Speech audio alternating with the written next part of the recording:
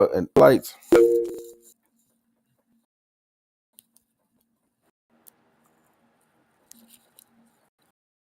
Fafa. Trace.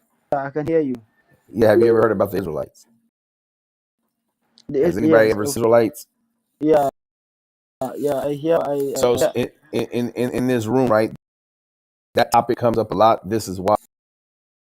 The reason why is Okay. because in this room we read the Bible. See, the name of the room is called Biblical Smoke. So we talk, and when we converse, we speak on the Bible. What happens is a lot of topics concerning the Bible comes out very often.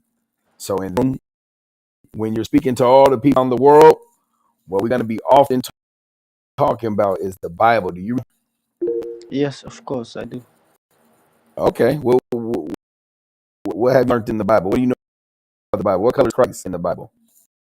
Ready? What color is in the Bible? The book of Christ is not mentioned in the Bible, whether he's black, white, No, and no, no, no, also, no. I'm asking what color is he in the Bible? he's in the New Testament, the Gospel. Yeah. What color does it say he is? Like what race? White? Do you mean? No, the color. Oh, it's in red. In red. Oh, his words. Yes, his words are in red. In the Bible, it explains what Christ is like. What does the Bible say how Christ looks? Uh, I'm sorry for disappointing you, but you have to help me that I don't really know how Christ looks physically. Okay, let's help Fafa. What the Bible says how Christ looks.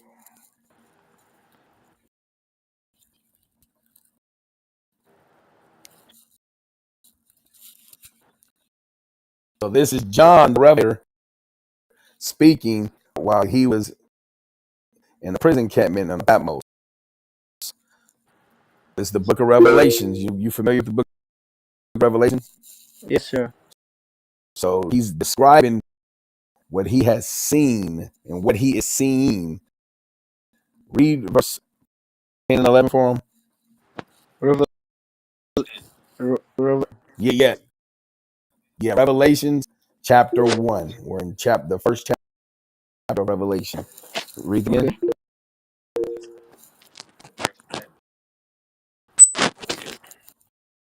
So, so, so John said he was in the spirit on the Sabbath on the Lord's day, and he heard something behind him. And then what did the voice say?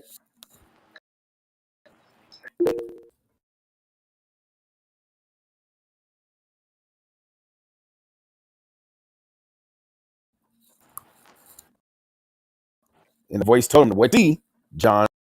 What you see, write it in a book." So now we're gonna read what John see. Keep on going.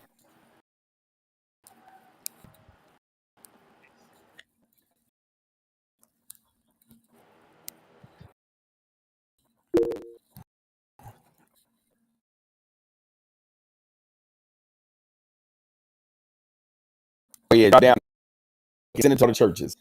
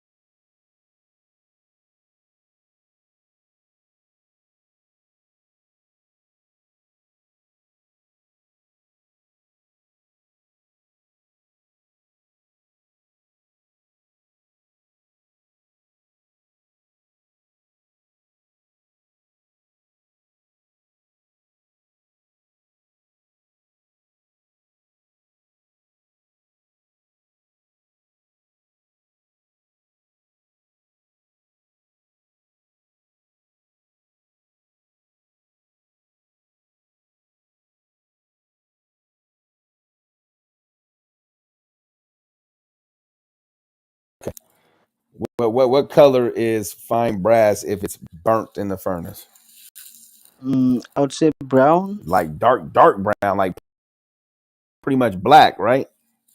So this is what John is describing the Son of Man looked like. Said Christ had white woolly hair and he was dark, dark brown. Yeah, right. So if someone came to you and said, "Hey man, I'm looking for this person," Yeah, and then you ask them, "Okay, man, well describe the person to me. Let me see if I've seen him."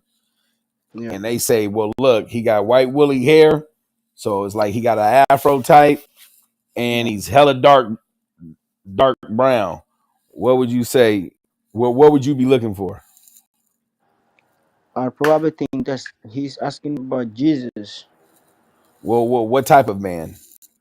What nationality of man would you be looking for if he said, "I'm looking for somebody, and this is what he looks like"? Got white woolly A hair, black, a huh? black, an old black man. Okay, you're looking for a black man. So you see how Yeah, the Bible describes what Christ looked like? yeah, So right. now let me ask you a question. What color is Christ in the Bible?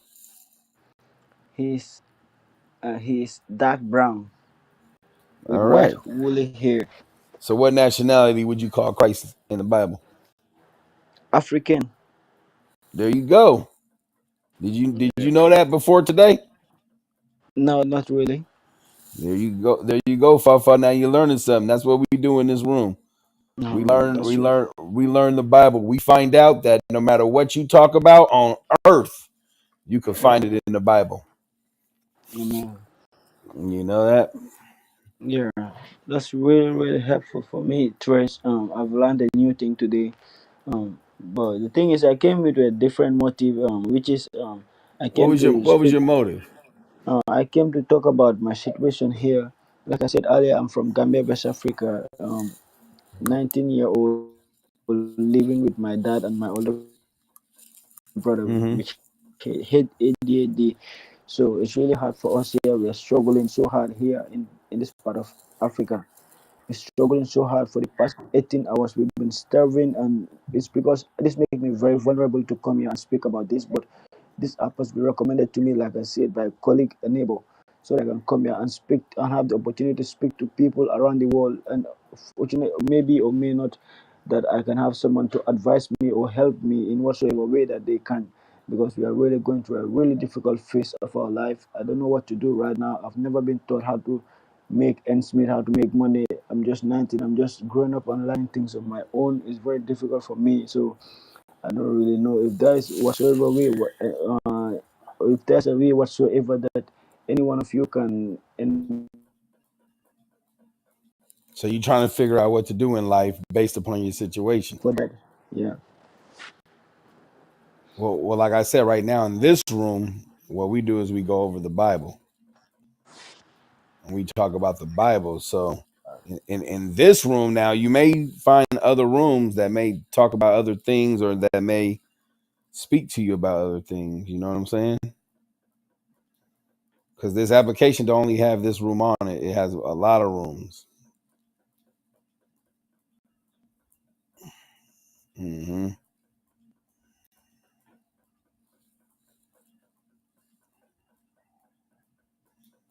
But you know what?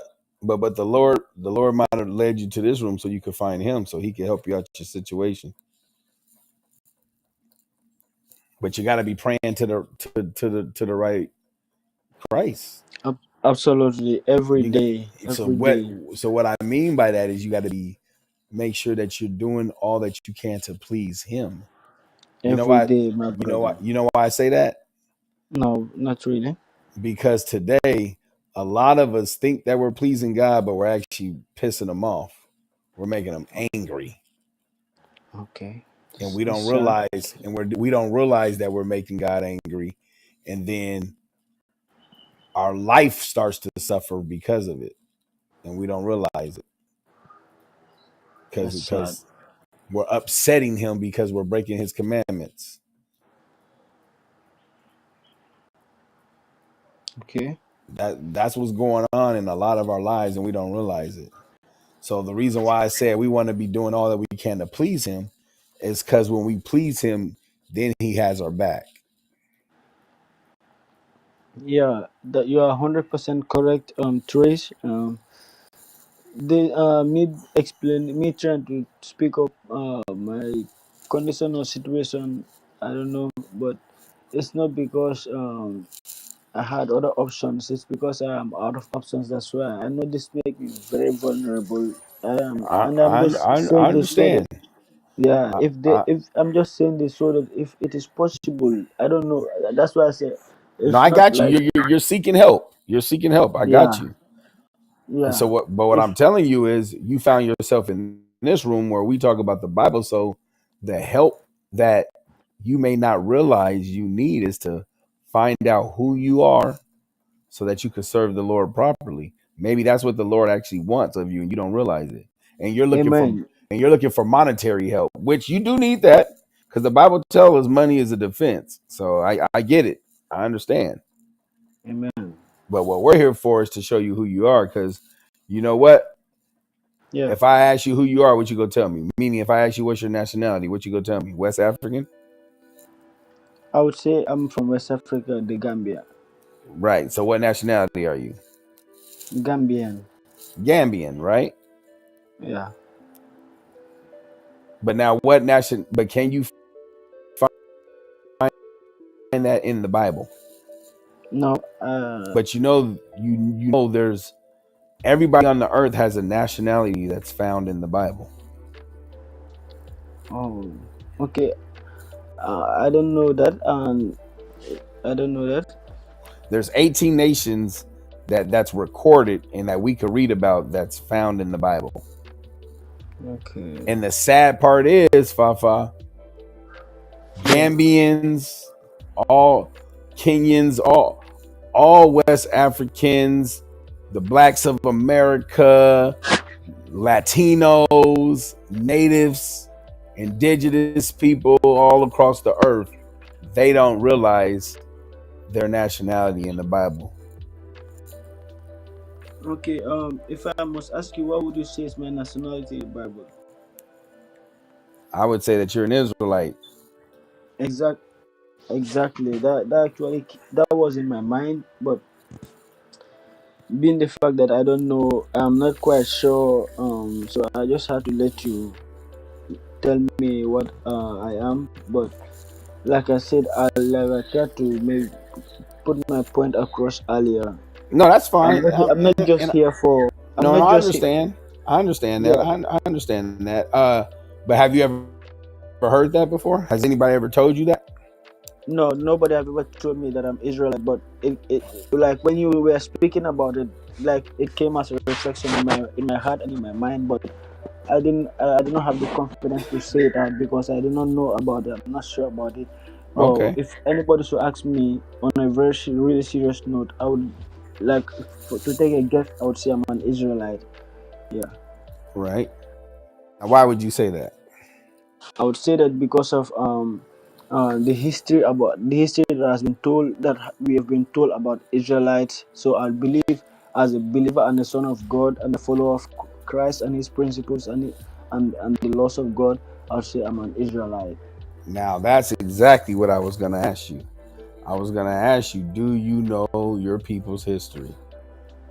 Yes, yes, 100%. I read the Bible very well. I study the Bible very well.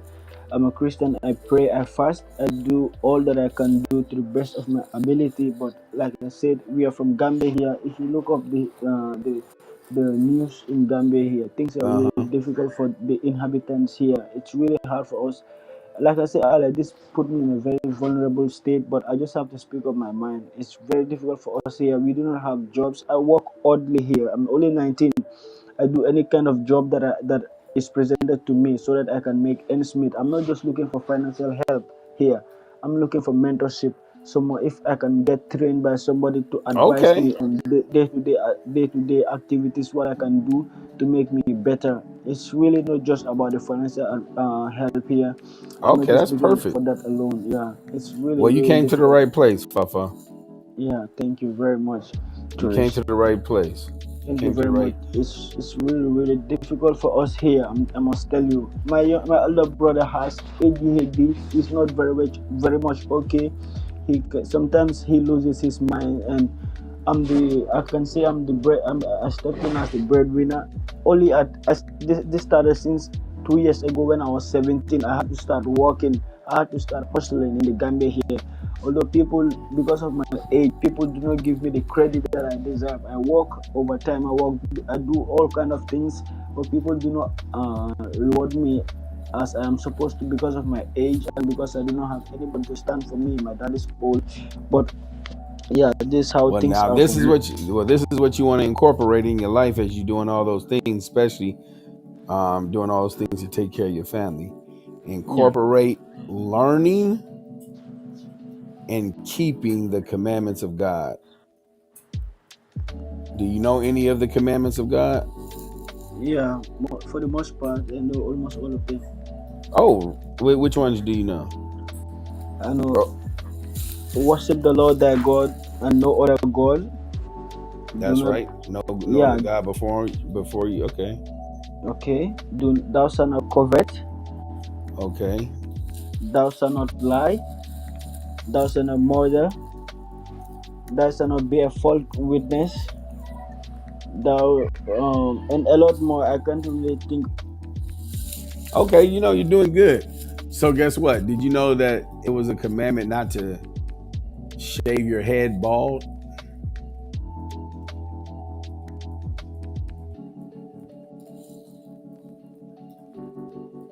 Uh-oh.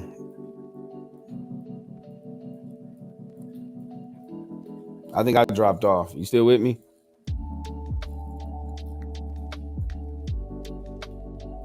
I froze up. Oh, Fafa, you're muted if you're trying to talk. Your mic's on mute. Did you know it was a commandment not to shave your head bald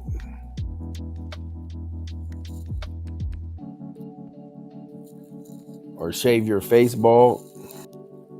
Or for a woman, she must not wear pants? Because these are some commandments you find because they're not right there in the 10 commandments. You get what I'm saying, Fafa?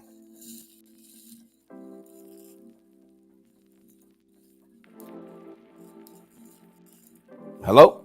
You still there? Uh-oh. Well, I see you still there. Your mic's on mute. Maybe I need to.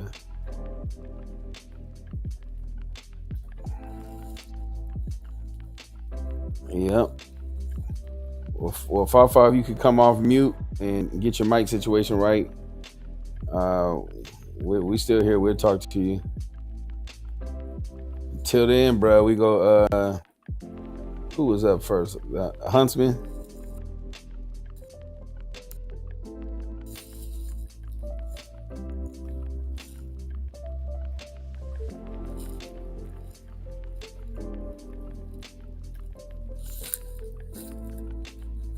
Oh, 5 you back? To have connection. Yeah, no problem. What I asked Yeah, you, yeah. What's the last thing you heard? sorry, I did not hear the last thing you said. The connection was a problem. Okay, what I was saying is, well, you heard the part when I told you what to incorporate in your life, learning and keeping the commandments, and then I asked you about some commandments. You told me some, and so then what I asked was, did you know it was a commandment not to Yeah. shave your head bald? No, Yep, I've never heard of that commandment. that's a commandment. There's another one is right there along with it, not to shave your face bald. There's another commandment Okay, okay, that women should not wear pants. okay. So the reason why I bring these ones up, because these have to deal with like everyday life, right? Yeah, yeah, right. Every day you can make sure that you're keeping these. There's another Yeah. one that commands us to wear fringes with a ribbon of blue on top. Now I don't know if you could get fringes. You know, you just told me about your predicament. But if I you're don't know since what French is. I don't. yeah, Unfortunately, I don't know what that is. yeah, and that's fine for now. If you're serious about keeping the commandments, we can have some men Yeah. reach out to you over there that are actually there as well. Yeah. So the brothers can help you learn and keep the commandments of God, and you can start pleasing our heavenly Father. You interested in that? Amen. You interested in doing that, Fafa? Amen. Okay, Thank you, Trace. all praises, Fafa. Yeah, Look, I am. and then I that way am. you'll get I you a am. mentor. You'll get you a mentor. You'll get you some help and can guide you on Thank you. some everyday life. Thank you. This is what you're gonna do, Fafa. You're gonna Yeah. email us. Are you able to email where you're at? Like Okay. you have the. Okay. I know you're on How the can I? phone. A lot of phones Yeah. that that can get on the internet, I have. they can email, right? Yeah, I can email. Okay. So you're gonna email us at biblical smoke. Email. I should email, but I can email. You have to share your information with me. Yep. Do you see the chat on the app? Do you see the chat?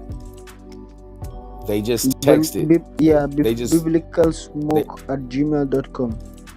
Yep. Email that email address. And in the email, tell us your name, where you're at, and that you want to Yeah. learn more. And we'll get some Definitely. brothers in contact with you that are closer by you. Because I'm all the way in the Americas. So we'll get some brothers that's closer by you, that's actually over there as well. Because I think we actually have some brothers in Gambia. And they can get in contact with you. All right. And you'll get you a mentor and you can start learning more and keeping the commandments, as well as, they can guide you on, some everyday stuff, like you said. Yeah. That sound good? That would be really, really helpful. That would be so helpful to me, Chris. Yeah, that sounds good. That would be so helpful to me, Chris. That would be so helpful for me. That would be so helpful for me. Yeah, to be honest with you, like I said, I do not mean to keep pressing this, my bro. If there's a way that whatsoever that you can help me and my family here, we need rice here. We need to eat. We need food, because now we are out of food. We are starving for the past 18 hours, almost so bored. We do not have anything to eat. We are struggling so hard. If there's a way that you can send us food, that will be really helpful. Even rice, because we eat that on a day-to-day basis. It is rice. That's what we know. If there's a way that you can help us, even with a small bag.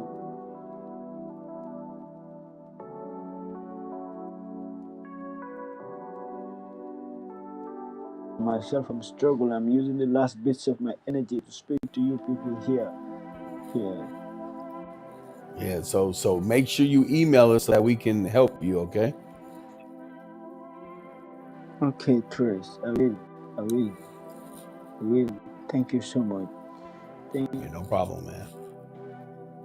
I want you to email us so that way we can get with you. Then you gotta meet us. Yeah. You say what's your email again? Sorry, I lost it. biblicalsmoke@gmail.com. Okay, biblicalsmoke@gmail.com. I will email you right away in the next few minutes. I will email you. Okay, all praises. Thank you so much. Yep, tell us your name and let us know exactly where you're at, so that way we can get some men over there.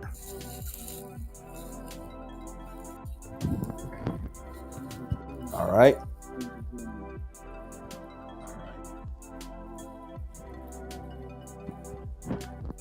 All right, all praises, y'all. Yeah, all praises, Fafa.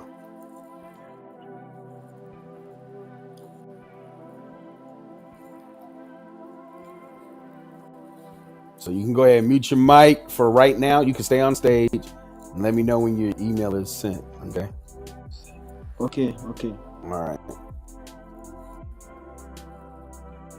Where's we at? Huntsman. Huntsman. What you got on the topic? You still with us? Hey, what's going on, bro? Hey, Shalom. What's up, guys?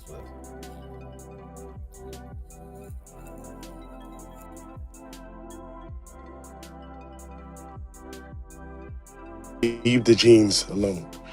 So these sisters are bugged out. And one of the things I saw on social media pertaining to Megan is that they have a lot of followers. She has a lot of followers. Of course, she's an artist. And one of the things that these sisters were saying was that they think it was right for them. These are sisters that are nobody to to the world. They're suggesting that every woman that has a husband or a boyfriend to cheat in the name of Megan Thee Stallion. That's bugging. That's crazy. So I just wanted to, share that. Um, that was I wouldn't say it's a article. It's like one was on a podcast. They made a reveal that a lot of sisters were suggesting that were fans of Megan that they would cheat on their significant other because of what Clay did to her. Oh wow. So so Yeah, so so so this is kind of more so like somebody a podcaster took a poll and that's what the feedback they got. correct. So you have a lot of sisters, even her fans that suggested, hey, we're going to make a stand for Megan and everyone who has a significant other cheat on their husband just because of what Clay did. And then they have another one that's suggesting, because these are witches, these girls are witches. They have one that says, okay, you know what? We're going to do a seance on the name of Megan so that way Clay could get sick, very sick, so he could just, perish. Wow. Like, You yeah, can't it's make it up. wicked, man. You Yeah, can't it's make wicked. it up. Yeah, it's wicked.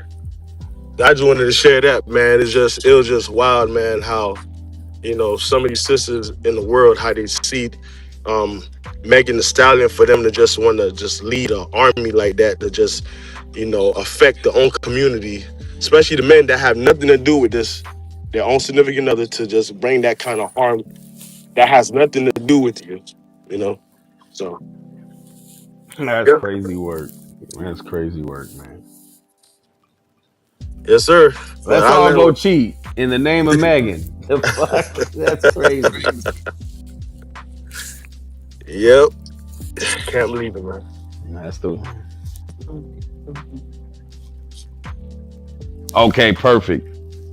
Yep. We go get with you. We go get some brothers to get with you. Okay. Okay, thank you. Yes, sir.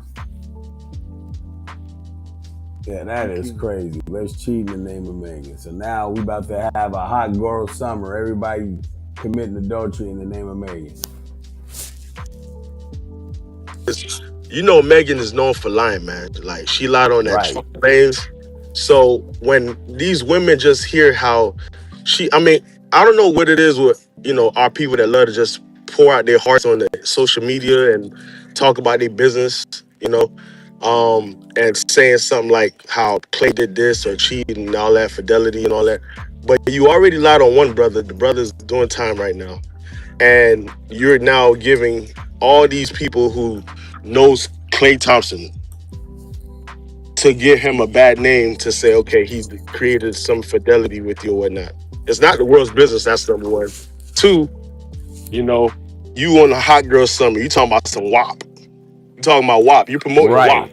Right.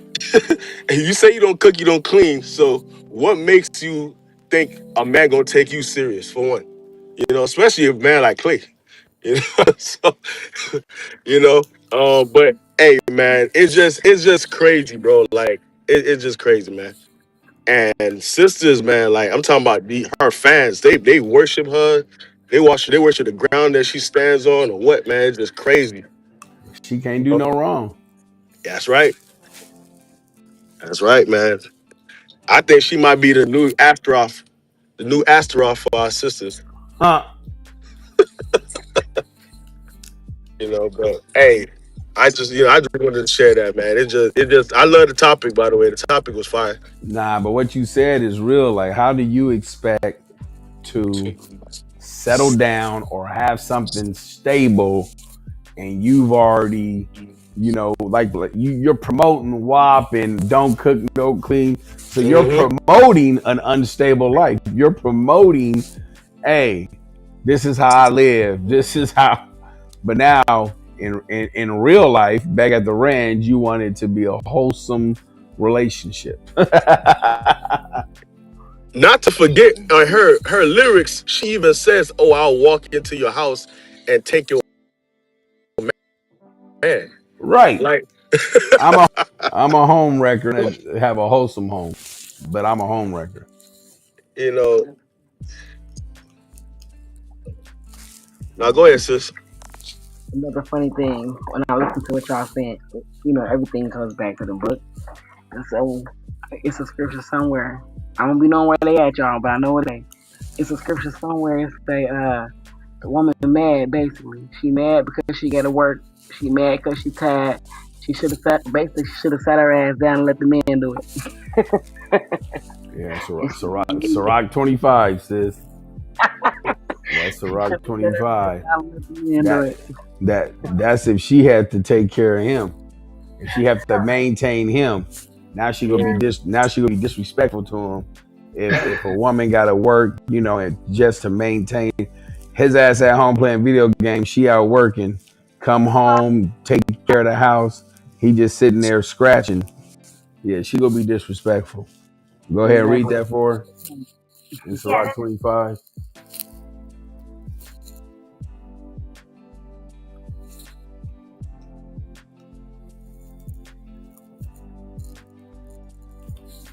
So a woman, if she maintained the husband, she's gonna be full of much anger, impotence, and reproach. Get the definition,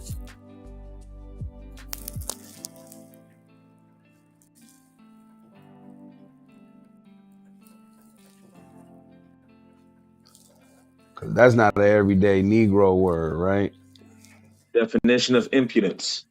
Impudence is the quality of being rudely bold, disrespectful, or shameless. Being rude. Oh shit. Hold on. Being rudely bold, disrespectful, or shameless. So that's how she gonna be towards that man if she feel like I'm maintaining you. He gonna become a band, a bitch ass nigga. Yeah, it's gonna be all that. It's the propaganda, though, Trace. I think it is, man. Oh yeah, I mean, it's definitely a scheme. You know what I'm saying? Hmm. Because far as the industry is concerned, we just marketing. Oh yeah. We just mark. I mean, if you decide that's what you like or want or buy or let your kids listen to you, that's on you. We're just marketing a product. And the ironic part about it is you got Cardi B, the one who she was talking about WAP. Uh Look at huh. her situation with Stephon Diggs, and then look at this situation with Clay. They the same ones talking about I don't cook, I don't clean. But here you go. This is the aftermath from the product you created.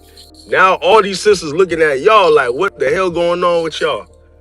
You know? Exactly. We read it earlier in Jeremiah about the heart being deceitful and desperately wicked, and the Yep. Lord give to you what you according to your own ways. So now you just getting according to what you put out. Like some say the universe. You put this out into the universe and you getting it back. That's right. That's right. That's what it is. Oh man. Well, now we need some sisters, our sisters, righteous sisters, to come out and show the world when you cook, you clean, and keep God's words. You got a husband that's righteous, that's gonna stand for you and protect the house and leave. This is our time now because our bugged out sisters need the example to be shown because their ways of the heathen is not working for them. So they need to sit down somewhere and let the light lead them. But I land on that, Trace, man. I just wanted to share that. Ain't no doubt, man. Hey, no, but that's real though. Cause guess what? When it comes down to it, when you do things according or in order to the Lord, I'll put it that way, right? Mm-hmm. Now you go find out what real life is about, and you never knew because a lot of us get stuck with the fact that, well, you ain't doing nothing different. You ain't Right. doing, you know what I mean? So Right. so Yep. so they look at us and feel like, oh, you go through the same stuff we go through. We go, okay, but there's a big difference. There's a big difference. Give me that in Psalms. What's that? 165. Great peace. Not Isaiah, not the Isaiah one. Oh, we could do Isaiah too, though. But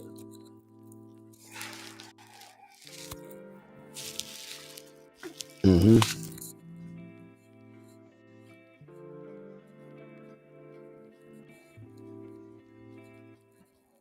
That's a big difference in our lives when we have peace. That's what we learn and we figure out. Damn, it becomes so peaceful. The relationship becomes peaceful. We do it correctly. We do it in order. The marriage is peaceful. The Lord tell us, get that real quick, because the Lord does tell us this in 1 Corinthians 7. God damn, this damn machine. The Lord tell us this, 1 Corinthians 7, trouble in the flesh. 1 Corinthians chapter 7 and verse 28. But, and if thou marry, thou hast not sinned. Mm-hmm. And if a virgin marry, she hath not sinned. Nevertheless, such shall have trouble in the flesh.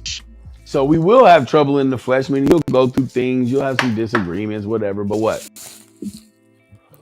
But I spare you. But I spare you, meaning what? Because now we have instructions and we know how to deal in those situations. So now you don't got one of the partners, one of the spouses running out cheating or doing whatever else, or running to the internet to tell the business, whatever the case may be. No, you handle it properly the way the Lord says to. Because remember when we read, so we'll go back to Psalms 19, 165, read it again.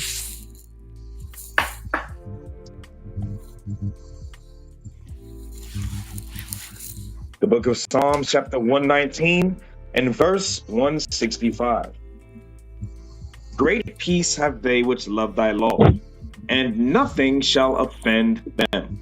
Because when you love the law, you can't be offended by it. So if one of the spouses bring out the law, or we say, okay, look, we're going through an issue, let's go to the law about it. How do we deal with it? And we see this is what the law says about it.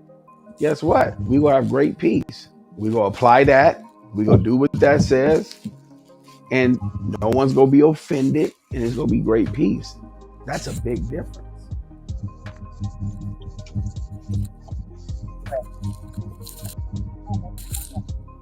Yeah, he's coming, my brother.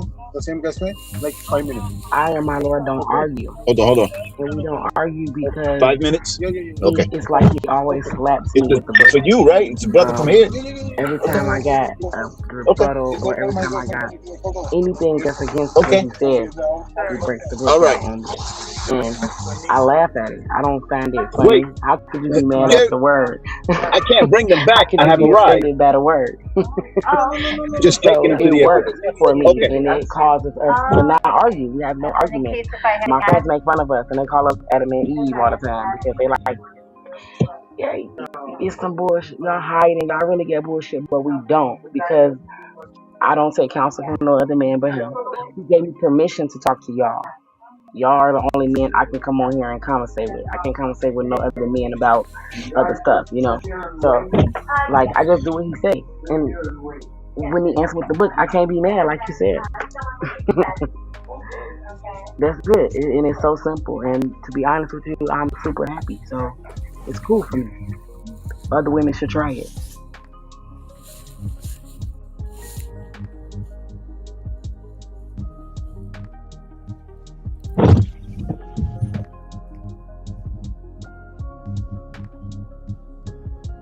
The Bible says said the man not supposed to be by himself, you know, all because you don't want to heed to the scriptures. Now you sad, you lonely, you know, you getting caught after hours looking at stuff that you had no business looking at because you don't want to heed the sound doctrine. But with us brothers, we got our wives. We ain't got to worry about, oh, is she looking at somebody else or talking to someone else? Because she keep it. We nurturing her in the milk. So now we brothers, we ain't got to, you know, get caught up with none of that mess y'all is doing in the world because it's like we in the world within the world. You get what I'm saying, Trace? Right. It's like we in the world within the world. So we seeing outside in our world how our people jacked up because they refuse sound doctrine, but whatever is affecting them is affecting them out there. But us, we under the hedge of the Christ and, you know, the faith of Christ, that none of that poison come in our, you know, in our domain. So yeah, man, you said it, man. Peace. Yes, it is. Peace, my brother. Yeah, all praises. Hey, and that's what it is. And they looking at, you know, oh well, finances or whatever else, you know, the mundane going to work, you know, paycheck to paycheck, living even, right? But they don't see the peace until they what? Until they Right, actually give that a try. right, Until they right, say, you know what? I notice they always happy though. And maybe they fronting, but I gotta see what's up. You right. know what I'm saying? Right. And that's another way for them to be compelled to come in, you know, Right. by our works. So yeah, you're right, man. That's that peace, man. All praises, man. All praises. Yeah, all praise to the I'm Most gonna High. land with that, Trace, man. I appreciate that, man. Thank Yes, you, sir. King. Yes, sir. Hey, get real quick that 718, that second address. Because let's say, because you know, I mentioned, you know, they might try to say, oh, well, you know, you guys just the same, you go through the same stuff we do. Okay, that may be true. We all living in this society. So we all Israelites in this society. So we all at the bottom of this society. We all dealing with this societal crap from day to day, right? Okay, that's true. But watch this. 2nd Ezra chapter 7 and verse 18. Nevertheless, the righteous shall suffer straight things. Mm-hmm. So it says it, right? It says it. Read on. And hope for wide. And we hope for Your the stupid wide, ass. though. Read. For they that have done wickedly have suffered the straight things. Because they that do wickedly also suffer straight things. And yet shall not see the wide. That they will never see the wide. They will never see. So now read verse 17. Then answered I and said, O Lord that bearest rule, thou hast ordained in thy law that the righteous should inherit these things, but that the ungodly should perish. So it says, you have ordained in thy law that the righteous should inherit these things. Jump up to verse 15 and 16 now. Now therefore, why disquietest thou thyself, seeing thou art but a corruptible man? No, sorry. Jump up so we can get the whole point now. Start at 10. Verse 10. And I said, It is so, Lord. Then said he unto me, Even so also is Israel's portion. Mm-hmm. Because for their sakes I made the world. Right, for Israel's sake, he made the world. Read. And when Adam transgressed my statutes, then was decreed that now is done. Then were the entrances of this world made narrow, full of sorrow and travail. They are but few and evil, full of perils and very painful. That's what the world has been come to, right? Because of sin. Read. Death has entered into the world. Read. For the entrances of the elder world were wide and sure. But the entrances of the elder world, it was wide and sure, and what? And brought immortal fruit. And brought immortal fruit. So it was pretty much a given. We know we go have immortality. It's easy money, good stuff, no sin. But Adam decided to transgress, and this is what we got. Okay, read. If then they that live labor not to enter these straight and vain things, they can never receive those that are laid up for them. Uh-huh. Now therefore, why disquietest thou thyself, seeing thou art but a corruptible man? And why art thou moved, whereas thou art but mortal? Read. Why hast thou not considered in thy mind this thing that is to come, rather than that which is present? Right. So how And come you can't consider that, hey, this can be? Read. then answered I and said, O Lord, that bearest rule, thou hast ordained in thy law that the righteous should inherit these things, but that the ungodly should perish. So now Ezra's is getting it. Now he's starting to understand. Read. Nevertheless, the righteous shall suffer straight things, and hope for wide. So we still have that hope. We still have the access. Although we may be going through it here in this society now, the access. Read. But they that have done wickedly have suffered the straight things, and yet shall not see. Access. Read on. And he said unto me, there is no judge above God, and none that hath understanding above the highest. But there be many that perish in this life, because they despise the law of God that is set before them. That's all it is. They despise the law of God. They despise that thing. They turn their back Hello, how are you? on that. Although they talking about, I thank God and thank the law of God. They despise. They say hell no to the law of God. You bring it up, there's an issue. But they'll never see it. They'll never be able to know. They'll never be able to see the peace, understand the peace. Obviously receive the immortality. That's what it's speaking on, right?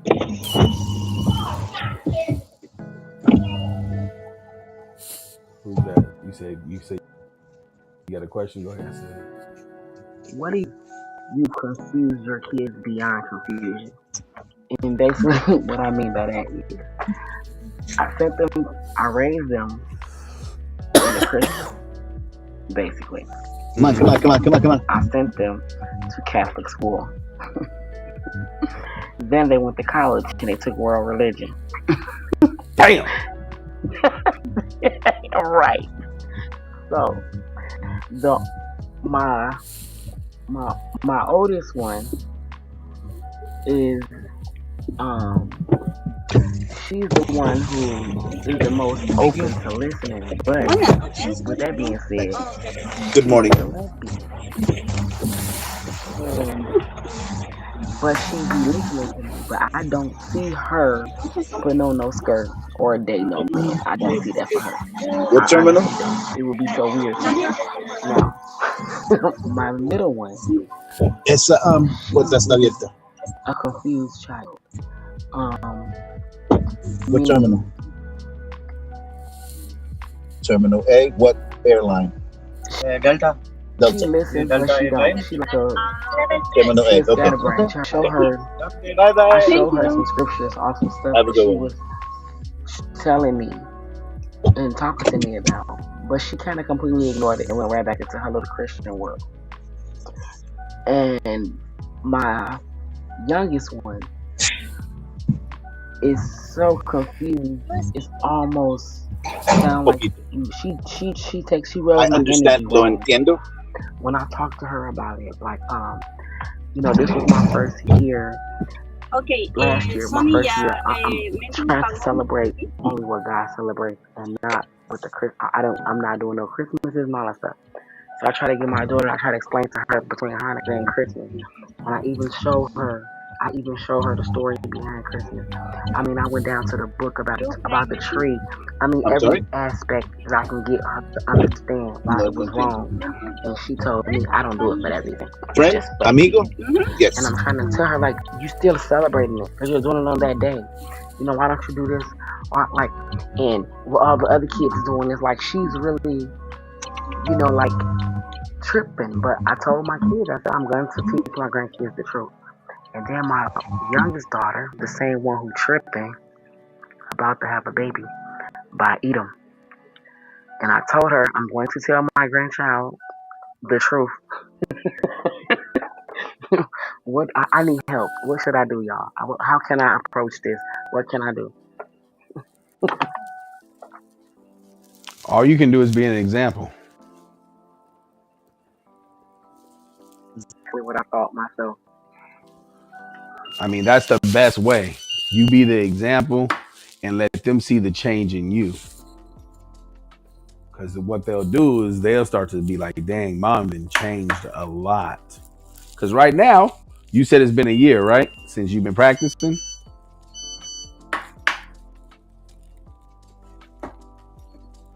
Mm-hmm. Okay. Okay, all praises. So let that continue to manifest, right? Meaning you growing in the spirit, because what's going to happen is, yes, as you start to keep the commandments, you're going to gain a better understanding of God. You're going to gain a better understanding of his word. You're going to gain more wisdom and understanding and knowledge on how to move, how to speak, which means all that's going to change about you. Because right now, what do you think they feel like is changed about you?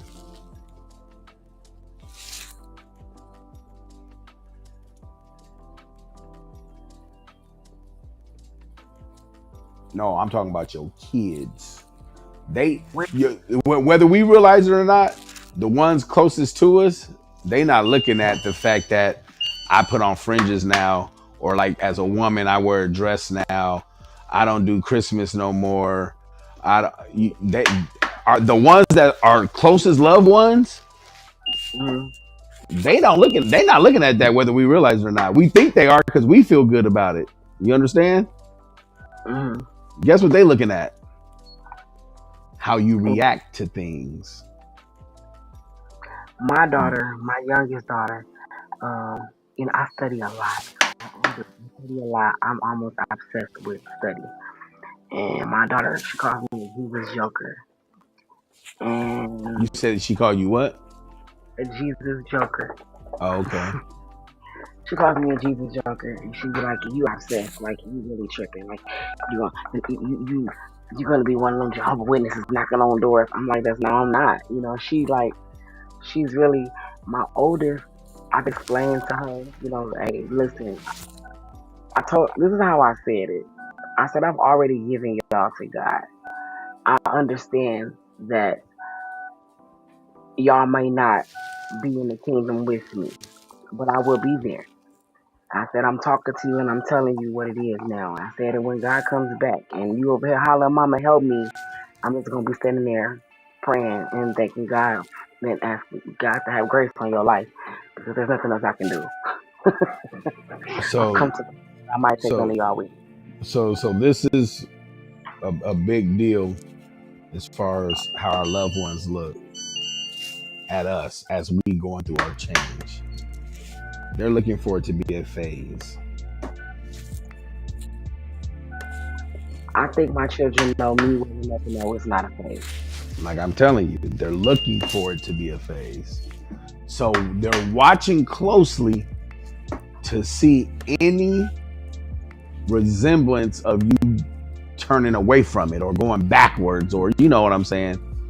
So that's my point of saying they're looking at how you react to things, how you're speaking, not just what you say, but how you say it, like really a change. And that comes over time. Not to say that you haven't changed a lot now, because especially the first year, I think everyone would say, bro, my first year, I really just switched it all up, especially if you're going hard and you're really serious, right? But our loved ones all remember who we used to be and who we were and blah, blah, blah. So they're looking and they're paying attention. And so, like I said, when you're that example, what's going to happen is they're going to know that it's not a phase over time. Over time, they're going to know that, okay, they're going to know that, okay, she's dead ass. She's serious now for sure. It's been 6 years, 7 years. You understand?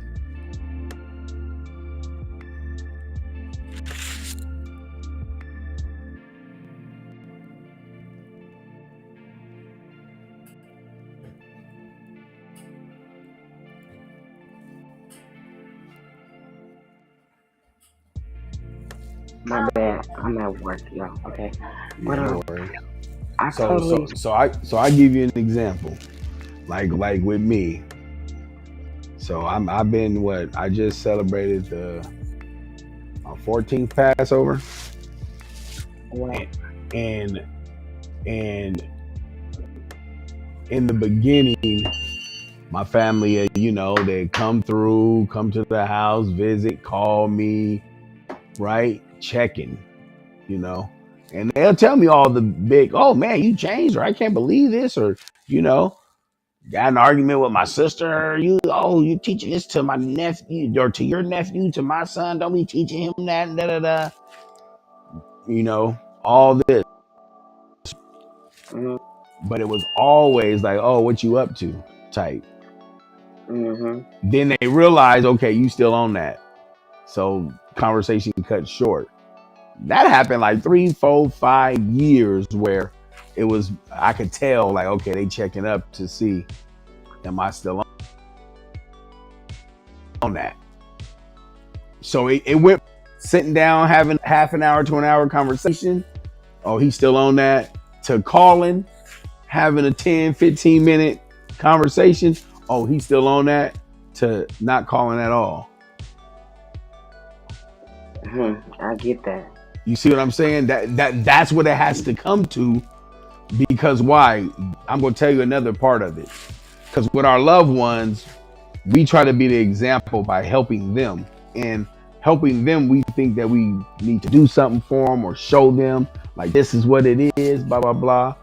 And yes, I'm not saying you can't do something for them or blah, blah, but helping them and being an example is literally, it means you will, without even trying, distancing yourself from them.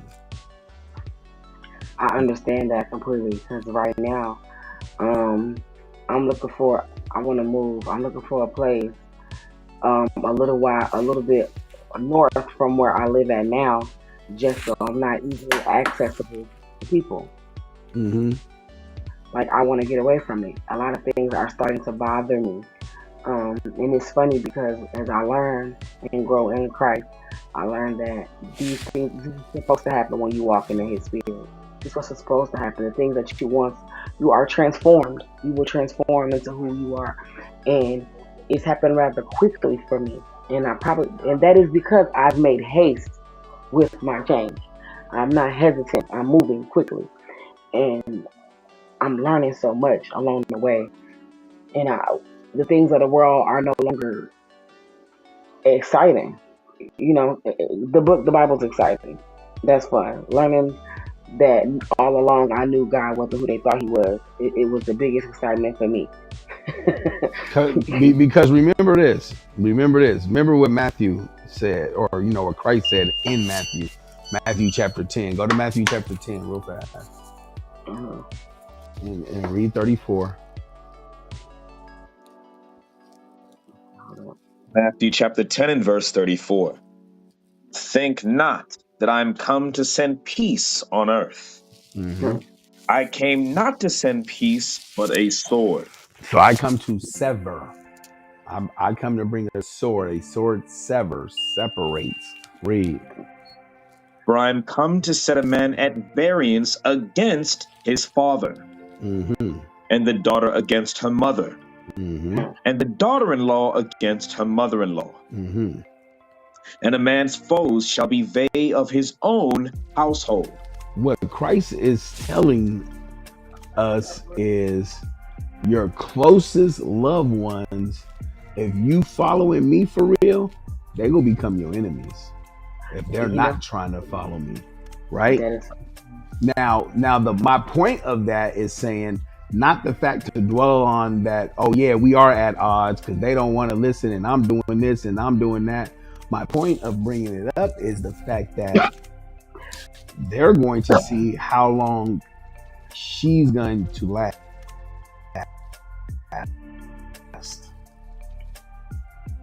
I go to drop down to verse just 38. And Oh no, he that 37. No, I want 37. Sorry. Yeah, just read. he that Just read. loveth father or mother more than me is not worthy of me. So, but if I love my loved one more than Christ, I'm not worthy of him, right? Okay, cool. And he that loveth son or daughter more than me is not worthy of me. Mm-hmm. And he that taketh not his cross and followeth after me is not worthy of me. Read. He that findeth his life shall lose it, and he that loseth his life for my sake shall find it. If I lose my life for Christ, then that's when I find life. Meaning what? Eventually, 4, 5, 6 years down the line, what's going to happen is I will have a completely new life. I will have lost my whole life. That's what happens in the truth. That's right. what will, and once that happens, that's that example I'm speaking of. That's when all your loved ones go down. And guess what? A lot of them, that's not going to compel them to come in. That's going to make them sit and watch. They want to see your outcome now. But that's the best you could do, is be the example. Right. You see what I'm saying? As far as dealing with the loved ones, trying to show them. Because remember what the scriptures say in Titus. Go to Titus 3.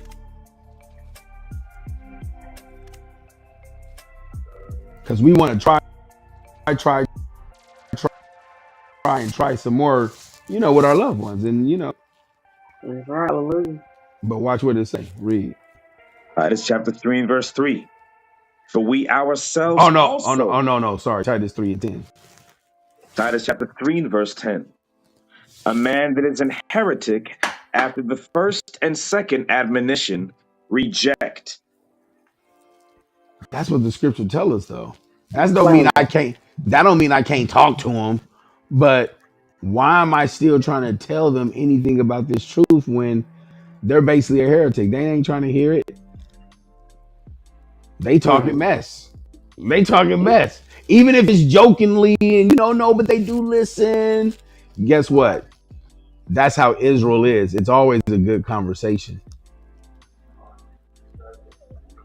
They'll talk about it maybe until what? If there's any type of enforcement is when the problem comes. I tell you like this with my mama, right? So with my mom, we had a great relationship while I was in the world. We was real niggas. I used to smoke with her and all that when, once I was grown, all that. Great relationship. She lived right down the street from me. As soon as I told her that, she always listened. Oh, that's interesting. Oh, wow. I show her something, because I'm excited about what I'm learning. I'm trying to show her she got to get right, blah, blah, blah. You see, I stopped smoking weed, mom, blah, blah, blah. Oh, that's interesting. Oh, yeah. Okay. I see, son. I see what you're saying. Yeah. Okay. She never did really fight it. Like, when I try to talk to her, she listened to me. She hear me out. And I think I'm getting some breakthrough. Like, she listening. But as soon as I said, well, mom, now if you come over, because she used to come through, do her laundry or whatever. Well, mom, now if you come over, or we just chilling or kicking it or whatever it is, you got to put on a dress. She never stepped foot in my house again. Wow. Never stepped foot in my house again. And the only time my sister, again, me and my sister, great relationship. She always looked after me. She's much older than me. So she my big sister. She like 8 years older than me. But once I became grown as well, it's like me and her is like, hey, brother, we got to do this, brother. Let's do this, brother, right? Our boys are cousins, but they're like their brothers because we're always together, right? Mhm. But I came into the truth around our kids was about 9 because I got 3 boys, she got 1. They're all back to back, so they was like between 9 and 12, right? Mhm. Soon as I told her, she actually she owned the only time we actually even had any type of beef while I was learning is because I taught my nephew that Halloween's of the devil, and we used to both love Halloween, right? So, anyways, other than that, she would listen to me if I told her what I'm learning. And blah, blah, blah. Soon as I said, sis, you got to put on a dress, she never stepped foot in my house again. The only time she even put on a skirt to step in my house is because when my mom was on her deathbed and I had to bring my mom to my house until she died, my sister put on a dress only then so she could go see my mom. That's it. That's it. That's what happens. Watch this, 2 Corinthians 5. Remember, I said you gain a whole new life.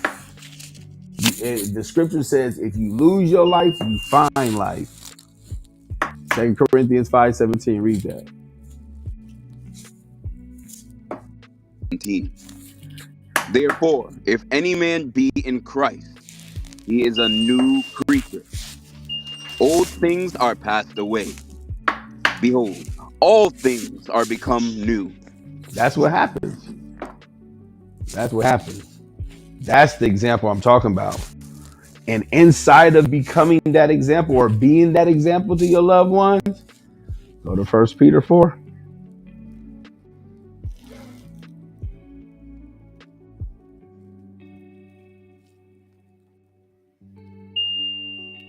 Start at verse 3. Verse 3.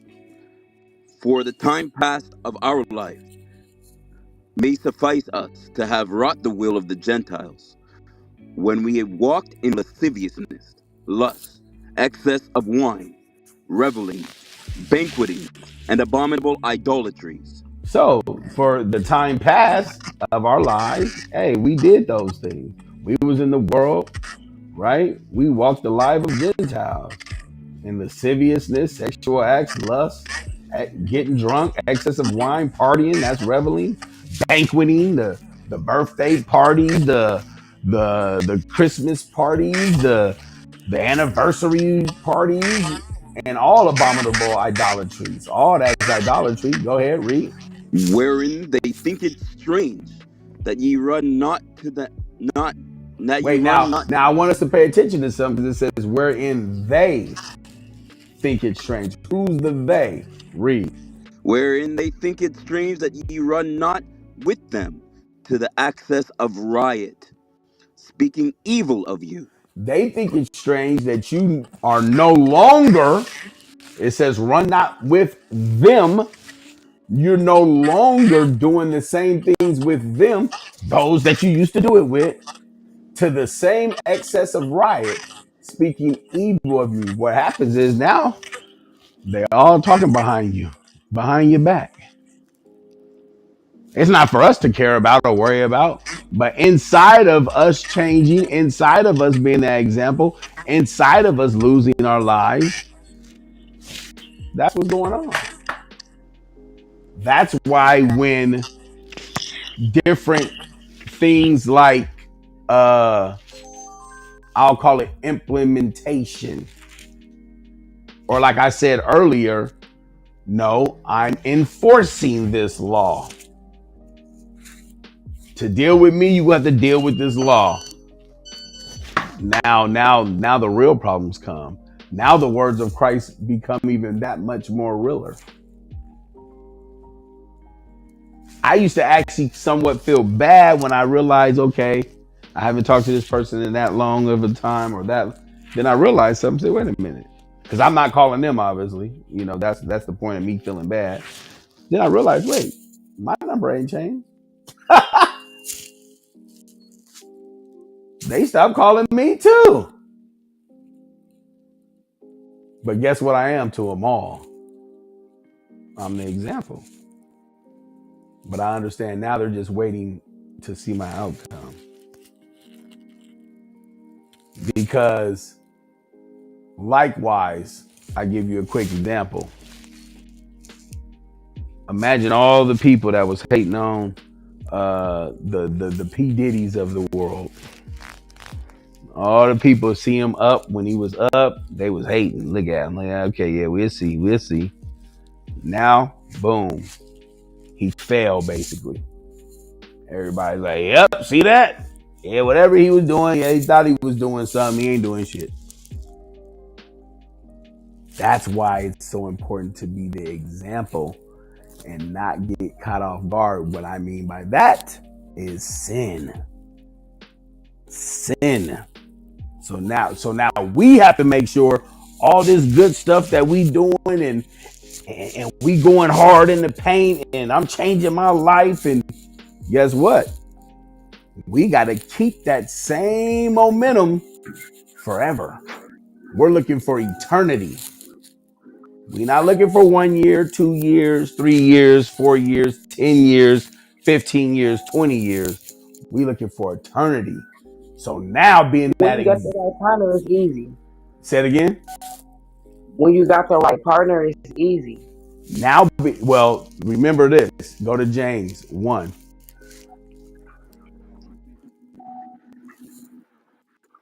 Now you're right. Your spouse helps you because that's a support system. But remember this. James 1:14. Read it. This is the book of James, chapter 1, verse 14. But every man is tempted when he is drawn away of his own lust. It's your own lust. Remember we read earlier, I don't know if you was on then, the heart is deceitful and desperately wicked. Who can know it? Our minds lie to us. Read it again. But every man is tempted when he's drawn away of his own lust and enticed. Because we be thinking that we good, but we don't be. We be thinking that, hey, I'm doing it. But there be still stuff in us that we gotta purge out that we ain't even seen. You don't even realize that it's there, or realize that you ever even had to purge it to 7 years in.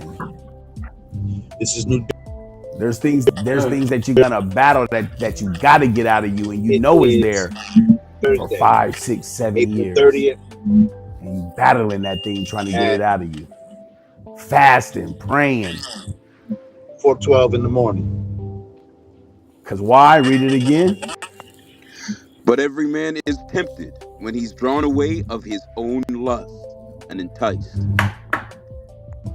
Then, when lust hath conceived, it bringeth forth sin. And sin, when it is finished, it bringeth forth death. Sin, when it's finished, bring forth death. Why though? Because our own lust. Because things that's in us that we ain't purged down, we thought we was good. Because our brains then told us we good money. Look at all the change I've made in my life. That's why we got to stay on it, because remember what's going on, especially dealing with the loved ones. Go to Sirach chapter 18, verse 30.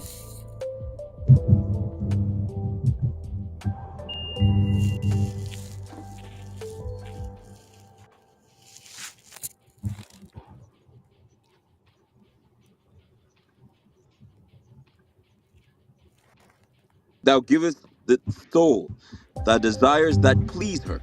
So it tells us don't go after our lust, because if we give in, read, She will make thee a laughing stock to we'll be thine a laughing stock to who? thine enemies that malign thee. Who Christ said our foes is going to be? Those of our own house. Those that start talking mess behind our back because they found it strange that we're no longer going to the excess riot with them. They gonna be standing right there like, what happened to all that Israelite shit now? They gonna be right there, even if they don't say it to our face.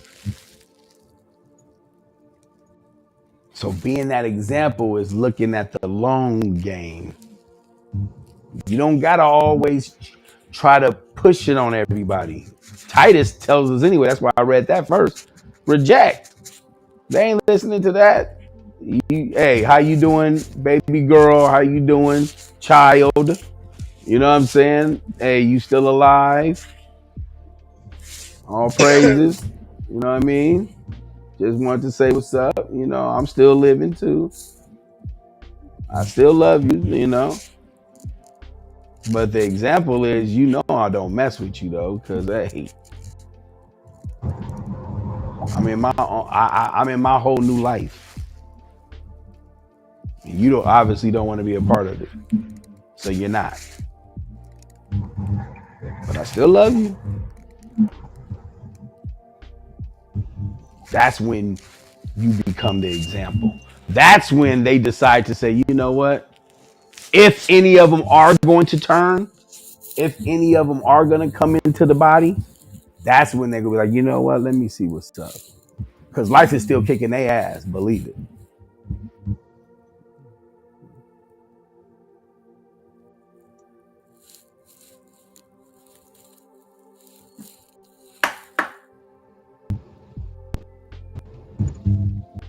Oh, you got to seek your own soul salvation with that. I mean, Question. well, you said around you. I mean, I what said, you is it a mean? sin? Because Oh no, it's not a sin. No, it's not a that's what I'm sin. saying. But That's I'm what it not. was. But me as the man of my house, I'm not letting nobody come into my house breaking the laws of God. Because now I'm allowing sin in my house. I understand. You understand? Perfect answer. Yeah, but if they come around me, I mean, I can't make them put on something because they just around me. It That goes back to as if me and my house was something, Lord. yeah, that's on me to get away from them. Like, hey, I'm not getting away from you. God gonna strike you down. Yeah, but you know, that'd be a joke. But the point is, because don't we live every day around somebody with some pants on? So that means we will always be in sin if that's the case. So it's not a sin that they're around you with pants on, but I'm not letting sin come into my house. That's what's not happening. You understand the difference? Oh, she must have to do something. Yeah, I'm about to say she must have to do some at work.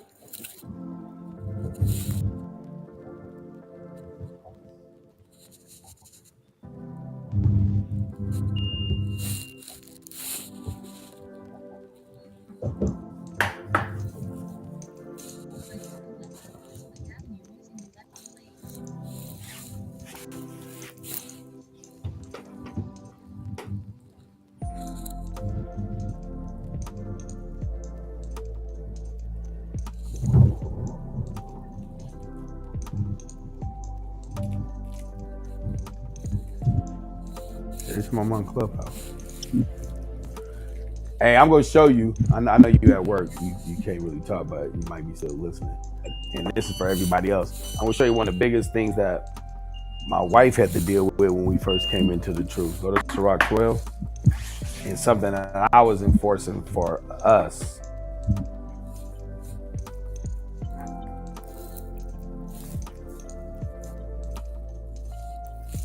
One.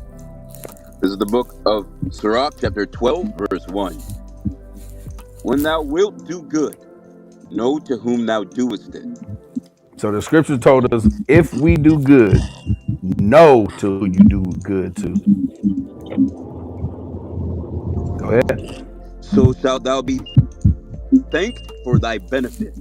Mm-hmm. Do good unto the godly man. It says do good to the godly man. Read on. And thou shalt find a recompense. Mm-hmm. And if not from him, yet from the Most High. The Most High will reward us. If the godly person can't reward us for doing good to him, God will. Read. There can no good come to him that is always occupied in evil, nor to him that giveth no alms. Give to the godly man. It and said, help, give to the godly man and what? and help not a sinner. and help not a sinner. Read. Do well unto him that is lowly, but give not to the ungodly. Hold back thy bread, and give it not unto him, It said, even hold back your bread from the ungodly and do not give it to them. But what if you do? Read. lest he overmaster thee thereby. So here, try to take that view. Go ahead. For else thou shalt receive twice as much evil for all the good thou shalt have done unto him. So all the good that you've done to the ungodly, trying Yeah, to my help bad. them, trying to do whatever you think is good, Shout outs to everybody out you here. get twice as Everybody evil doing unto ride you. share cabs, limos, That's what the buses, scriptures say. light rail trains, That's one of the biggest law things enforcement, for EMT, for for my princess, and everybody else out here. because when we was We first coming listening in, to because we came in together, we was already married. Biblical Smoke. Feel free to comment. She had to deal with, That's what it's because in about. my family, I was the one that everybody came to. We always was the helper, and Mile turn left on stopped. Lincoln Park using the I left. read that scripture, and I said I'm applying that scripture because I don't want double evil. Now, it doesn't mean that you can't, help people here and there. Obviously, you could do what you're gonna do, however you do it, but you're not gonna sin to help them, of course. But I said I'm just gonna apply it all the way, and there was a lot of tears. There was a lot of tears. It wasn't even fights. I was expecting more arguments than anything, but it was tears. It was sad. Or how you say it? I made up a word, but it was a lot of tears going on. Why? Because hey, we not watching the our grandbabies no more. My goddaughter's kids. We ain't doing that no more. I'm sorry, can't do it. And these are all people that I was trying to show as I was coming in, and I wasn't doing everything right yet. So while I wasn't doing everything right yet, I was still dealing with everybody, trying to show them. But I kept going, and I got everything right, and I kept going, and then it was like to a point to where I had to start doing what? Truly applying these laws in my life to everyone, to all my loved ones, not just to some of them, but to everybody. Not just the ones who would have the conversation with me so they get a pass. Nope, apply it to everybody. I had to start executing the laws in my life, and I lost my life. Gained a whole new one, like the scripture says. Gained all new brothers and sisters, new grandkids, and new daughters, and all the rest, or whatever else. That's how it go. But we don't never see it all the way if we don't what? If we don't truly take that stand. Another year will go by, another year will go by, and another year will go by, and we'll be doing the best we can. Of course, we'll be still, keeping the laws and all that. But that's what I mean by we still have stuff to purge out of us, and we don't realize it. Then we finally get it 7 years. Mile keep right to stay on The hurts Washington are Street so using the left. we're doing good, and we good. Not keep living like this. But there's gonna come a time where all these scriptures are gonna have to have some sort of force in your life, meaning what that scripture says, that's happening all the way, not just part way, not just a little bit. Then then you become the example.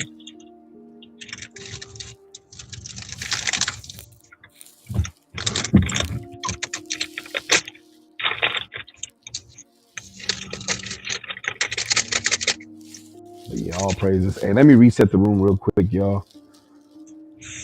I know we're having a good conversation. Hey, real quick, this is Biblical Smoke. Topic right now is why are female rappers being passed around? It's been a good topic. Hashtag Megan. Y'all know what's been going on lately. What's going on between her and her man. Let us know. Come up on stage. Let us know. Tell us about it. Let us know what you got on the topic. Why you think that is. I'm going to bring up some more. I'm going to send out some more invites as well. Raise your hand. I'll bring you up. And if you don't come up once you get allowed or whatever, just you might have to jump out, come back in, or try to re-raise your hand. And we'll do it again because the app do be tripping like that. Let me get you up here.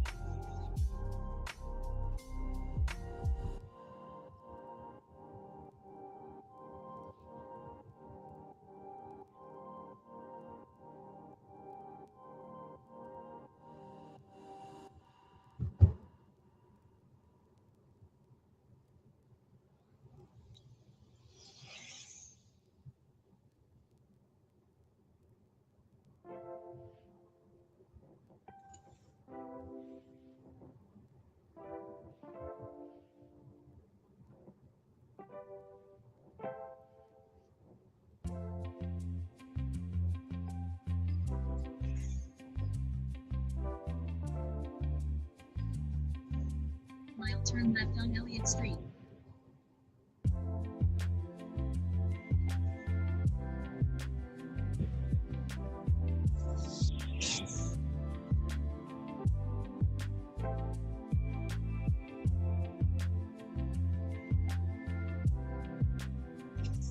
On Elliott Street, then drive to Francisco.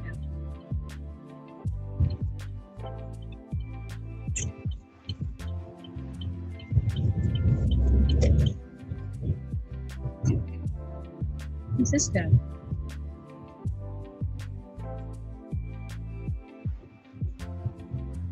Francisco. After the bump.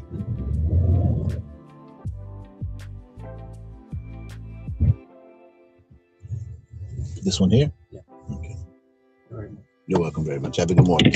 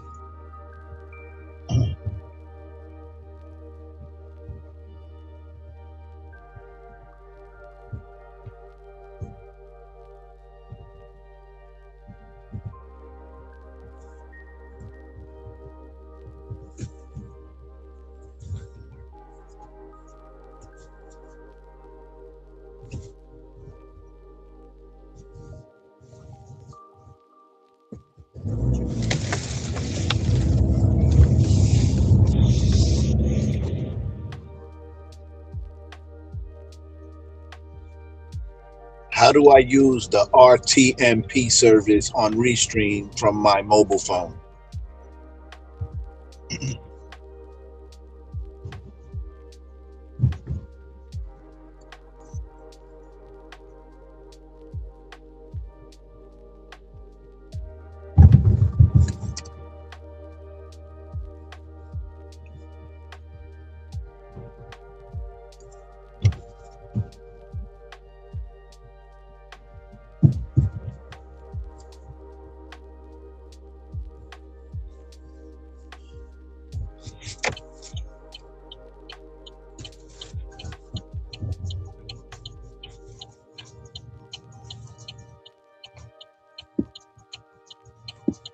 Since the Restream mobile app is primarily for managing your dashboard, you will need a third-party app like Streamlabs, Lyrics Broadcaster, or Prism Live Studio to actually send the video feed to Restream. Here is the step-by-step process to set it up. 1.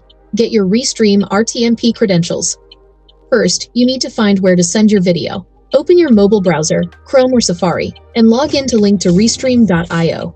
On your dashboard, tap New Stream and select Encoder RTMP. You will see two key pieces of information: RTMP URL, server URL, usually something like link to live.restream.io, stream key, a long string of private characters. Keep this tab open or copy these to your clipboard. 2. Configure your mobile encoder app. You can use various apps, but Streamlabs and Lyrics Broadcaster are the most reliable for RTMP. Using Streamlabs, recommended for ease of use. 1. Open the Streamlabs app on your phone. 2. Go to Settings, the 3 lines or gear icon. 3. Select Account Settings, and then Custom RTMP. 4. Paste the RTMP URL and stream key you copied from Restream. 5. Give it a name, e.g., My Restream Setup, and tap Save. Using Lyrics Broadcaster, recommended for high-quality/pro settings. 1. Tap the Settings Gear Connections. 2. Tap New Connection. 3. In the URL field, paste the Restream RTMP URL and append your stream key to the end of it after a / e.g. link to live.restream.io. Note: some apps require them in separate fields. Lyrics usually combine them. 4. Save the connection. 3. Go live.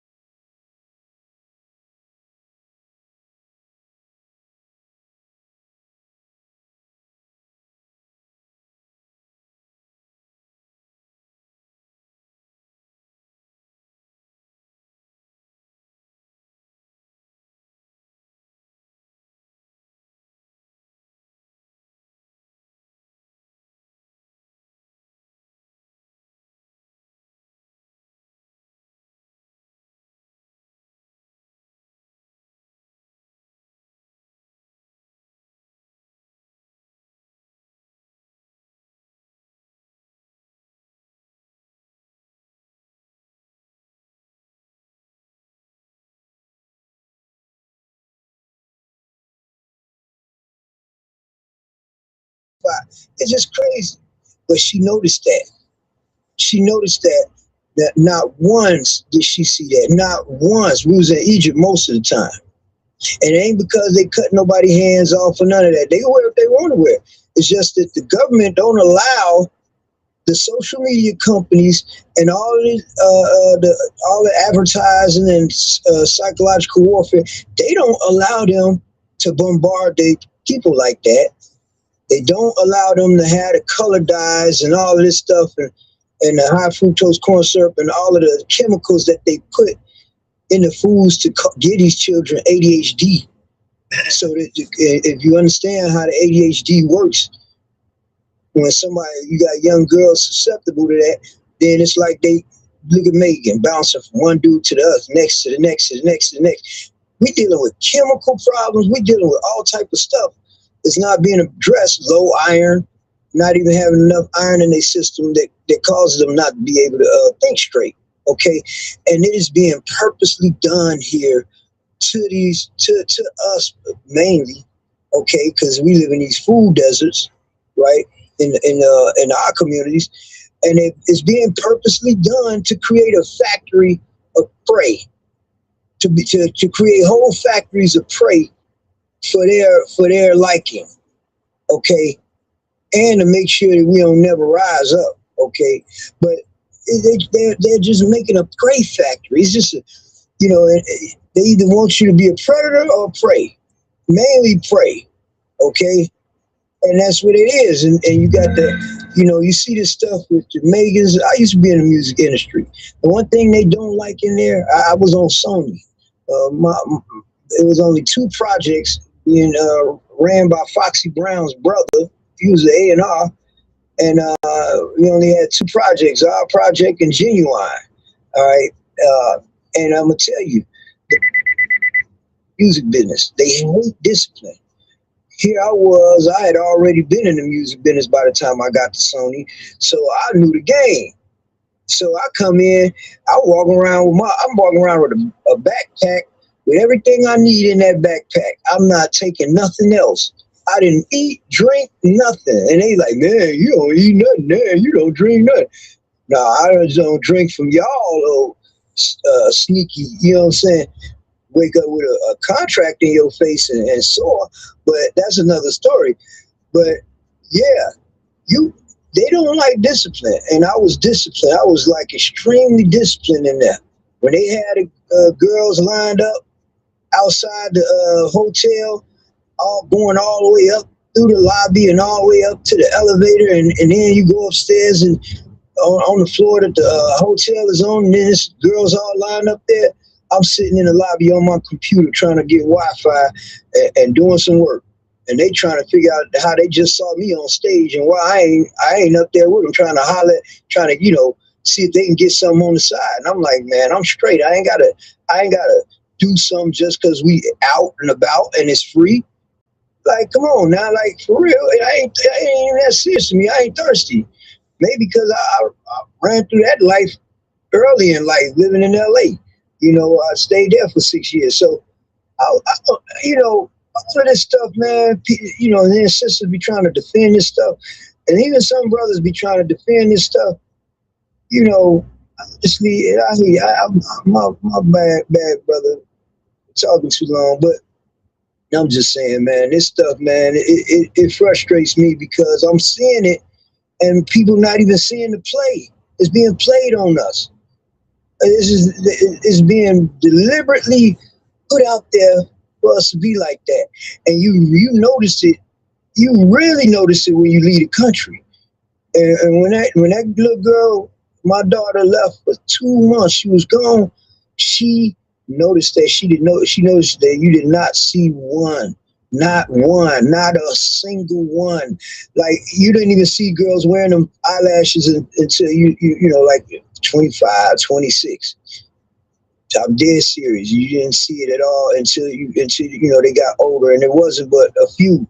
It wasn't something that normally that they would be doing. They might have a burqa on or something, and then you might see one with them lashes on, with they burqas or they hijabs and stuff like that. The hood cover. So I got a question, bro.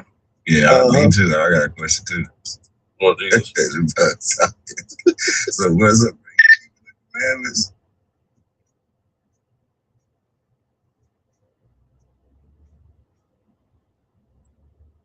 I close my mic. I'm sitting there talking with the mic closed. What did you say? I said, you keeping the commandments? What you mean by the commandments? I don't shoot. I don't look. Man, I just told you I was in the music business. And I asked you what you used to be, and I'm like, what you doing now? No. What I'm saying is, I'm too old. I ain't all that stuff. All that wild stuff when I was younger. Brother, listen what I asked you. Listen, you keeping the commandments now? Brother, I've been keeping the commandments and then some, So yeah. Since I was younger, since about at least 15, 16, So yeah, brother, I do that. But that's not the reason why I came to here. I came in here because what y'all are talking about resonates across we talk about keeping the commandments too. This is a whole biblical rule. I hear you, brother. We go over the subject and then we try and go into the solutions to these things. So we ask people. You gave a lot of good, concepts on why stuff happened and stuff that be going on. So we ask them, are you a part of the solution or a part of the problem? So you keeping the commandments of God, you congregate, you keep the Sabbath, you follow the scriptures, or you don't believe. I'm gonna tell you this. I will tell you this. I keep the commandments, but I don't keep the commandments from and this is what I was trying to tell you. I don't keep the commandments from a religious point of view. Okay. I keep the commandments because it's a smart thing to do. So I'm not an atheist. So you do what the Bible say do. Yeah. Okay. All right. So you keep the Sabbath day holy? Now that is more of from a religious thing, it's a commandment. It's a commandment. I get what you're saying. What I'm saying is, what I follow is the things that make sense. You do what you want to do. No, listen. Just hear me out, brother. Are you gonna just hear me out? Well, I asked you like 8 questions. You never really answered. And I did answer. You only asked me one. You asked me that I keep commandments. I said yeah, and then you never just said yeah, brother. Okay, but so look, well, I did. We got through that. We passed that part. Well, you said you keep the commandments, but then you say you don't keep the Sabbath day. That wouldn't be keeping the Sabbath as a commandment. So and that's what I was trying to tell you. So what I'm saying is, there's things that are universal, that it makes sense to do. No matter what religion you are, right? That's like I said. You do what feel good to you. I'm not drawn off of no feel good, because if I was doing what feel good, I'd be out here doing what I'm saying, messing with everything, walking. But I don't, because there's consequences to that. You get what I'm saying? So you married? Not yet. No, I'm engaged. I'm engaged, but I'm not married yet. Okay. Y'all not having sex? No, we're not even in the same country. So you engaged with a sister, y'all ain't have sex yet? No, we're not. No, we're not in the same. No, sir. We're not even in the same country. And this sister is from.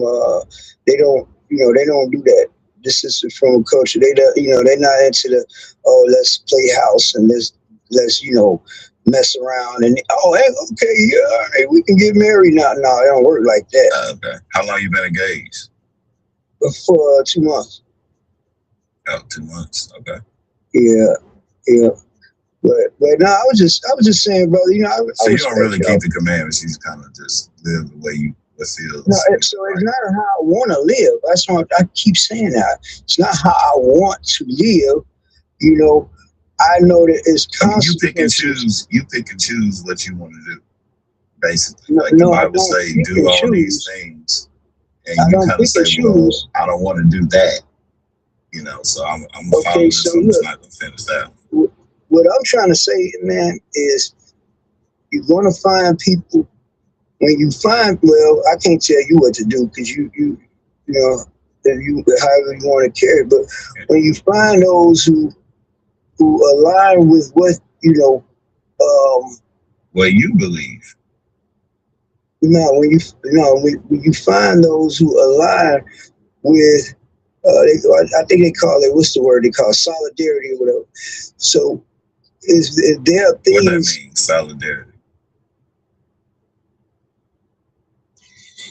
So if there, that's what I'm trying to break it down. So if it's things like if I got 100 things that I have that's part of something that I'm a part of, right?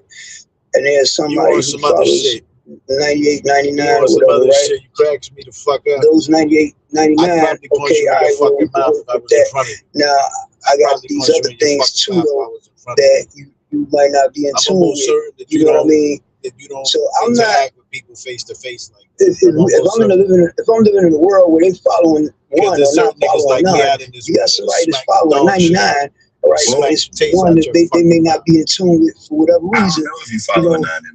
I'm just using that as an example. I just asked, you keeping the commandments, and you took me on a trip, a journey around the earth. I didn't take you on a trip. You did. You didn't just say, you were just like, oh, since I was 15, and when I did this and that, you took me on a trip.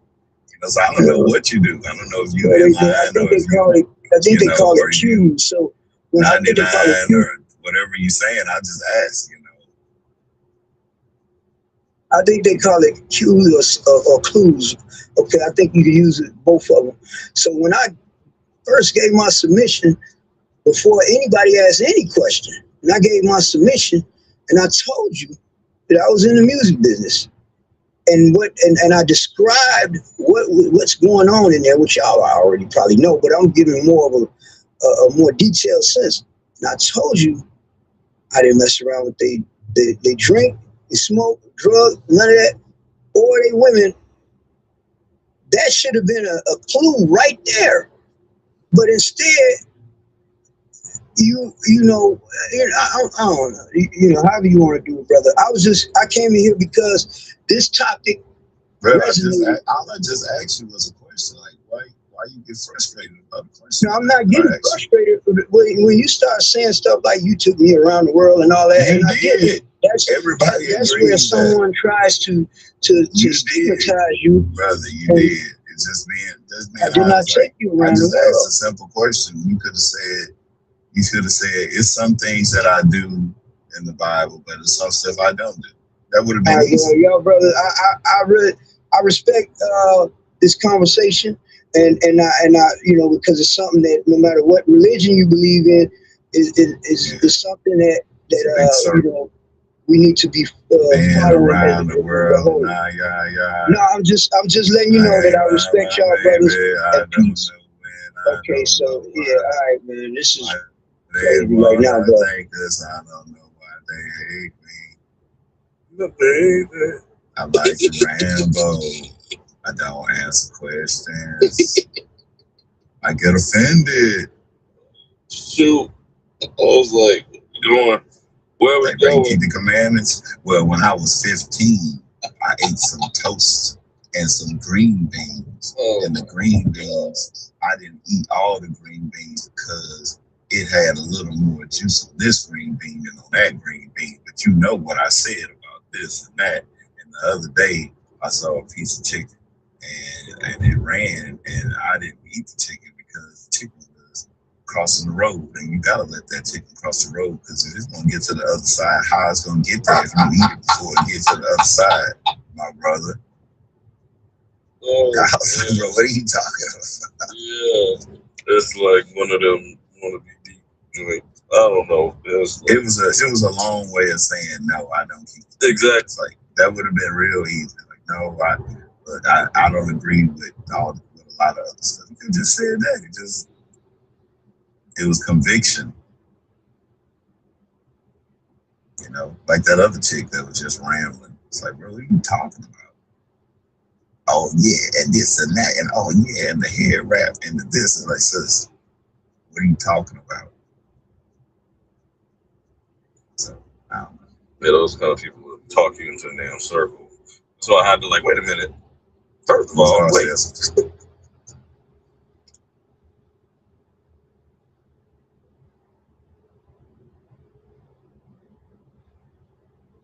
see we got Daryl. Yep, Daryl. Welcome to the stage, Daryl. What you got? I spoke earlier. Okay.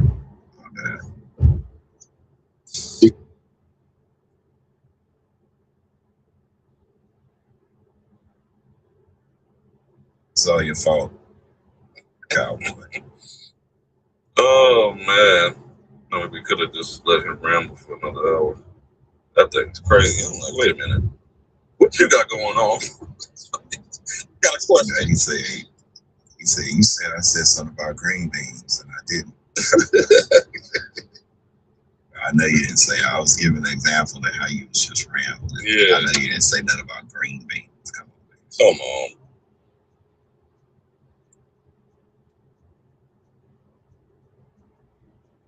That's a violation of your law.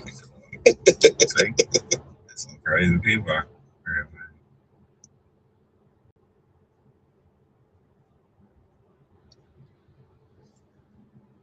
Yeah. So fuck cowboy. I'll take it. I will take the blame.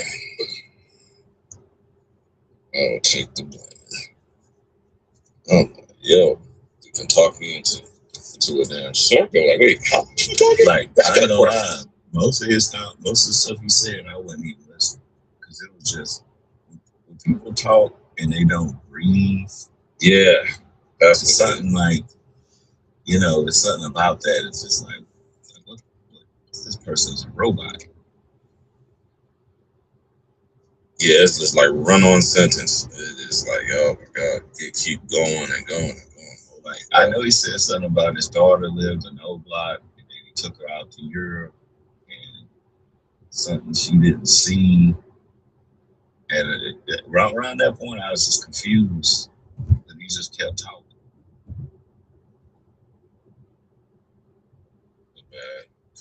Yeah, see, he doesn't.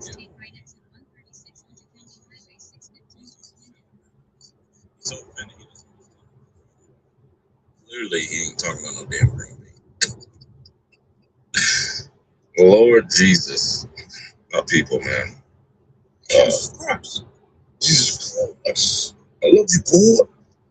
But he said, you keep the commandments? Yeah, I've been doing this a long time. What are you talking about? Since I was 15. Yeah, I keep the commandments, but I don't do that other stuff that the Bible say. What you mean, the commandments? No, religion. What you talking about? The Bible ain't religion. It's laws, statutes, and commandments. Yeah.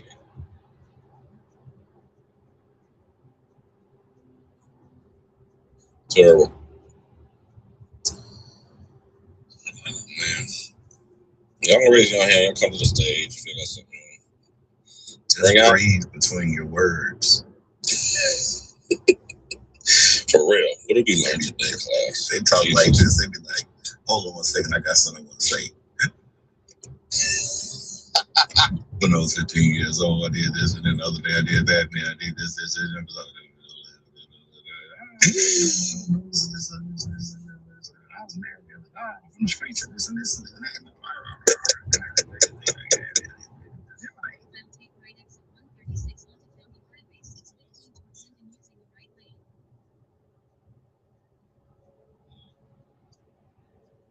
That was crazy. You would have still been talking. Oh, wait a minute, I got a question, bro. Come off the damn umbrellas. Like, all right, bro. I just ain't know what to do. Like, sometimes people, you just don't know what they're saying. It's like, where are we going? Yeah. God. Going off on a whole tangent. Meanwhile, you ain't keeping no commandments, bro. Keeping Nathan.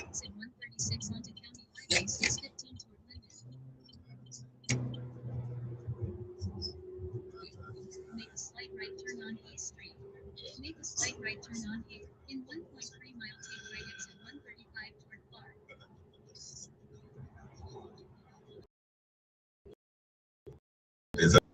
That's okay.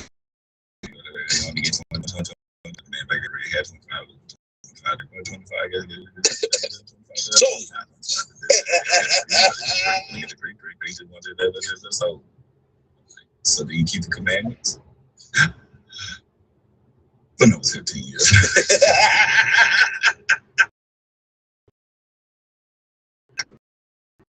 You're not in there. 1998, 98 things that are doing 100 things.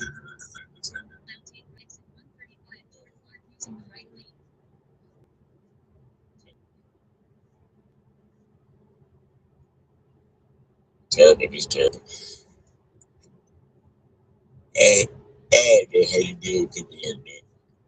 Like the guy Lee, just go on and on and on. Shit, that's different. So you keep the commandments. I know I keep the commandments.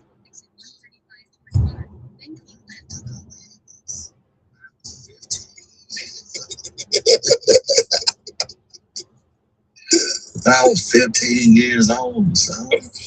Listen, I was 15. 1, 5.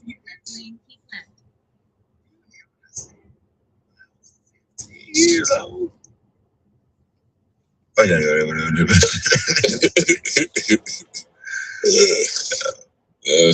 Look, I know we be playing around and stuff like that, but I think sometimes y'all got to hear yourselves. Let y'all be how y'all be sounding, you know. Yeah.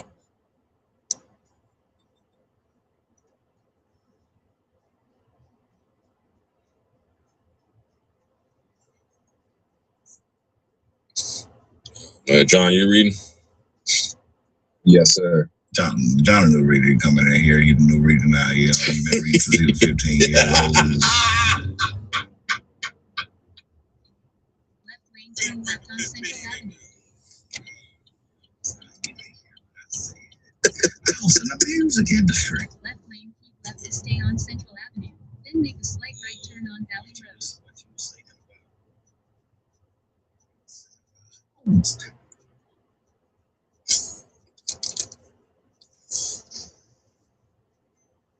Terrible. That's subordination.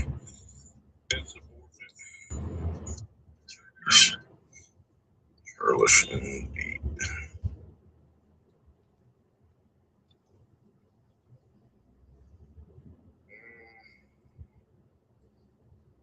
What y'all on, man? Y'all come to the stage. Let's talk about something. Got questions we open for. Hey, you know, when you started hearing the stories about a lot of these, you know, female rappers, you realize that the rap has been running through them even since they've been little. You know, like Foxy Brown, Lil' Kim. You know, you start to hear the ins and outs of a lot of these stories and these rap beefs. You realize, like, I think Jay-Z stabbed somebody over Charlie Baltimore. You know, what's that chick name? Corinne Steffen. She's not a rapper, but you know, she was all in that whole thing. It seemed like they always just passed around. You know, you think about it. They get locked into them studios. Yep.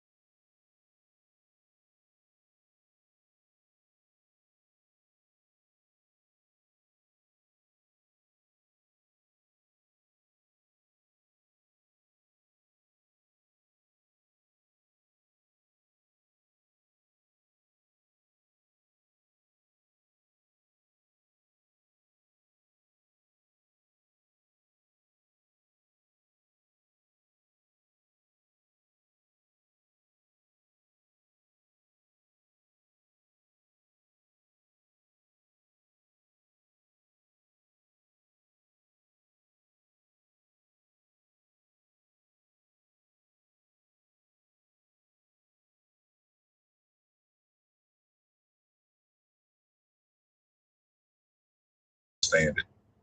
Yeah. In this place is this. It's different.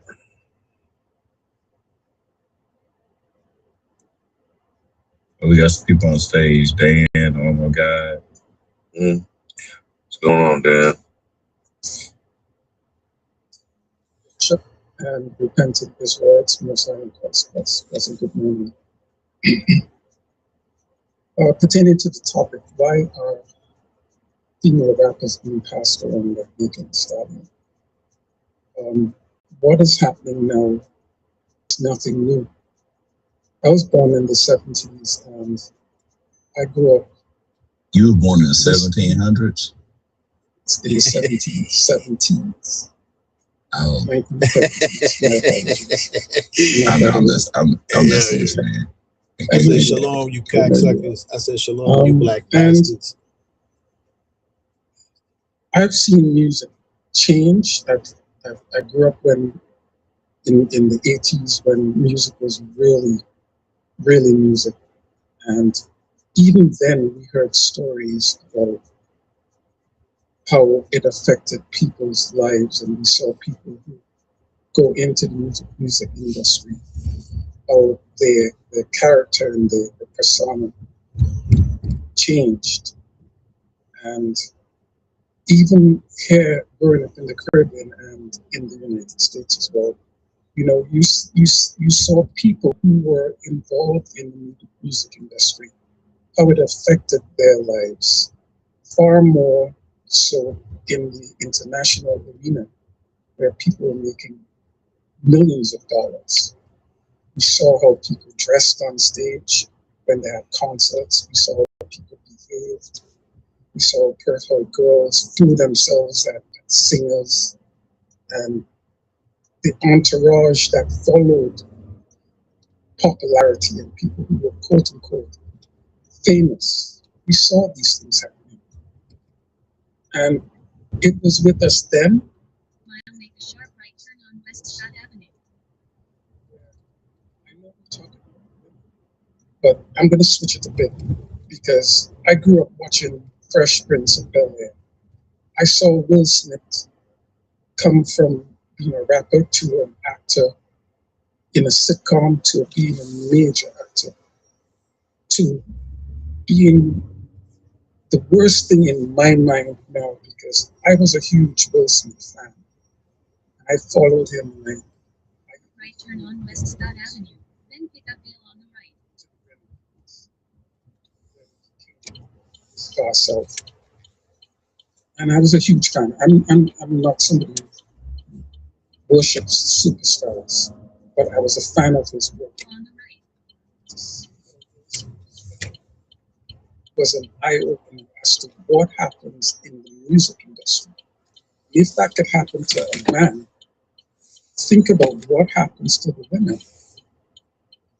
And in this global economy, women have been idolized, women have been subjugated to that sort of level where you look at a commercial and you're wondering, what is the commercial about?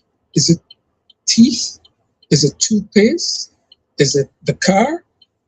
They use women in a sexual way to sell products. And when we look at Megan Thee Stallion calling herself a female male boss, and all these rappers and the things that they're doing, it's no surprise as to what is happening. The shocking thing is that with all the knowledge and with all what we've seen happen and what we've heard happen to people around us, parents today are still allowing and pushing their children into it. And it's not just the singing. We hear fathers talk about, my son is good at football, my son is good at baseball, he's good at basketball, and I want him to do this and do that. And we push for our kids to go into these sports with the understanding that, yes, it has destroyed quite a lot of athletes, but parents say it's not going to happen to my child. My child is going to come out different. I'm going to manage my child. I'm going to make sure my child doesn't do this as as what happened to that other person. Delusional. And it goes back to greed. We all, yes, we want to be better. Yes, we want to be right. Yes, we want to be better off than our parents were. If we don't control the greed, it will destroy us. And it's not until we acknowledge through God's word, as you leaders are bringing out, it is never going to stop. And the scriptures tell us that in the last days, things are going to be worse than it was before the flood. And it is scary to think that God decided to destroy all but 8 people, who were in the ark, plus the animals, because of what he saw happening on this earth. And when the Bible tells us that it is going to be worse in the latter days, we haven't seen it yet. That sister who came on and got offended because you were bringing out the scriptures as to what it says about being unequally yoked with another nation, her defense was to go attack something else about the Cumberlands. Now, let me address that little topic quickly and get off the mic, clear the air for somebody else to speak. As I'm a man, and we do not like fake nails, fake hair, and fake eyelashes, BBLs. We do not like it. Women, when you do these things, you're not impressing us. And for the few riffraffs that like that sort of stuff, understand who he is. He is nothing but trash if he's going to accept you with that sort of crap. So ladies, sisters who wear the head wrap, who wear the fringes, stop wearing fake hair, stop wearing these long fake nails and these fake eyelashes and putting on a ton of makeup. It does nothing for you. In fact, it takes away from you. And when a godly man is looking at you, he is not going to recognize you as being a godly woman if you have these adornments on. And with that, I mute my mic. Thank you for allowing me to speak. Shalom. Shalom, bro. Appreciate your input. Message from Hale. Be right there. Men do. So some men do. But some of it be excessive. I mean, some of it do be excessive. 1 second. It'll be popping. I'm gonna be honest with you. Yeah. Yeah. But they not like, claws. They not the claws. But I know what the brother is saying. Some people go out the way, go a little overboard with it.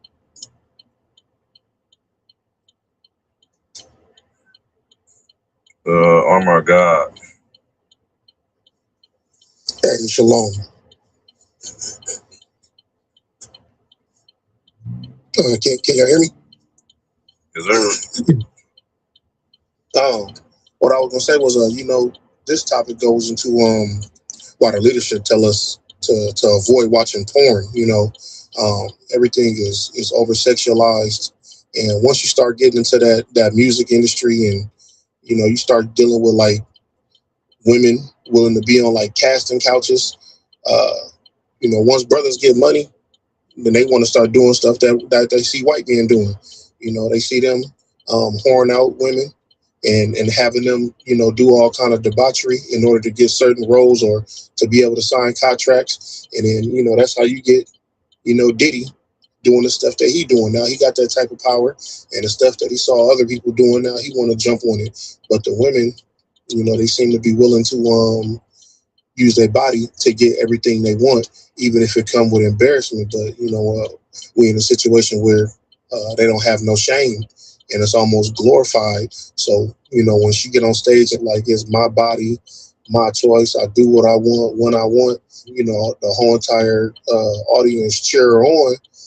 Now we dealing with something that's being glorified, and it's like a rolling snowball. It just keep gaining speed, and by the time you look up, the next generation gonna be like, oh yeah, we can do that, and it is acceptable, and men do like it, and so it's just a cheered on situation that need to be shut down. But because we in Babylon, that's the stuff that they like. That's what they gonna keep on doing, man.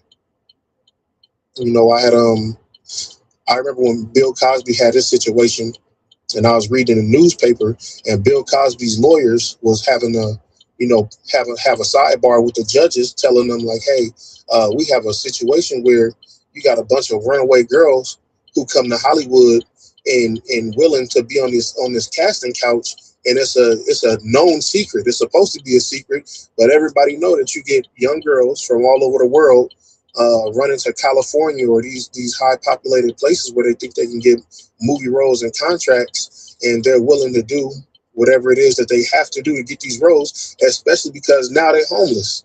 You run away somewhere, depending on your beauty and your body, you don't have nowhere to live, and now using what you got, and that is the only thing you got is your body. And his lawyers was fighting and trying to say like, hey, this stuff that y'all trying to get billed for in the 60s and 70s, that it's a known thing that all of these girls are coming here doing this. Whether he gave them pills or no pills, they were willing to do this without any quaaludes and drugs.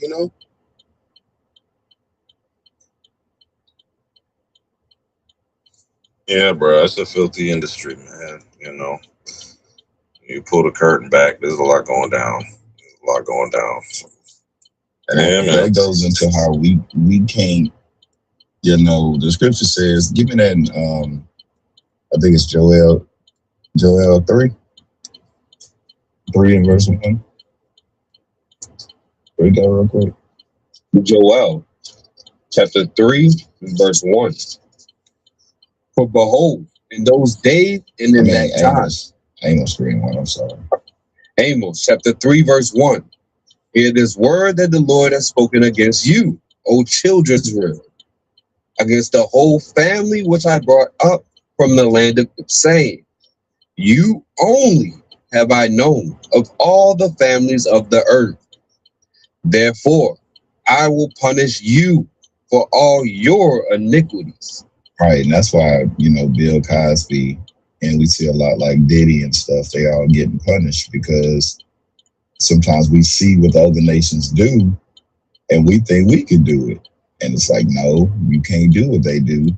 God said he's going to punish you for your iniquity. So we got to realize, as being the Israelites, we can't do what everybody else do. And you'll see those white politicians take bribes, take money, fly all over the world, this and that. But when, the black politician do it, he end up going to jail for, fraud or things like that. We can't do what they do. You can't work a job, like the football coach that's having sex with one of the women or whatnot. That's probably like a regular thing. You can't do what they do. So it's something that we gotta remember, that we God's chosen people. Hey, Jud, can I land back off of what you just said? So our people, we get wrapped up in like trying to figure out all these conspiracies, and like you said, the judgments are on us. So when you ask yourself like, how come our rappers always die, whether it's an overdose or whether it's being shot up, or it's because of the things that we know are against God.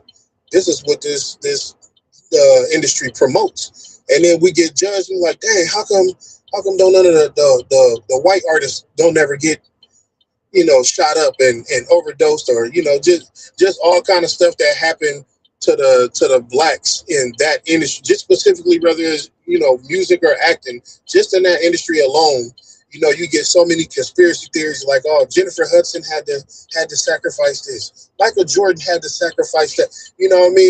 We know all of the things that our people had to do that we consider evil, or, consider an atrocity that somebody had to face. them white people that be in the music industry, we don't be having no conspiracy theories on them. We might, but not as much as we have on our own people. And after a while, you got to realize this ain't no conspiracy. It ain't no theory. Like, it's a punishment and a judgment that they facing because of the behavior that they produce.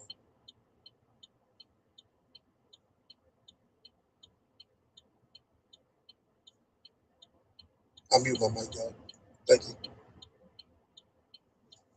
Yes, sir. Yeah, appreciate your input, bro. Yeah, man, it's like, it's a whole nother world when you get on that side, y'all. It's a whole nother world. You take a deep dive into the, down the rabbit hole, all the evil that's really going down behind the scenes. And it's like, it's crazy. It's crazy. Then it's like you don't even know what's real. Like, shit, this shit makes sense. But I can't confirm it. But shit makes sense. A lot of evil, y'all. A lot of evil. Been chosen. What's going on, bro? Hey, shalom. Hey, what I was just thinking about, female rappers been passed around, regardless of social status, whether, A-list, B-list, or even a basic citizen, basic person, right? Well, females get passed around, they got the same requirements. Where you present yourself and the room that you put yourself in, right? Like, regardless of where you at or how much money you got, a woman get passed around, they all equate, it all have the same point.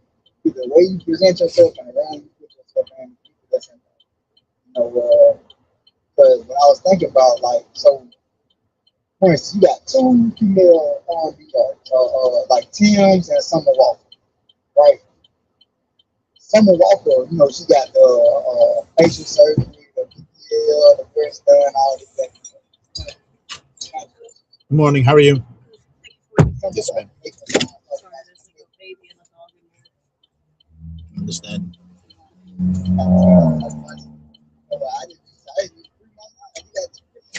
1170 Bloomfield Ave.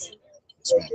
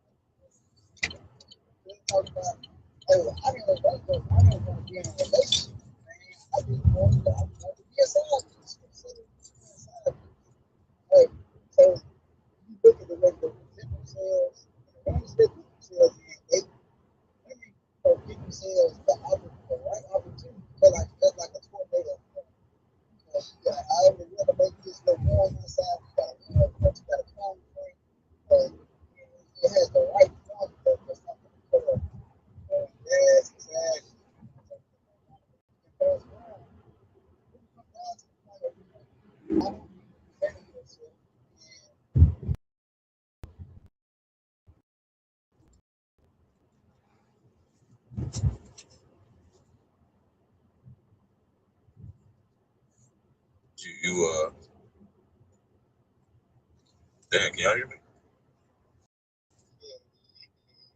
Okay. Yes, sound like you like went out.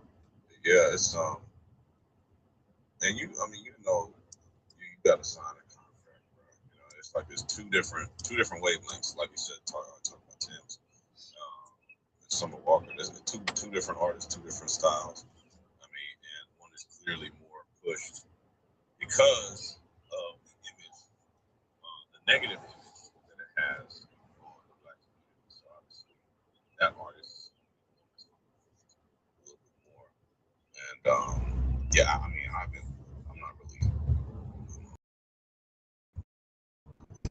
today, but I haven't really done the regarding Tim. So, you know what I'm saying? After that, one song came out, that album, she had a pretty good album, one song.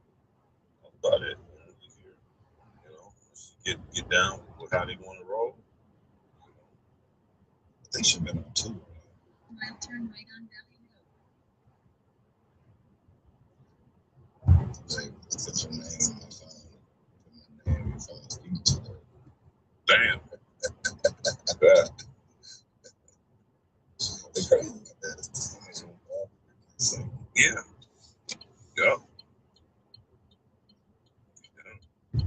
On Valley Road.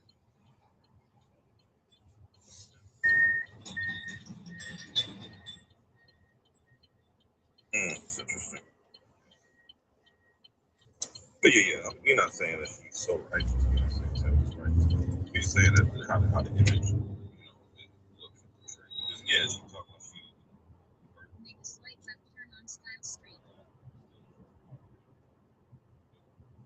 She got a see-through shirt on. Big left turn on Style Street. We don't know.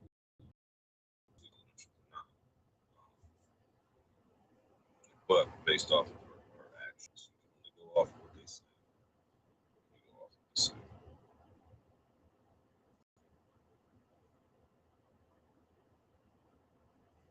Sounds good.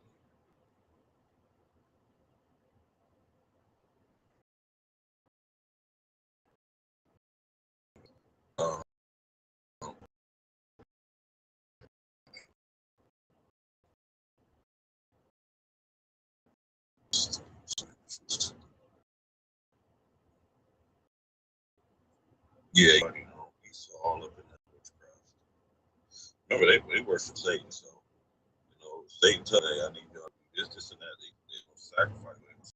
So I want that power.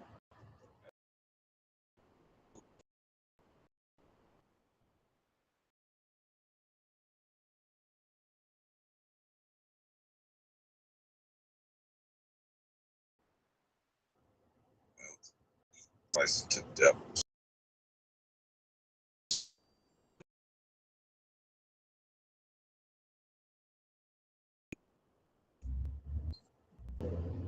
Yeah. And it was about the twins that got into a podcast. I can't think of it. But these twins,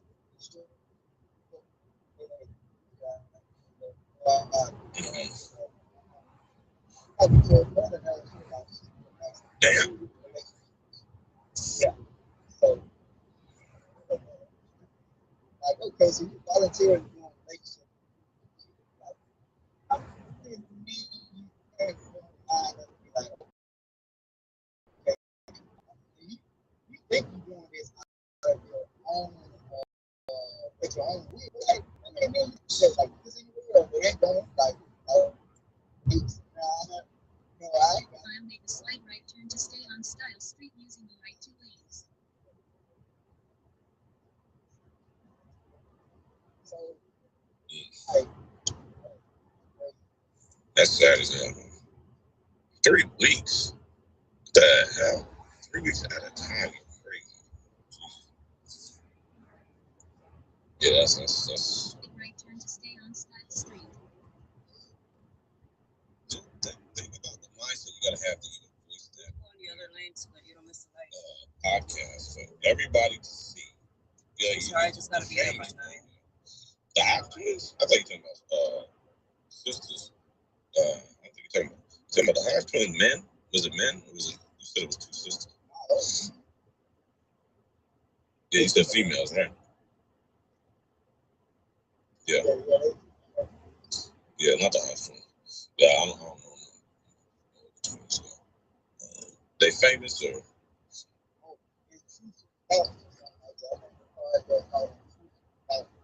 Okay. Yeah, a lot of people got these damn podcasts. Need to have maybe 6 or 5 shows. Wild as hell.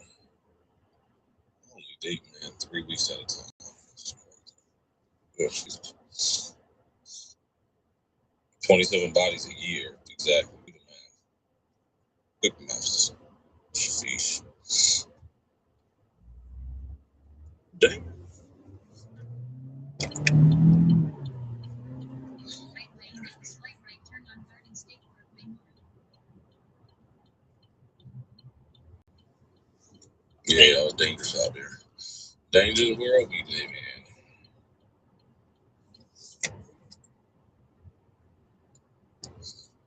Yeah, what y'all got, man? Come to the stage. If I got anything, y'all got questions on this topic, feel free to raise your hand. We still talking about, man, styling into in general, why are female rappers being passed around? Meg Thee Stallion is just the most recent news, but this ain't no something that's been happening. But it is a part of the industry. It's a part of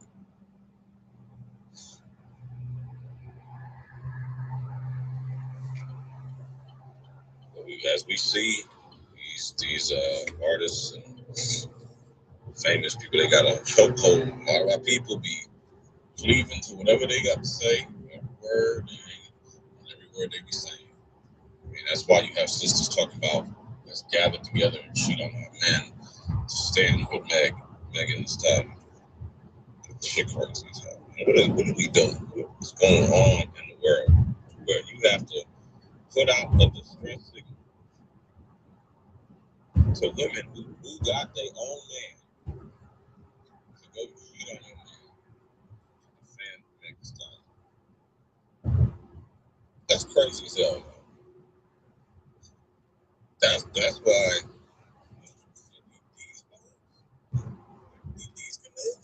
these bones right here.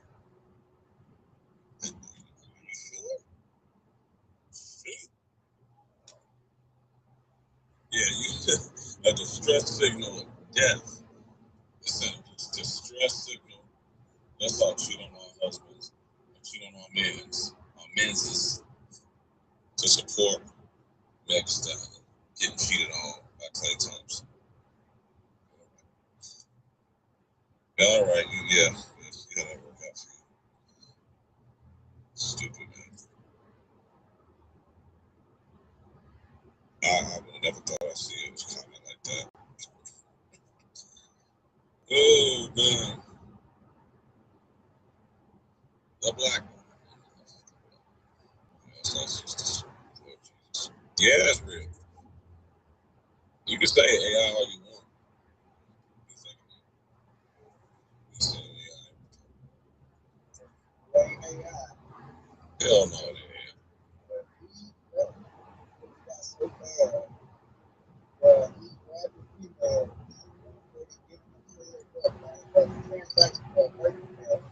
Yeah. Guess what? So they advertise that they'll give us their birthday. How much more just a regular one? Right. They can hop out. Well, a lot of these female rappers, a lot of the new ones, within the last couple of years, they're not even making no money rappers. A lot of them getting hold out. A lot of them getting flew out down to Dubai, getting all that action. And coming back, you're like, damn, how you making your money? You ain't made no damn song in a minute. Like, so we was one of them. There was another sister. Anyway, it's like, yo, you ain't made music. You ain't really making music like that. So how you really making your money? You out here living your best life. But then you see him in a video on a yacht with somebody. On a boat, whatever. Enjoying their life. Getting tricked on, whatever the case may be. It's like, it's more going on. They make one hit, they drop one hit, and then they disappear. You get tossed around. Yeah, they really have. Say it again. Yeah.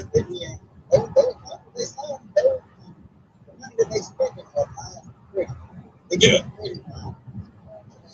That's got to get paid by something.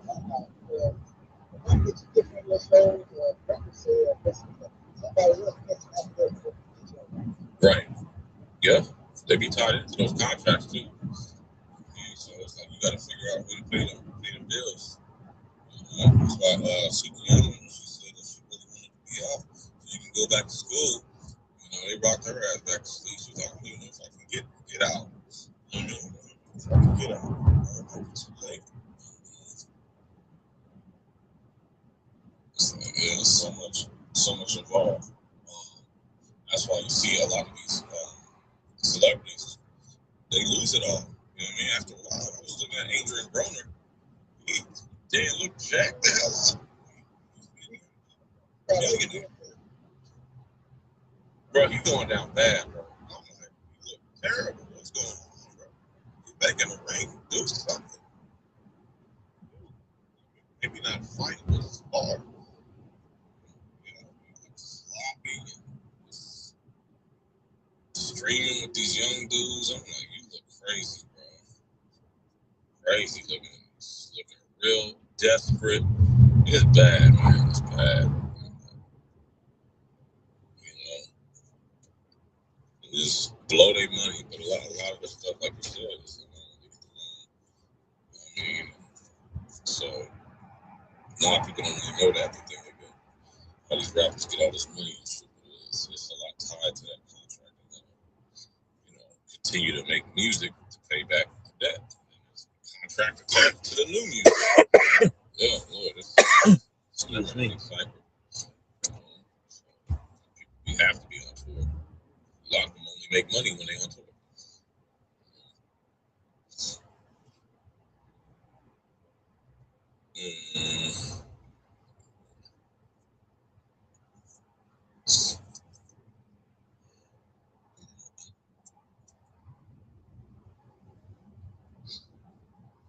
Abdo, welcome to the stage.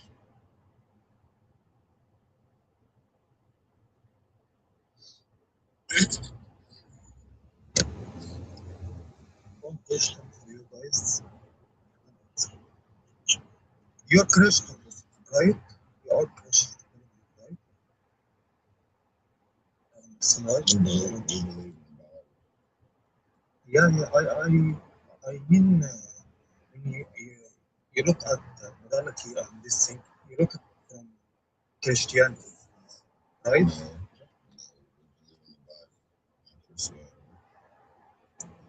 Okay, if you want to say this something is wrong or right, or morally wrong or morally right, from where you get this? From the Bible, right? Yeah, That's Bible. what I mean. Yeah. Okay. If someone see female rappers or something like this, and they all use their bodies to say something, are this something is wrong from your perspective? Is it wrong for women to use to have sex to be able to make music? Yeah, but not just like that. I mean, it's something in Western culture, everything in Western culture. I mean, if I see what I see, it's a problem. People criticizing this, and I agree with that. I don't like women to used and their bodies used for money. I don't agree with that. But what I see, it's a contradiction with the people who are criticizing this. Why? Because I see in the Western culture, the people is okay with it. Like, It's not just Western culture. They have strip clubs. I agree. Listen, every They have little boys dressing up like women in Afghanistan. Yeah, places like that. So it's not just. And I agree. I agree. They drive these different leaders out there with Viagra. So it's just the Western culture. It's all over there. I think they just hide it more. Okay. What? More over there? Where? In Arab culture or in Islamic culture? In Arab Islamic cultures, they hide it. It's not as out and open. It's not out. I can say. But they do. They hide it, but they don't say it. They still do. Hide it. Okay. But first of all, Jeffrey Epstein was from the West. Okay, that's first thing. Second thing, I don't want to speak about children and this thing which make me crazy from someone speak from the West, because every time someone speak about Muslims, about children, and someone making something with children, guys, are you don't see the reality at all? Yeah, in French, the Catholic Church. Well, I Catholic Church is evil too. We talk about the Catholic Church. The Catholic Church is evil. They molest kids too. They don't make it right. If Okay, yeah, Catholics I'm not molest saying kids me and Muslims molest kids, they both wrong. all wrong. But I you agree can't. with But you. you can't just say Western culture because it's all over the world. I agree with you. I'm not saying just Western culture. I'm But that's saying what you said. You did say Western culture. no. I'm not. I You was did say it. I was You speaking. said it. I was speaking. Okay. I was You speaking said about Western culture. You said it. yeah. I was speaking about the Western culture, but I wasn't put this as a comparison with the Arab culture or something. I'm just was speaking about the Western culture, just the Western culture. But if I want to speak about everyone, yeah, it exists in everywhere. But if you want to say where is happening more, I'm gonna say the Western culture, of course. If you want to say no, but it's happening in new cultures also a lot, but you are Well, hiding I don't live in your Arab culture is culture or not. Muslim It's not culture. on. It's not good.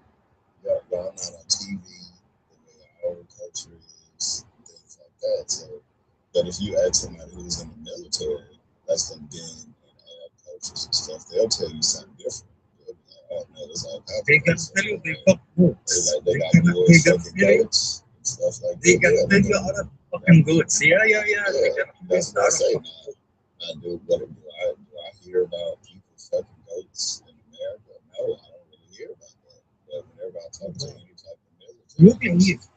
Do you believe? Do you brother, believe? just wait, just let me finish. Okay. But when I talk to a military person, they'll tell me about all kinds of stuff, not just fucking goats, but all kinds of stuff they do. So, it's just, I don't know what TV y'all watch over there. Not you, I just say in Arabic cultures because it's not my culture. It's not something that's on TV and things like that. And nobody knows what y'all do over there unless you're over there. So that's why Western culture seems like that's what everybody do over here is because it's on TV. But I'm sure if I move to Saudi Arabia or Iran, Iraq, or even Dubai, I mean, there's all kinds of crazy stuff that go over there. Women go to Dubai and all kinds of debauchery and stuff happen. Women get beat, thrown out of windows and stuff like this. All kinds of crazy stuff that go over there. It's just not on TV. So it's not like it doesn't happen. It's just not on TV. You're speaking about these parties. Everyone knows about it. Okay. And happening in Dubai, and you say no one hears about this. No one sees this on TV. Everyone knows this. That's the first thing. What happened in Dubai, and I don't agree with this. Of course, I'm a Muslim. I disagree with this. That's the first thing. Wait. So I'm just saying, it's not just Western culture.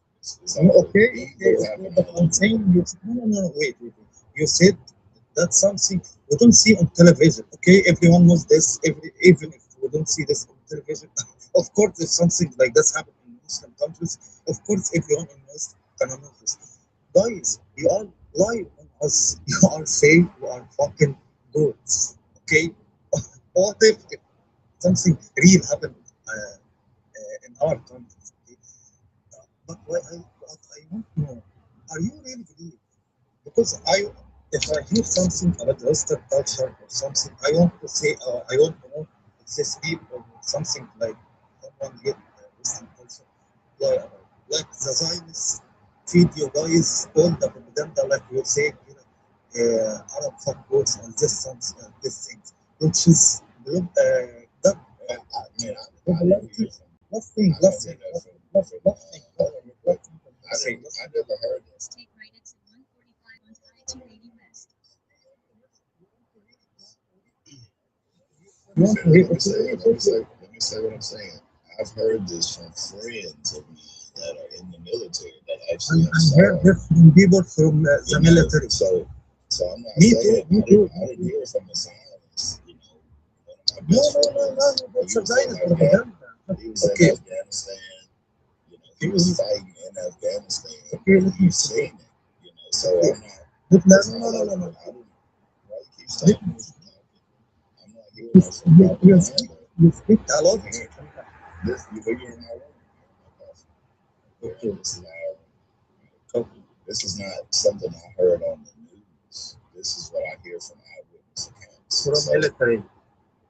So I believe. Okay. You want to hear this something from just 1 week or 2 weeks? Then Brazilian said this something about the propaganda that they are fed from the Zionists when they are trying to occupy Iraq. Okay, when you are guys, I don't know if you are, I think you are American and even Europe or British or something like that. All of you are participate in this crime in Iraq. This what you gonna say to the soldier? They fucking goats. Who gonna liberate the women? They have weapons of mass destruction. Guys, okay. It's not a Zionist program. That's, we are. I never had a soldier.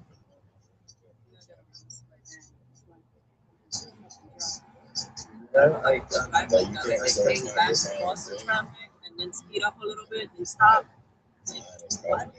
Everybody's like, they're on the phone. People are insane. There's nothing going on the road. No reason why there should be all this traffic. But here we are with these assholes. And it's Friday. Like, there's nothing on the Today's Friday? Thursday. Oh, I was about to say, holy shit, I lost the whole day. I switched my day off. Sorry. I'm off Thursday, so like I'm already like out of work. You stay on this thing, she's still in the exit still around. We're not getting off at 2:45? I mean, 1:45? But you still gotta go all the way up there because these assholes right here, they merge into one, and then they hang back, and then you got everybody that goes up to the front to get in the exit. So like if you hang back here, you're never gonna go and exit. These patterns are everywhere.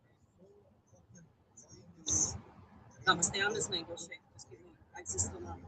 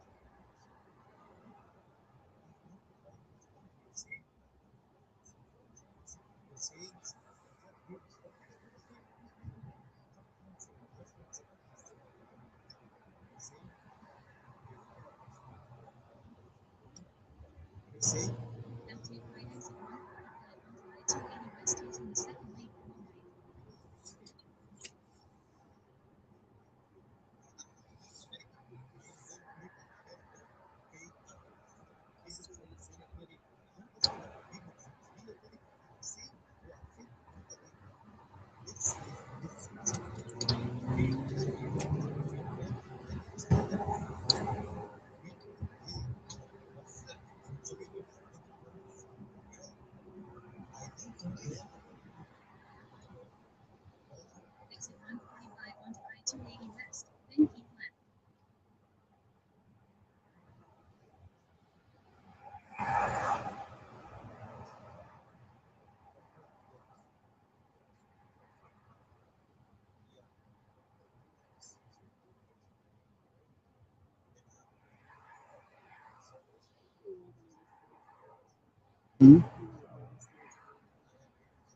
We're going west though, right? Yeah, see, here's the problem. You know the problem? Because this is the lane is closed up here. Yeah, I know. That's what I'm telling you. Go around because you're like right here, it merges into one. So all these, that's why you see this one moving and this one's not.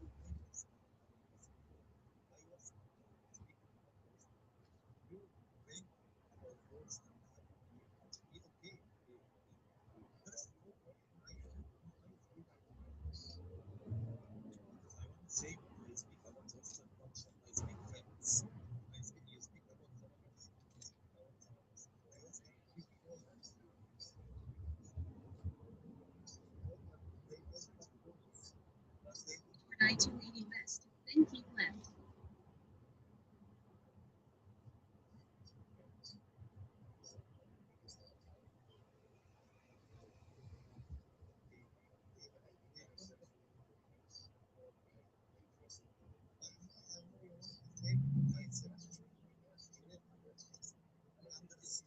It's 3 lanes funneling into 2 and then funneling into 1. That's why this is like that. And that's been like that for how many years now? Several. And they never, what do we do? Like they close the link and they do this to us every day. And then I'm single, I got no kids, and I owe the IRS $7,000 and I'm mad because I gotta pay them. So if I'm paying them, why are these roads doing this? Aggravating.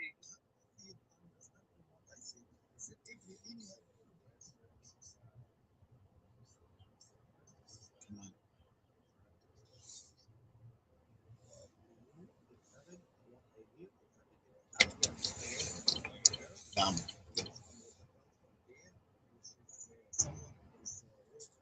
how you do it. You take it.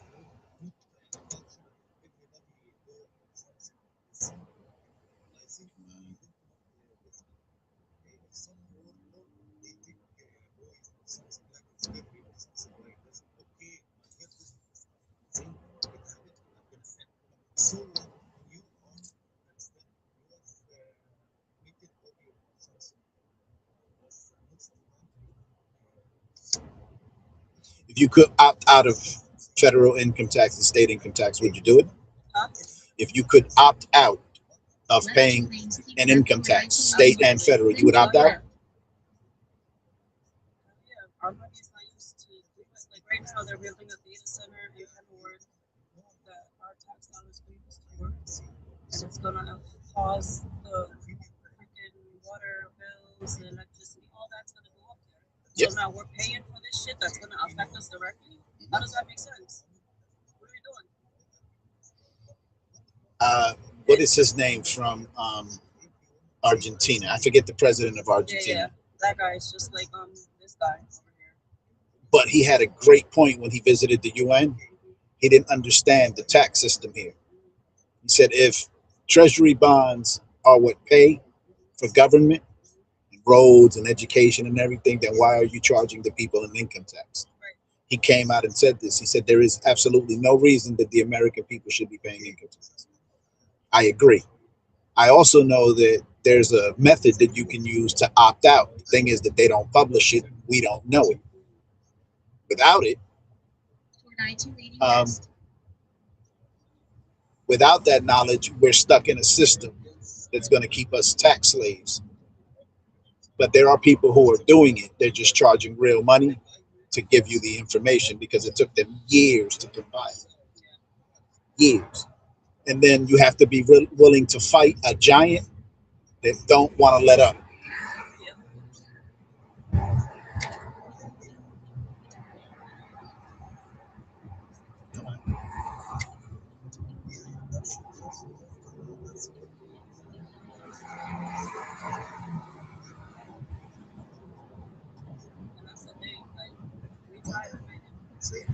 Well, we haven't fought. We haven't fought. So imagine, like, how our country is doing this. The thing is that unless and until ourselves, though, right? We can't wait for other people to save us. We have to do it ourselves. And I mean that as a country, because the reality is that if black and brown people fight, they're just going to kill them, right? It requires everyone to get on the same page, but that's not going to happen.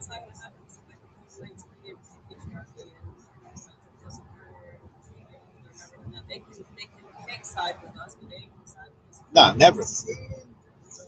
Never. I can call me racist. I'm not a racist. I'm bigoted, but I have power to be a racist. But I believe that they are the enemy. And not just them, right? Never.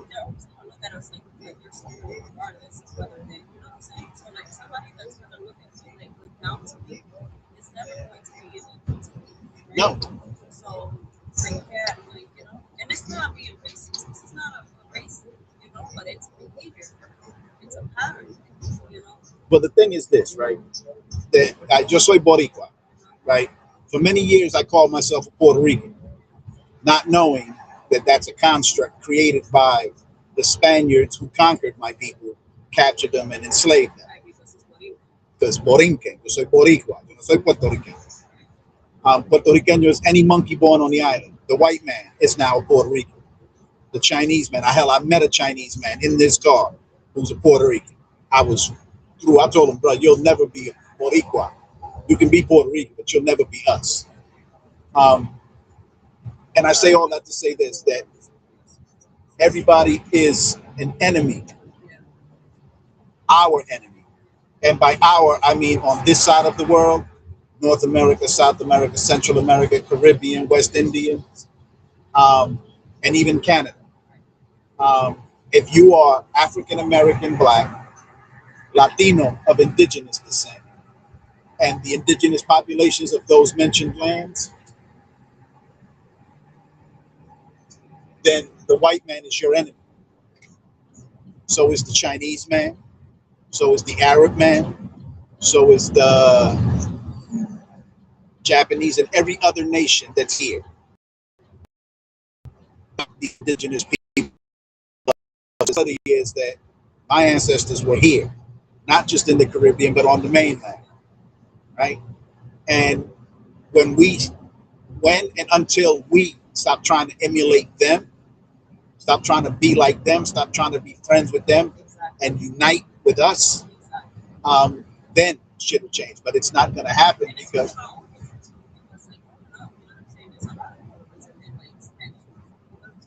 I was little, I was traumatized. I'm Black. You know what I'm saying? All my cousins were Black. You know, I was la negra, but not enough cariñoso. You know, right. La negra, like I was inferior. You know, so I remember vividly. I was like maybe 4 or 5. They gave me a black dog. I started crying. Now they gave me a black dog like as a joke, right? But also, it normalized. Want to give somebody a black dog because the dog looks something and you explain it, you know. But if you're making me feel bad about it, like I'm crying now, and then you don't know why I'm crying, you know what I'm saying? But it's like because you instill that in, right? You know, so it's like a child crying over a black dog when they have themselves as Black. That's how you know you're fucked up. Yeah. You know what I'm saying? So it's like it's within your own family, you know. Oh, she's Black. I agree. Oh, she likes Black guys. What the fuck are you doing? Like, you know, I am Black. But we are the same. Look, the problem is that you said something interesting. As respect. My friend, many years, I asked him once in regards to our Spanish hood. Nosotros somos Spaniards.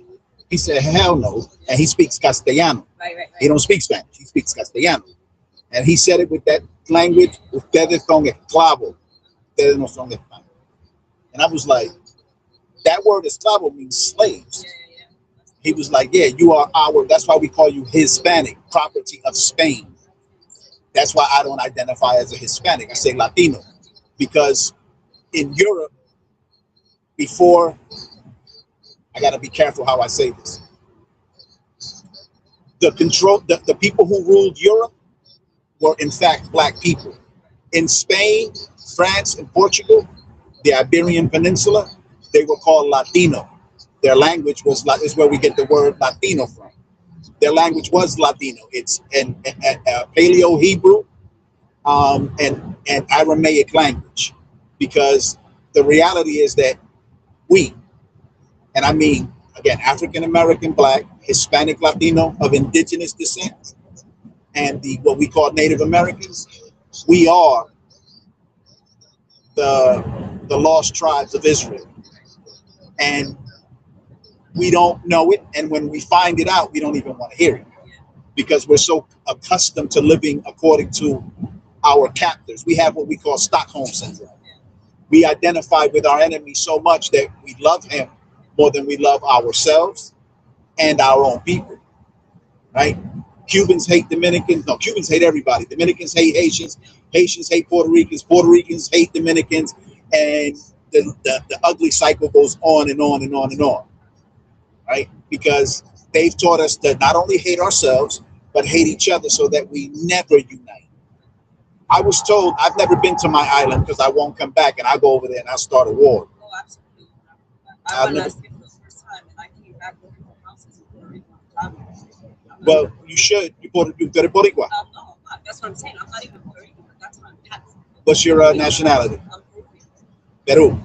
That's still one of the children of Israel. Yeah. Yeah, La Inca is the tribe of Zebulun.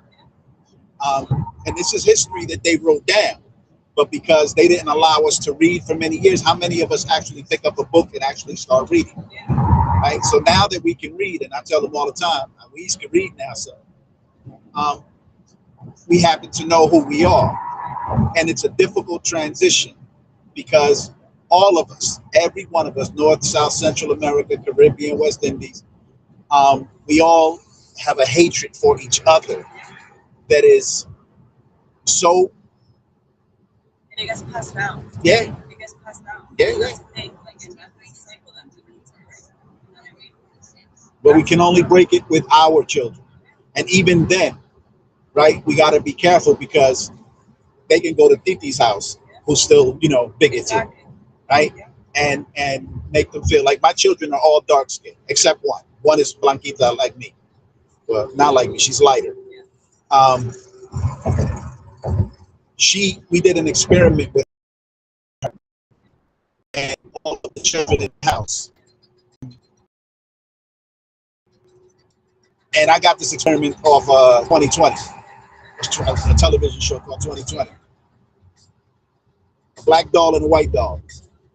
And said, show us the pretty doll, the beautiful doll, the doll who's most intelligent. And all of them, they all dark skinned, reach for the white doll. And then we said, show us the evil doll, the wicked doll, the nasty doll, the bad doll. They picked the black one. And then we had to accept that racism is in our own household, right? Because you see me, right?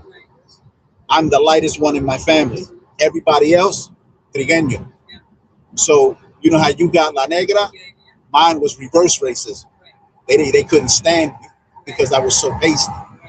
But the reality is that even though I'm pasty like this, I understand the history. My mother is from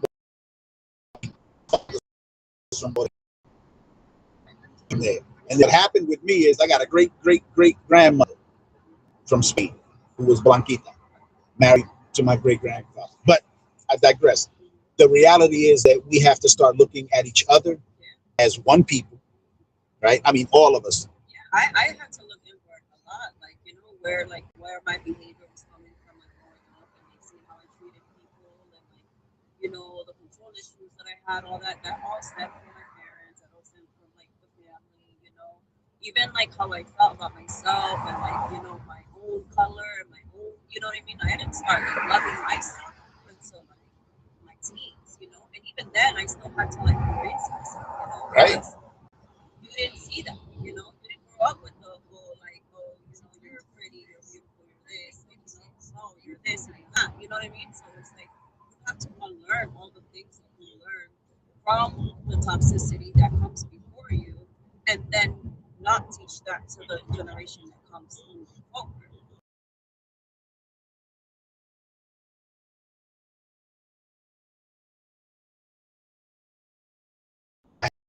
Like situations happen early, and for that I realized that, at one point in my life I was like, I have to have kids, getting old, or my parents are getting old, and then it's like, why are you having kids right now? Yeah, really. They're getting old. You know what I'm saying? Like, oh, I gotta hurry up, like, because it's what I'm supposed to do, and that's not it. The world is crazy, and I don't, like you said,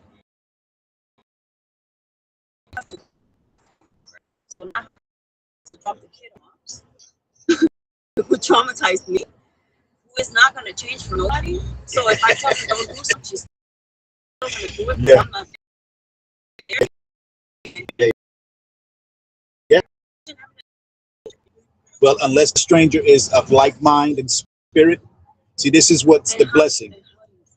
Well, because for us though, how we do it, like those of us who are aware of our identity now, is if you are godless, I don't bother with you. And I don't go with just people who say, "Oh, I love God and I believe in God." That's not. Yeah, my thing is, if you're not keeping the law, statutes, and commandments of the Most High God, right? If you're not living according to the rules that God gave, then I don't bother with you. I don't let my children bother with you. I don't deal, and that's my family, you know, because again, now that I understand, I read the Bible now, right? And I understand now that the Bible is our book. It's got nothing to do with white people. When you read it, you'll see that it's the white people in there are the devil. And the Bible says it. In Revelation, it calls them the synagogue of Satan. In Genesis, it calls them the serpent. It's crazy. But And it's all the same thing. Like you compare all the religions and all the things, and they're all the same. no, Some. no. They're all, every religion except the Bible, every religion is man-made. You can find a date and a man that instituted the religion. But what's in the Bible, that's not from man. That's the only, in fact, that's where they got all of their religions come out of it. Yeah, that's what I'm saying. Like they all got convoluted into certain different versions of the original. Yeah, Protestant, Lutheran, Catholic, Mormon, all that. None of that is in the Bible, though. It's all portions of things that happened in the Bible, but it's not of the Bible. It's not of God.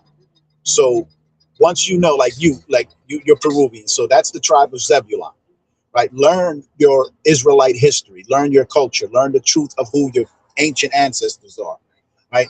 And that will, first, it'll free you from all the bullshit. And it'll let you know that above all people on the earth, you're superior. You're the better people. You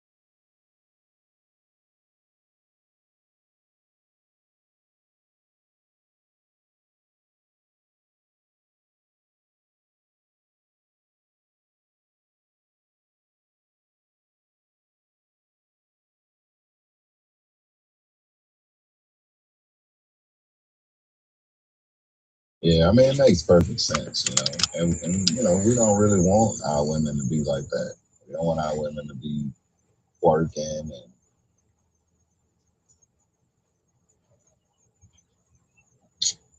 You know, and Big Brother Judd, I don't know if you looking in the comments, but you know, she does the lady that you just kicked off of here, she's talking really bad about you.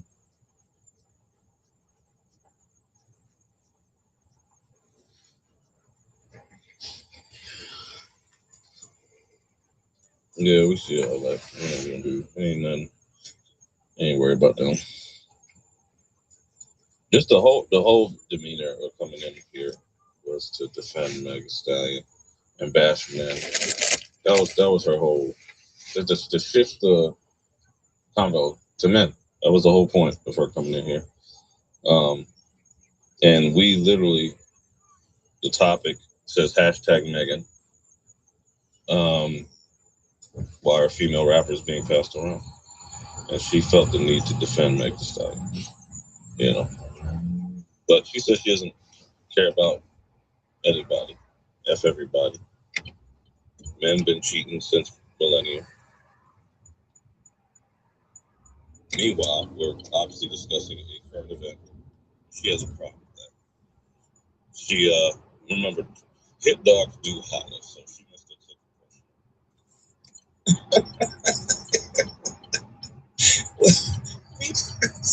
Me personally, I don't bash men. I've loved every man ever since the first man I've ever laid my eyes on, which was my father. Even though I didn't really get to see him, I loved every man. So that's just how I am. Yeah, well, you know, it's bad, you know, experiences, or you know, it was not with the right man. You know, it is what it is. It happens. I mean, but that don't mean you just hate all men now. You just stay single and die alone. Some don't do that, but you know, sometimes they end up with the right one. You know? Hey man, how are you, man? How you doing? I'm well. How are you? Learn the hard way.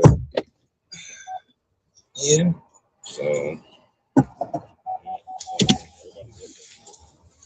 So their path is a little different. So, but yeah, she wasn't coming in here to edify nobody. It was, yeah, but all right. Please use your seatbelt for your safety. Indeed. Goodbye.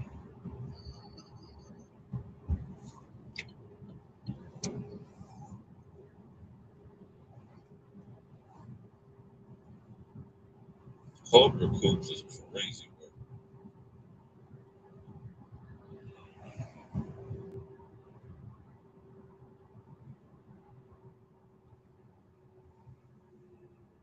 Yeah, calling yourself Cobra Coops is wild.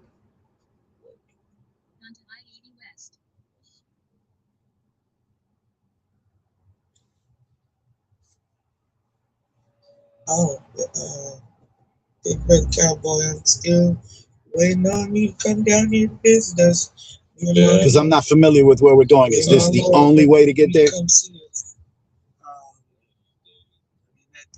9 mile, take right exit 43 AV onto I-287 South. It's a real pain in the ass, but it's only for like less than a mile. Just getting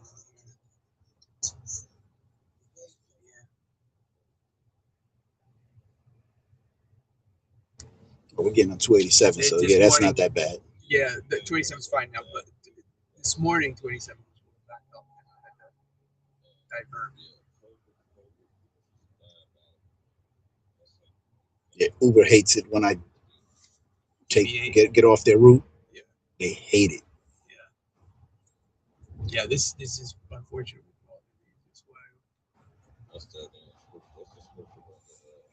Yeah, no, there's no. That would require going way out of the way there.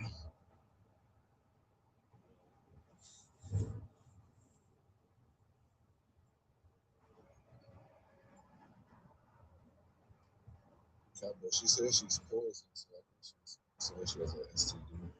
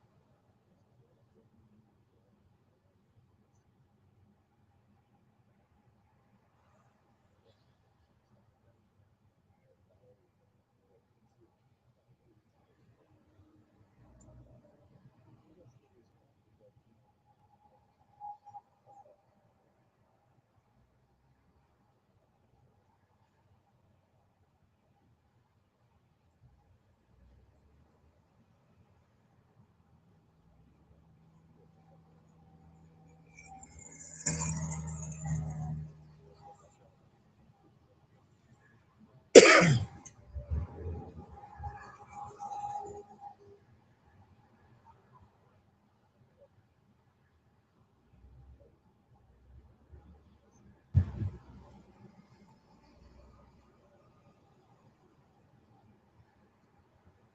right exit 4380 onto I-287 south using the right two lanes.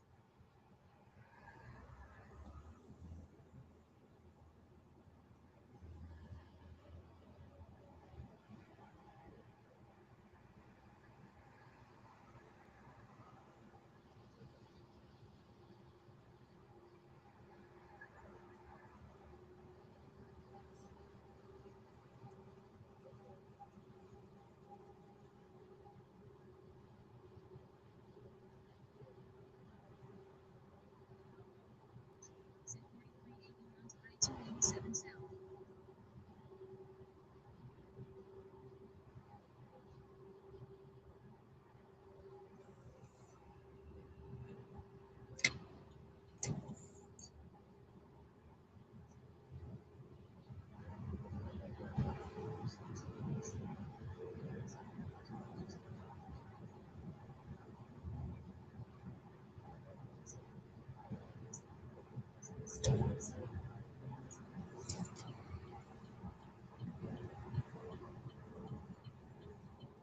Exit 4380 stay on I-287 south.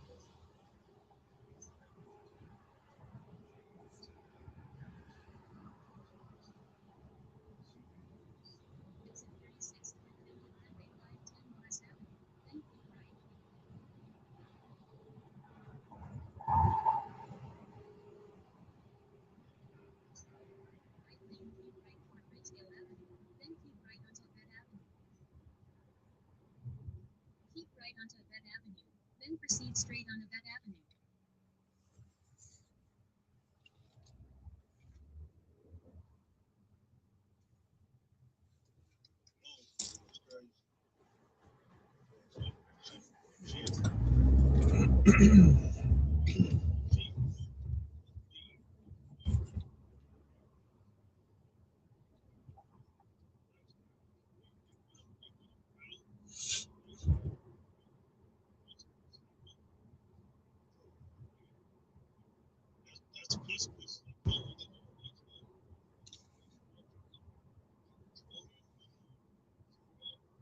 Mile turn left on Martin Luther King Avenue.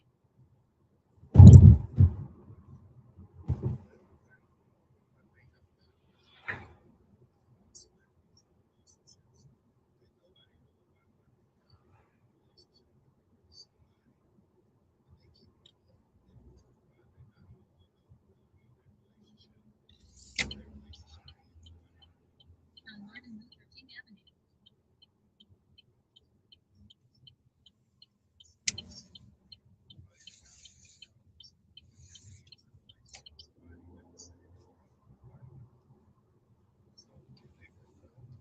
Mile turn right on Spring Street.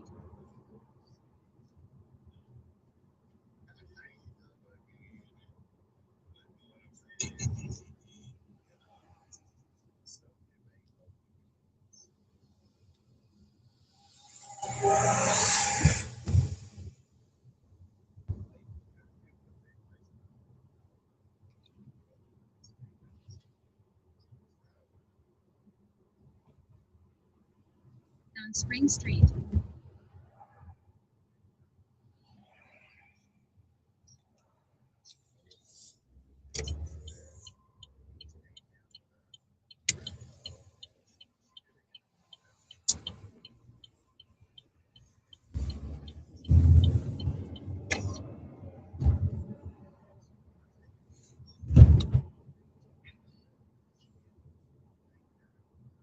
Speedwell Avenue.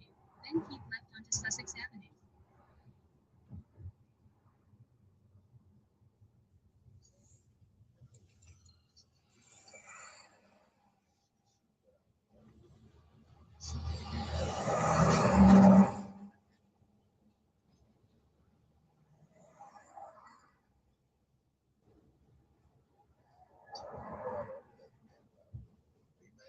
Should I take that left here on It's going to be all the way up at the light. the next one, Sussex? Yeah, not this one. In fact, you might want to get in the right lane real quick because these guys will be sitting a while the other lane goes for. Yeah, next left.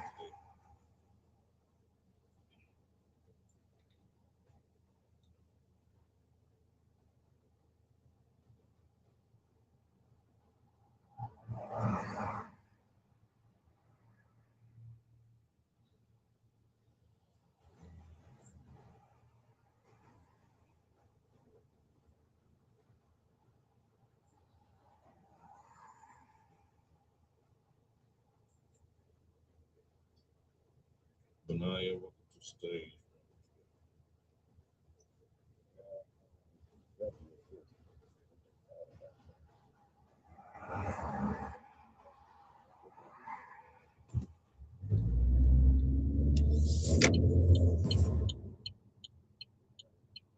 Lane keep left onto Sussex Avenue.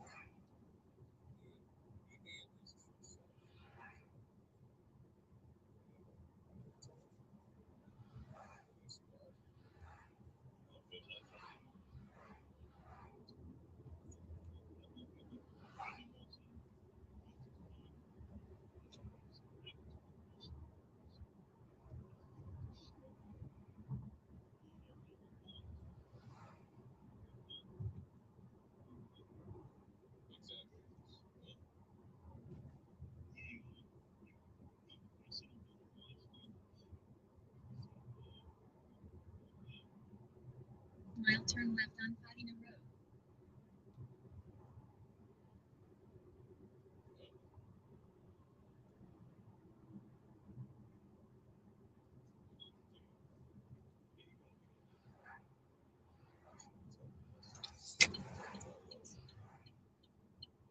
On Patina Road.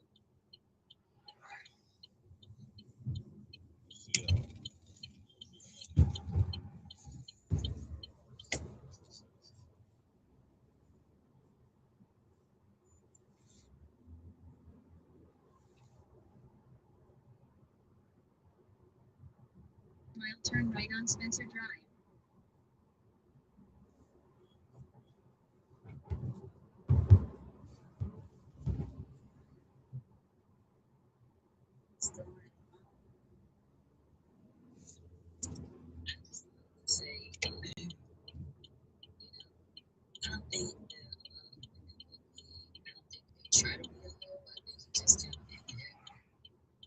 On Spencer Drive.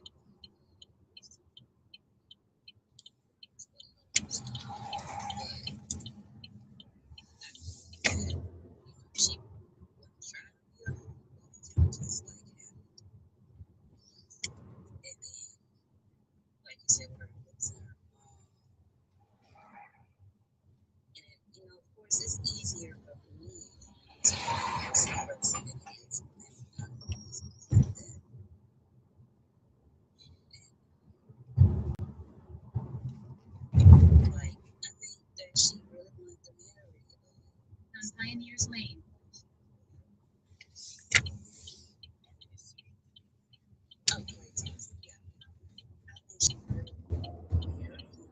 Drop off on the left.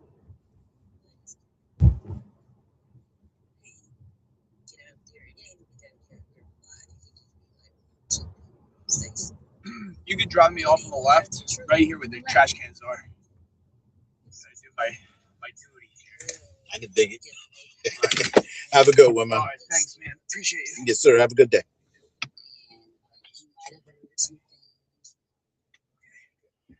He probably was things, and so I think that kind of put him in that mindset. He was like, well, he don't want to be monogamous because that's popular right now, not being monogamous.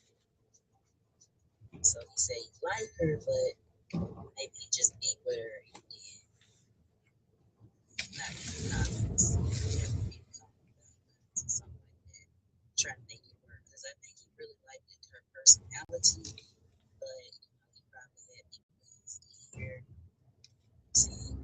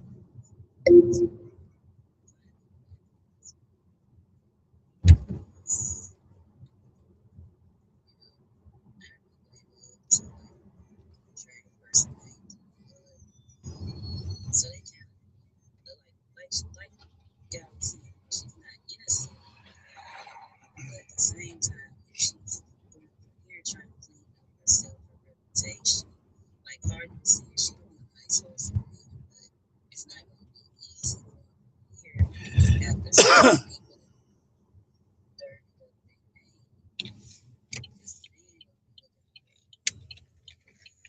Because the man as they say that it's like they were against everybody else. So it's not going to be easy for them to do.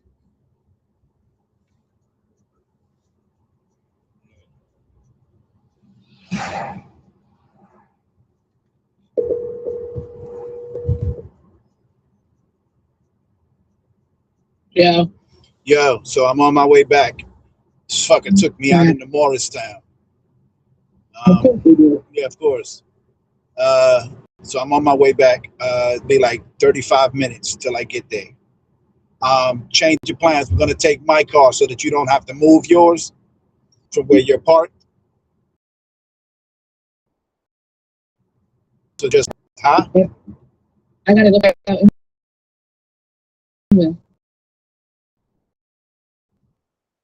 Okay. So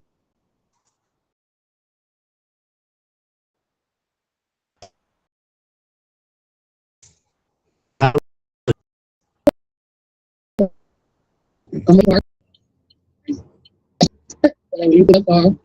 You can go and I can go.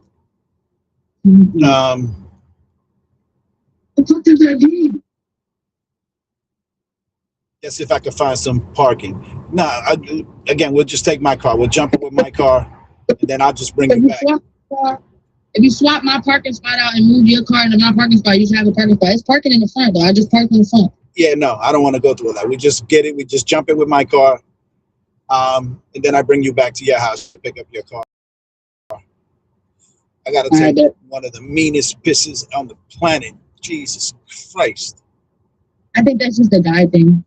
What's that? Having to piss like that when y'all get in the car? Nah, I'll be fine. I've been out here since 2. I've been fine. I didn't even drink anything. It hurt. That's the same way. Pissy as fuck. That's crazy. Hey, move, bitch.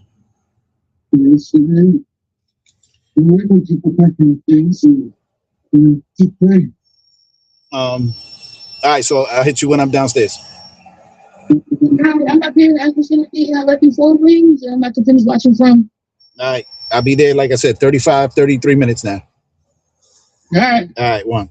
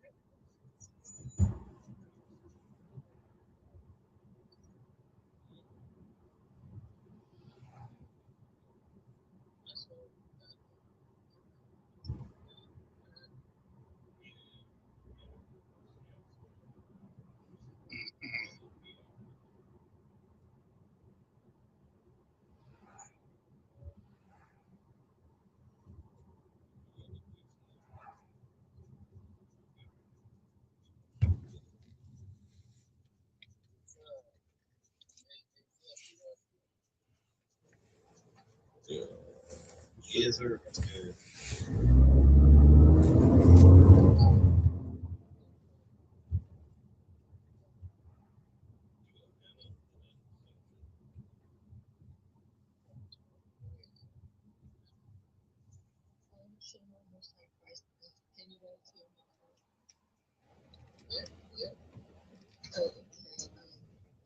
On the top, it's that whole industry period. It's like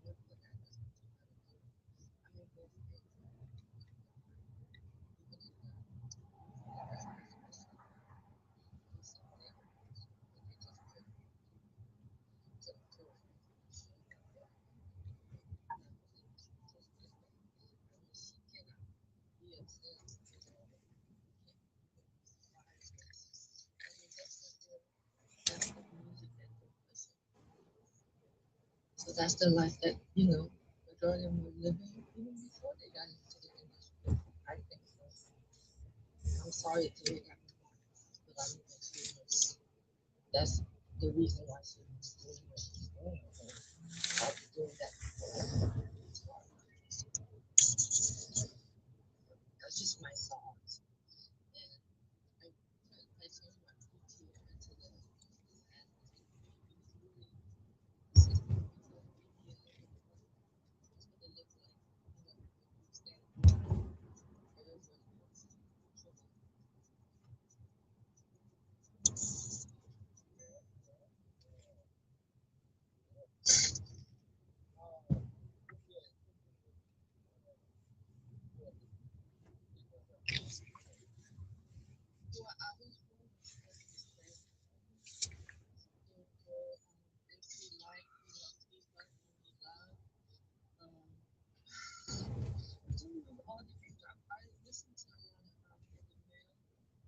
first one, being DJ, it wasn't a lot of cursing, it wasn't very vulgar.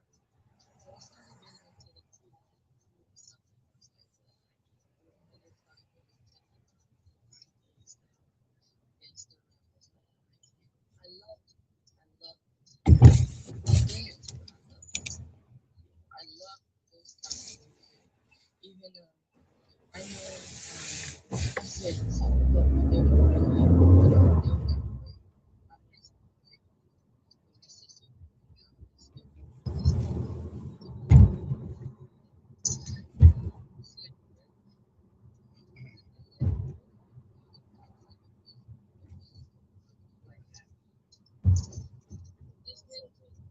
Oh shit! Sorry.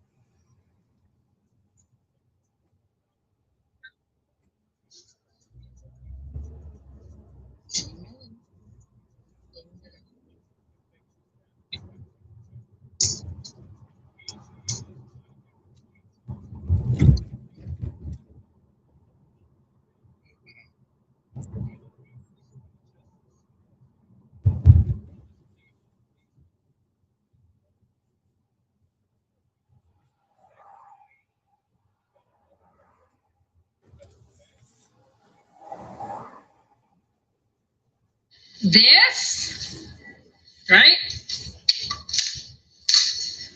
This, or this, right? Seems like a no-brainer to me. You would think after, I don't know, 50 plus years of being misled about the type 2 and the weight loss, that you would be like, I'm all ears. I'm a practitioner. I want to know, how can I get my patients off this and this and this? Please tell me. Insulin sensitizer reduces insulin resistance, reduces belly fat, increases your mood. I mean, amazing mood. Helps you get into ketosis, helps you fast. The only natural cholesterol lowering non-medicine, this Cleveland Clinic, if used consistently, can replace a statin. Hallelujah. Wouldn't you think that I'd be blowing up? But the sad thing is, the practitioners that come to me and go, hogwash, misinformation, should be chasing me down. Never heard of this. We've been around 100 years, but I've never heard of this because we are being hidden. No side effects, lowers triglycerides, raises HDL, fasting, easy, bowel movements, easy, erectile dysfunction, keep it, PCOS, keep it, high blood pressure, high glucose, keep it. But we are a tiny little company not owned by the people that write the scripts or the people that insure you. We're just a small company screaming loudly.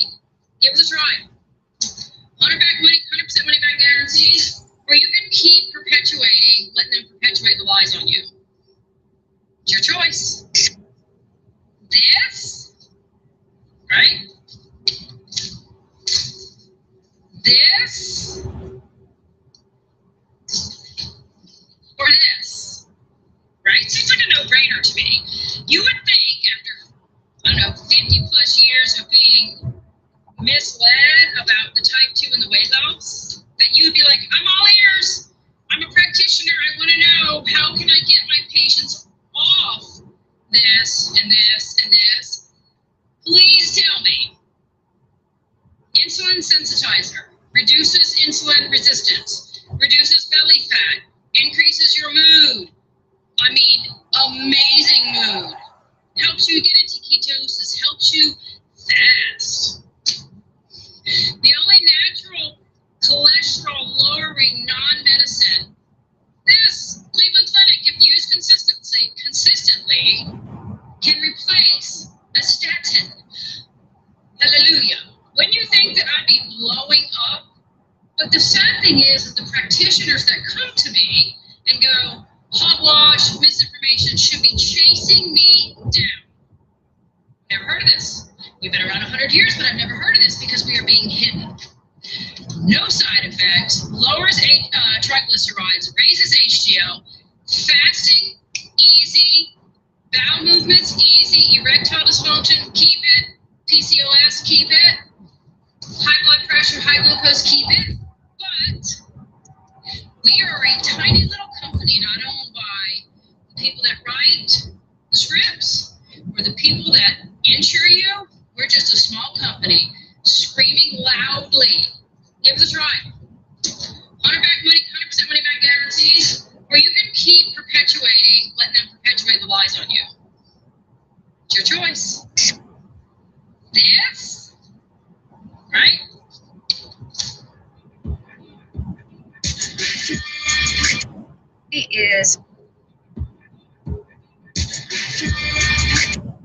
Is sugar so critical in the healing process as well? I know, but it's like yes, these are everywhere.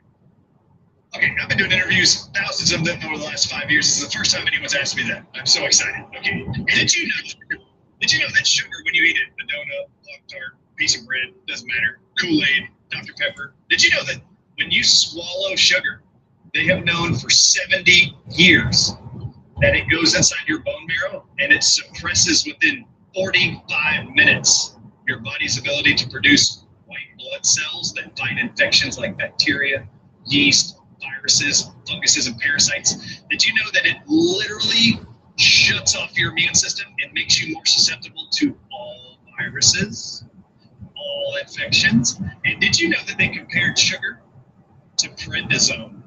Prednisone is a steroid. And do you know that its job is to suppress your immune system? In fact, it's called an immune system suppressant. Did you know that sugar suppresses your immune system more than prednisone does?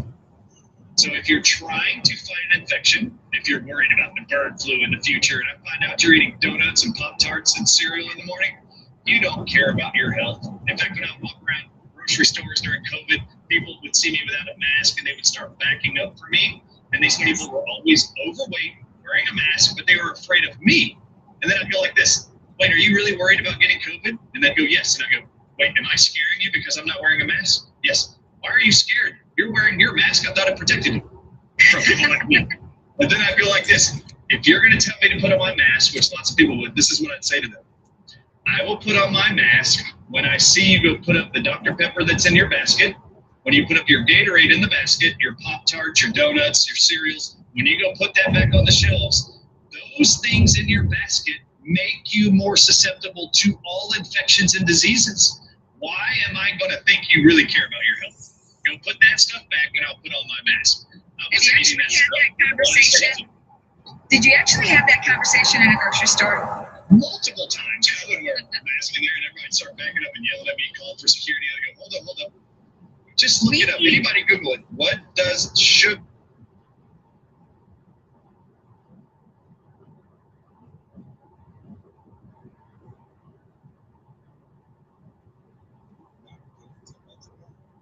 Teachers.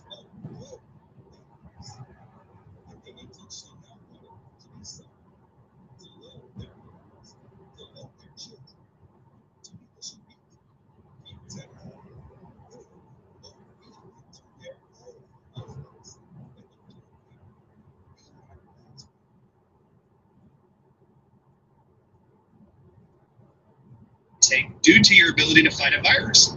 Every virus, period. You cannot fight it if you eat sugar. And they know it. It makes you more susceptible. Is sugar so critical in the healing process as well? I know, but This is great.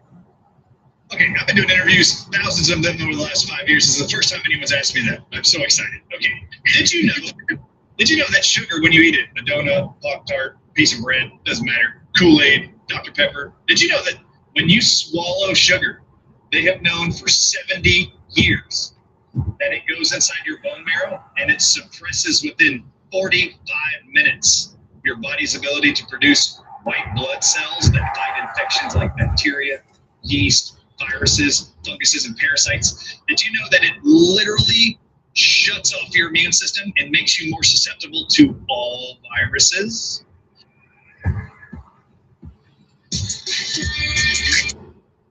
is sugar so critical in the healing process as well? I know, but This is great. Okay, I've been doing interviews.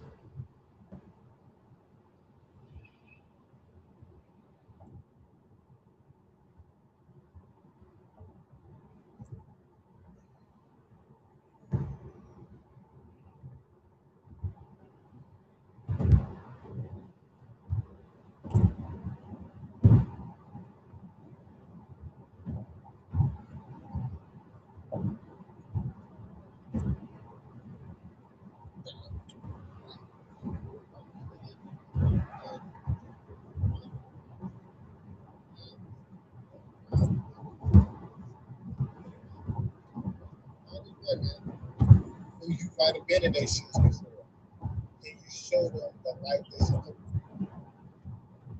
Everyone else than you are to your wife. You're treating people at work, your friends, even strangers better. How do you expect your wife to ever want to meet your needs? If you talk to your boss the way you react to your wife, wouldn't you be fired? If you acted like this jerk when you disagree with your friends, like you do with your wife, would they even call you back? You're reactive, short, defensive with your wife. That's abuse. It's easy to blame her for how she treats you, but how do you really treat her? You act like a whiny toddler and a victim. It's no wonder your wife shuts down when she's engaged with you. She disengages and coasts because of who you are and how you treat her. You think about it. You walk into your work on, you're all professional, you're respectful, you're thoughtful, you listen, you communicate clearly. You don't snap. You don't get defensive. You don't throw things in people's faces. But you come home and you're a completely different man. You're angry, short, dismissive, reactive, and you wonder why your wife doesn't want to be around you, or why she doesn't want to have sex with you, why she's cold, she's distant.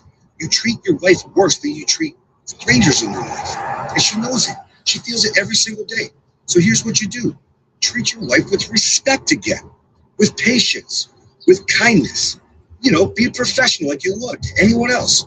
You listen to her without getting defensive. You communicate clearly without snapping, even when you disagree. Show your wife that she matters more than anyone else in their life, because she does. She's your wife and she deserves your best, not your worst. I wrote a song called She Deserves Your Best. It's coming out today. Comment song and I'll help you find it. You're nicer to everyone else than you are to your wife. You're treating people at work, your friends, even strangers better. How do you expect your wife to ever want to meet your needs? If you talk to your boss the way you react to your wife, wouldn't you be fired? If you acted like this jerk when you disagree with your friends, like you do with your wife, would they even call you back? You're reactive, short, defensive with your wife. That's abuse. It's easy to blame her for how she treats you, but how do you really treat her? You act like a whiny toddler and a victim. It's no wonder your wife shuts down when she's engaged with you. She disengages and coasts because of who you are and how you treat her. You think about it. You walk into your work on, you're all professional, you're respectful, you're thoughtful, you listen, you communicate clearly. You don't snap, you don't get defensive, you don't throw things in people's faces, but you come home and you're a completely different man. You're angry, short, dismissive, reactive, and you wonder why your wife doesn't want to be around you, or why she doesn't want to have sex with you, why she's cold, she's distant. You treat your wife worse than you treat strangers in your life, and she knows it. She feels it every single day. So here's what you do. Treat your wife with respect again, with patience, with kindness. You know, be a professional like you would to anyone else. You listen to her without getting defensive. You communicate clearly without snapping, even when you disagree. You show your wife that she matters more than anyone else in their life, because she does. She's your wife. She deserves your best, not your worst. I wrote a song called She Deserves Your Best. It's coming out today. Comment song, and I'll help you find it. You're nicer to everyone else than you are to your wife. You're treating people at work, your friends, even strangers, better. How do you expect your wife to ever want to meet your needs? If you talk to your boss,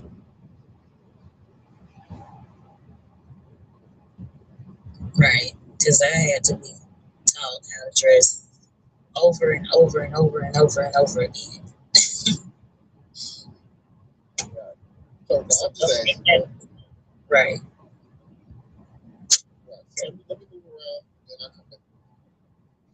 a sudden, his eyes rolled up in his head.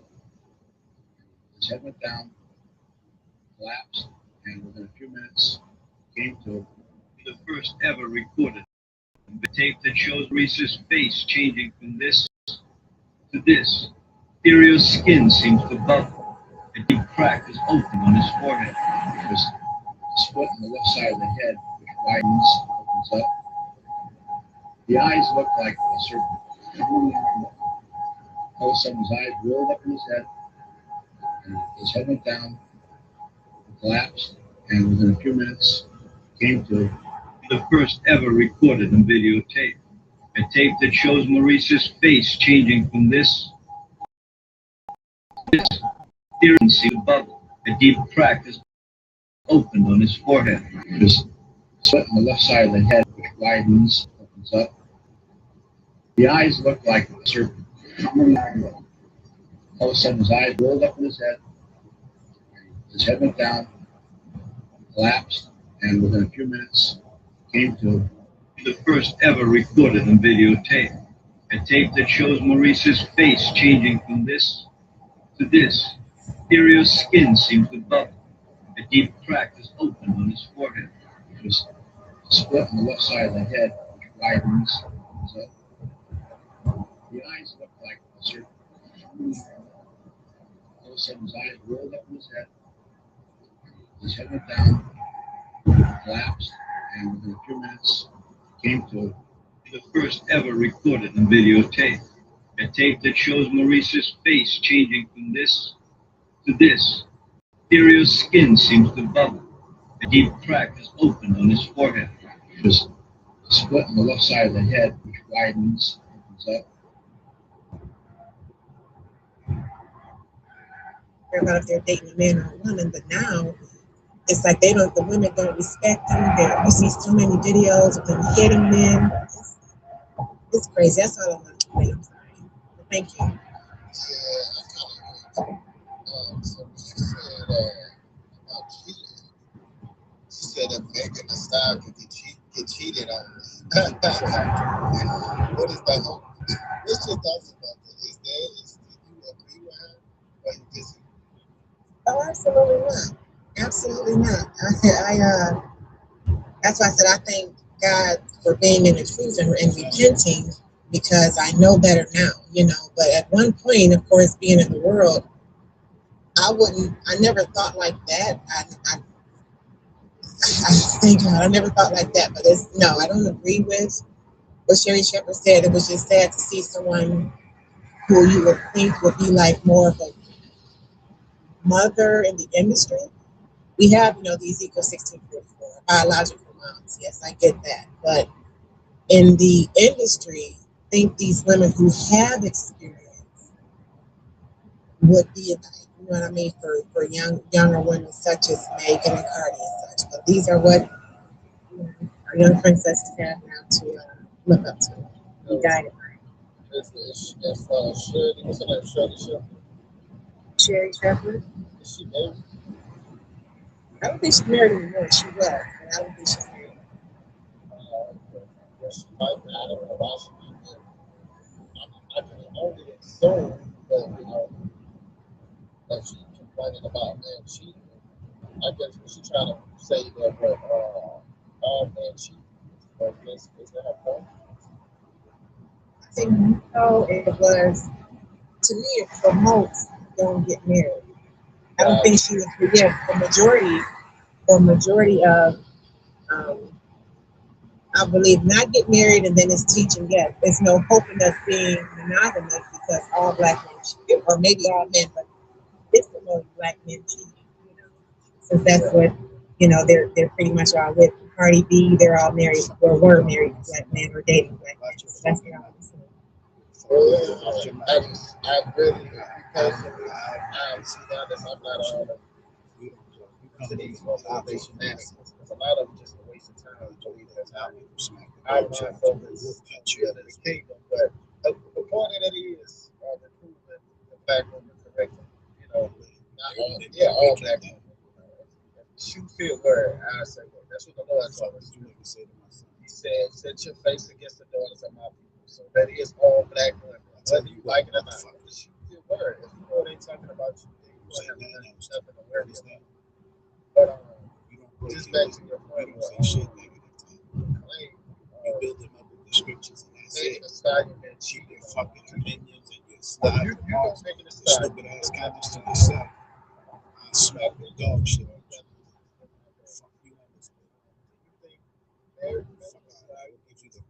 Who gave you the right?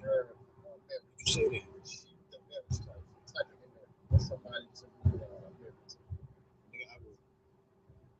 Maybe finally, but definitely not so right. So you think a man would look at her and say, 6:30 a.m. First thing I do every morning now. Coffee, phone, check what the AI did overnight, tap yes or no on what it finds. $20 straight, that's 28 days in. I'm not worrying about my account. Let me tell you exactly what's going to happen tonight. You're going to hear me say AI trading, and your brain is going to shut off. Too complicated, too techy, not for me. And you're going to scroll, and tomorrow morning, the AI trading challenge starts without you. And in 28 days, while other people are opening their phones and watching AI make trades for them, real trades, real markets, you'll be doing the same thing you've been doing for years. Nothing, not because you're lazy, because nobody ever showed you a way in that made sense. This is the way in, $20. AI can handle every trade so you don't touch a chart, and will teach you to use the AI the right way. Built for people over 50 who think AI isn't for them. It is. Last spots tonight. By end of May, the people who join will understand AI trading. You'll understand regret. Links right there, your call.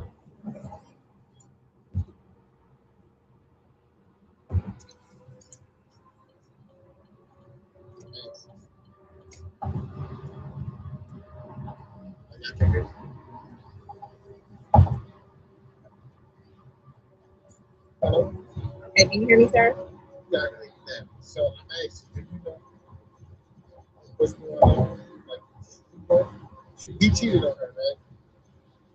That's what they're saying, yes, sir. Right. Do we want to marry her? I have no, I heard the story. I'm not sure what is it. Gotcha. Okay. I'm sure that's. I just trying to figure it out. Well, I guess he cheated on her. Whatever. She ain't married him with time. I understand that. I know. Even if we was in the world, all the men on her, we was in the world. We know she's not married to the time. I mean, come on. She been sleeping around from man to man. Don't nobody want to marry a man. I mean, a woman who's sledding out or sleeping from man to man to man. A man in his right mind. I don't care how corny he is. You know, even if they got people, they got worldly people who say this, rappers, pimps, and whatever, players. They tell you that ain't the one for you. You know, I mean, a guy who he don't have to have.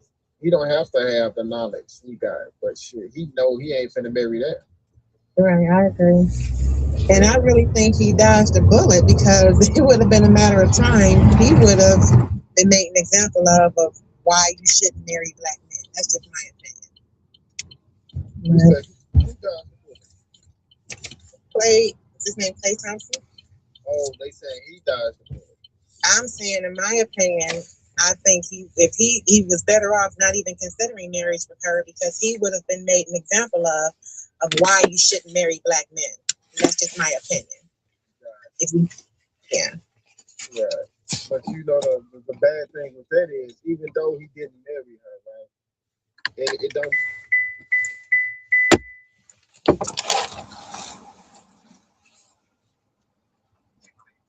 It wasn't a problem also. You know, even when they're out, he continued to make her. You know, like he wanted a problem also. You know, so yeah. I mean, yeah, a man in his right mind. If you want to stop black women from being hoes and sluts, then don't sleep with hoes and sluts. You you can't say under one breath, black women shouldn't be hoes and sluts, and then you go around sleeping with hoes and sluts. It's hypocrisy. True. And that's what a lot of black women complain about. I heard a lot of times, not you righteous sisters, but a lot of sisters I've seen it, to whatever, all these social media sites, sisters complain about men saying they don't want hoes and sluts, but yet they're attracted to hoes and sluts, I guess. So it's kind of like a hypocrisy thing. Yeah, y'all say y'all don't want this, but y'all attracted to the girls with the big butts and dressing provocative. That's what y'all like seeing it. And the man go, yeah, that's what we like seeing, but we don't want to marry you. It's hypocrisy.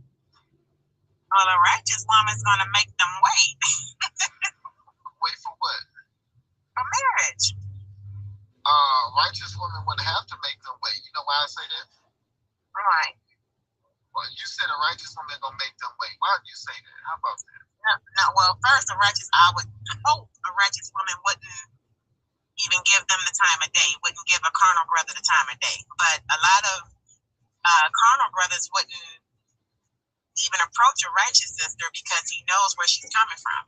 And he knows he wouldn't have a chance, and she would make him wait and do it the right way. That's what I mean. Right. Okay, I'll say it like this. All right. Because that's the way you throw it out there. You say a righteous woman would make him wait. And I heard sisters say that all the time. Don't you know, Shamika, don't you know, I hope I said that right. Simka. I said the ghetto version, my bad. But don't you know in the Bible we had arranged marriages? Right. In an arranged marriage, did a man have to wait and say, yeah, I'm gonna wait? What's the bald head dude who told the sisters they gotta give them? That's what I'm talking about. Steve Harvey. Yeah, what Steve Harvey say? You gotta do what? The Steve Harvey method. I think it's like 6 months or 9 months or something. Some rule. Oh wow. Y'all remember that? He had a book about it. 90 days or something like that. Like a man. Yeah, that's it. Yeah.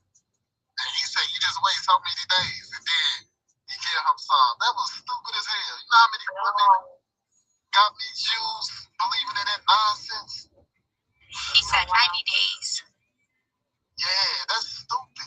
You know how many sisters waited 90 days and gave the dude something and the dude left? Oh my God, that's dumb. Yeah, that's retarded.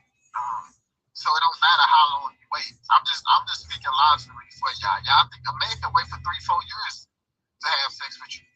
That don't mean nothing. You know, it's a way to prove somebody.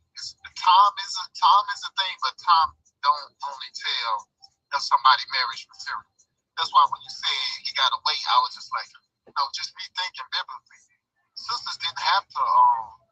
We didn't have to do that. We had arranged marriages. It wasn't like it is today. Now we got to prove somebody through time because we got to get to know them because people lie and stuff like that.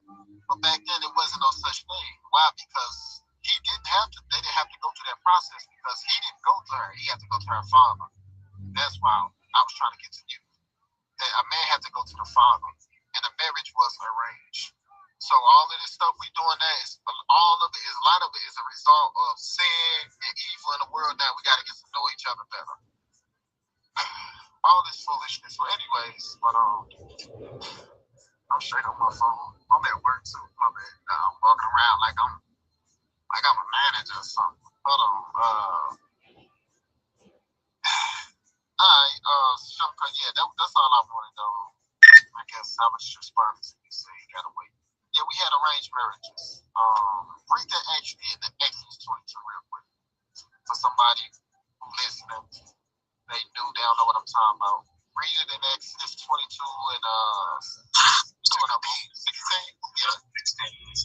Exodus chapter 22 and verse 16. And if a man entice a maid that is not betrothed and lie with her, he shall surely endow her to be his wife. Right. Right. The point was this wasn't a matter of time. It don't say he waited 90 days there and had sex. No, it's not a matter of time. It's him being a nigga. No matter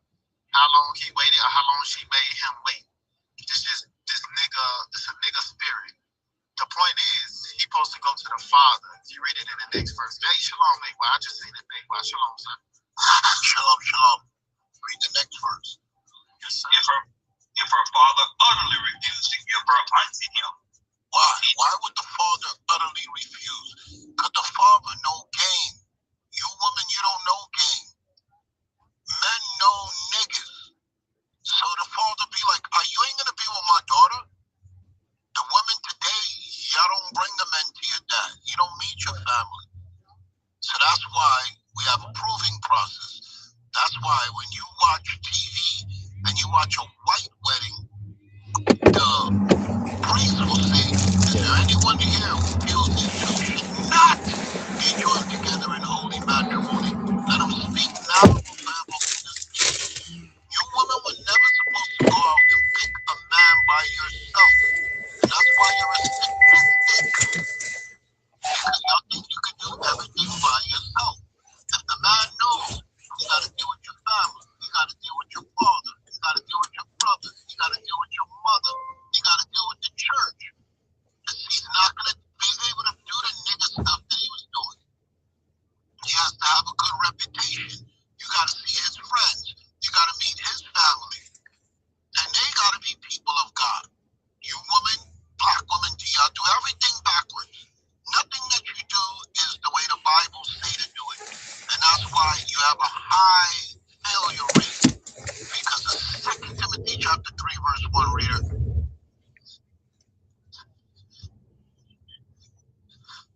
2 Timothy chapter 3 and verse 1. This know also that in the last days perilous times shall come. For men shall be lovers of their own selves. Say it again, but take out the word men and put niggas.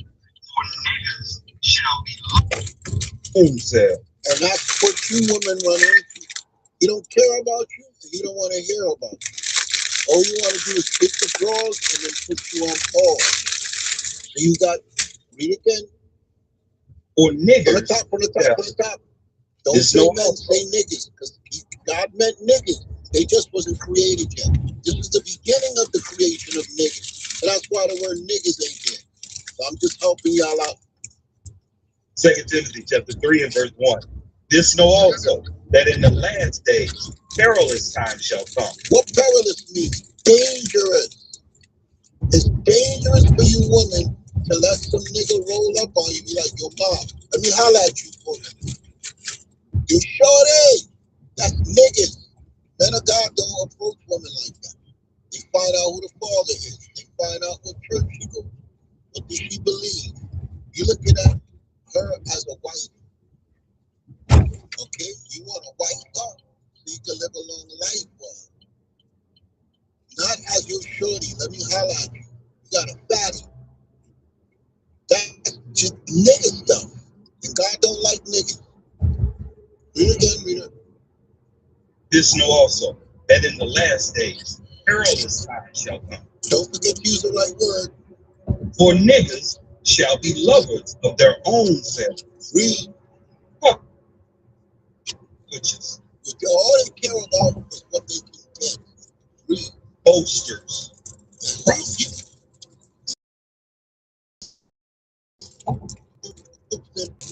My house, my car, watch how many miles I pop. They have no humility.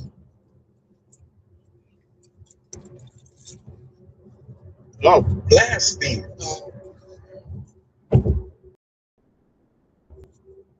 That's your major test. Cut it off. You're with a man that blasphemes the word of God. It's not a matter of if he's going to leave. It's just when he hurts you. Read. Disobedient to parents. If he don't got no relationship with his parents, you got a problem. Sister, you have a problem. Read. Unfaithful. You should be thankful for being in a godly woman's presence. You should be thankful for every day you wake up because God gave you life. Read. Unholy. Nigga fake. That's why you Christians, you make me sick because you think all you do is just put a cross around your neck, a crucifix of a white man that's not even biblical, and all of a sudden people are supposed without natural affection. Because the nigga's fake. His affection for you is not natural. That's why you be damned. Do you love me? Okay, so you got some women that they don't know what love is. So they be like, why you don't tell me you love me? Because he doesn't. Or he will say it just because he knows you want to hear it. Read. Truce breakers. That's why y'all always argue. If you with somebody and you always argue, you don't know how to have a truce. There's always some way to start an argument. I knew a dude that was like, yo, just give me a minute. I'm going to find something to argue with. I'll meet y'all later. If she don't understand that the wicked niggas just argue with her so he can leave and stay out for a couple of days. Read. False accusers. He'll accuse you of stuff because he knows just doing stuff.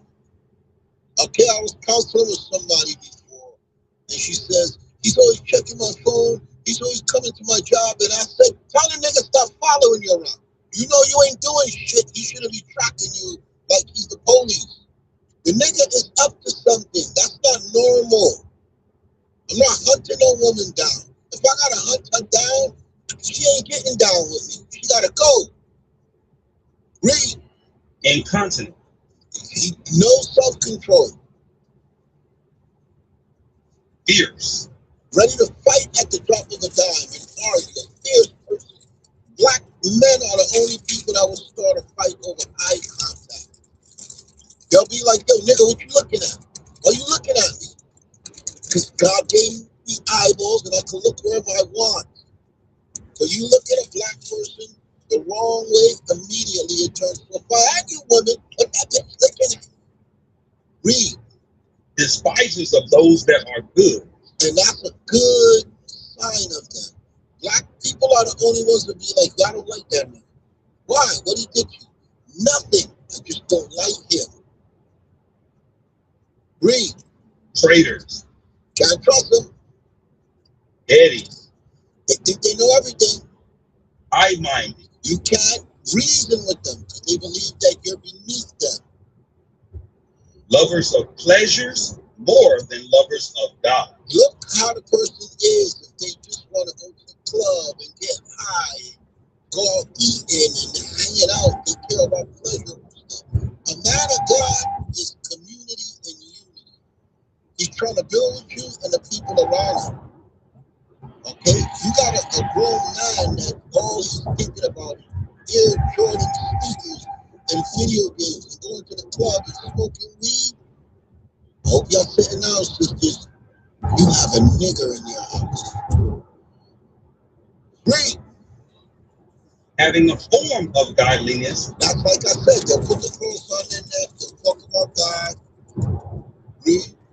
But denying the power thereof. Because the power is in keeping the commandments.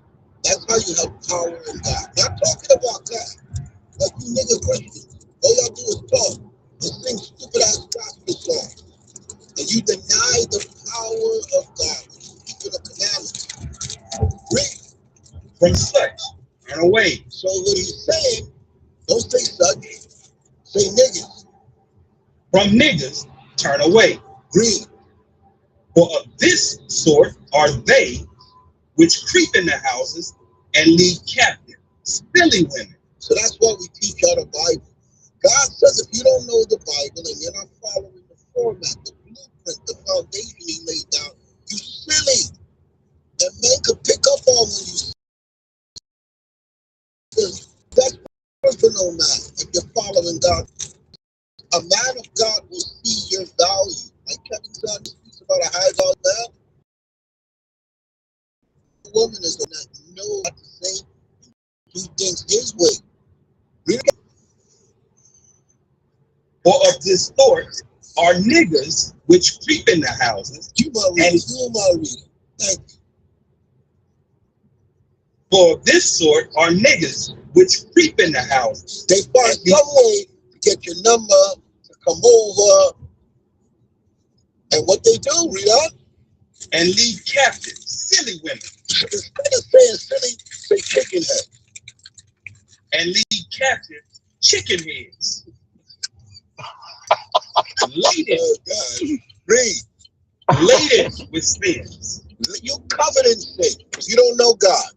And you swear you know God because you go to the Christian church on Sunday and believe in white Jesus.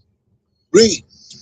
Led away with diverse lusts. What's the lust? He finds out what you want. You want your hair done? You want your nails done? You want a bag, a pocketbook? You want to go to the movies? You want to go out to eat? Okay? That's your diverse lust that you have.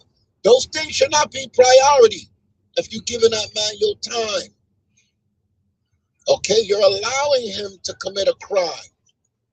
And that's to get into your legs and get your drawers and then put your ass on pause. That's the crime. And you women are not even spiritually trying to use the right word without being, because I know I had a large audience last night on the TV. You women are just not where you need to be spiritually. You're not spiritually equipped to spot these things.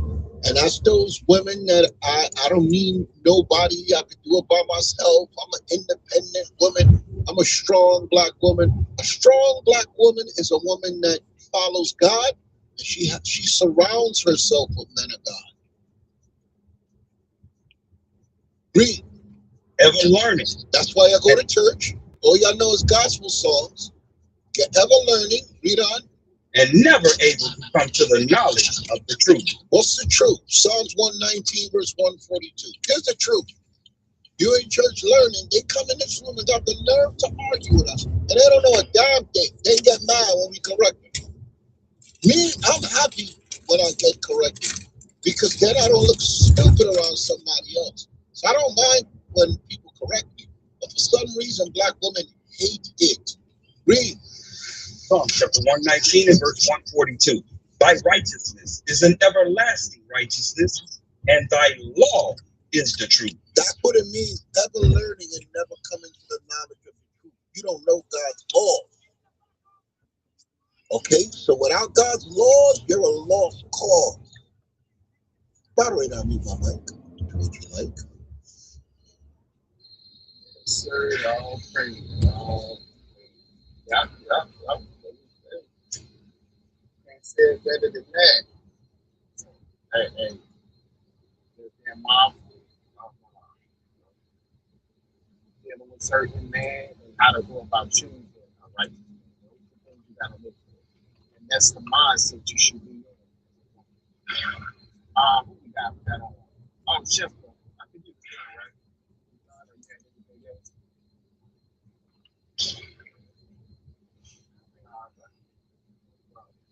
All right, we got Sean Wiss. Sean Wiss.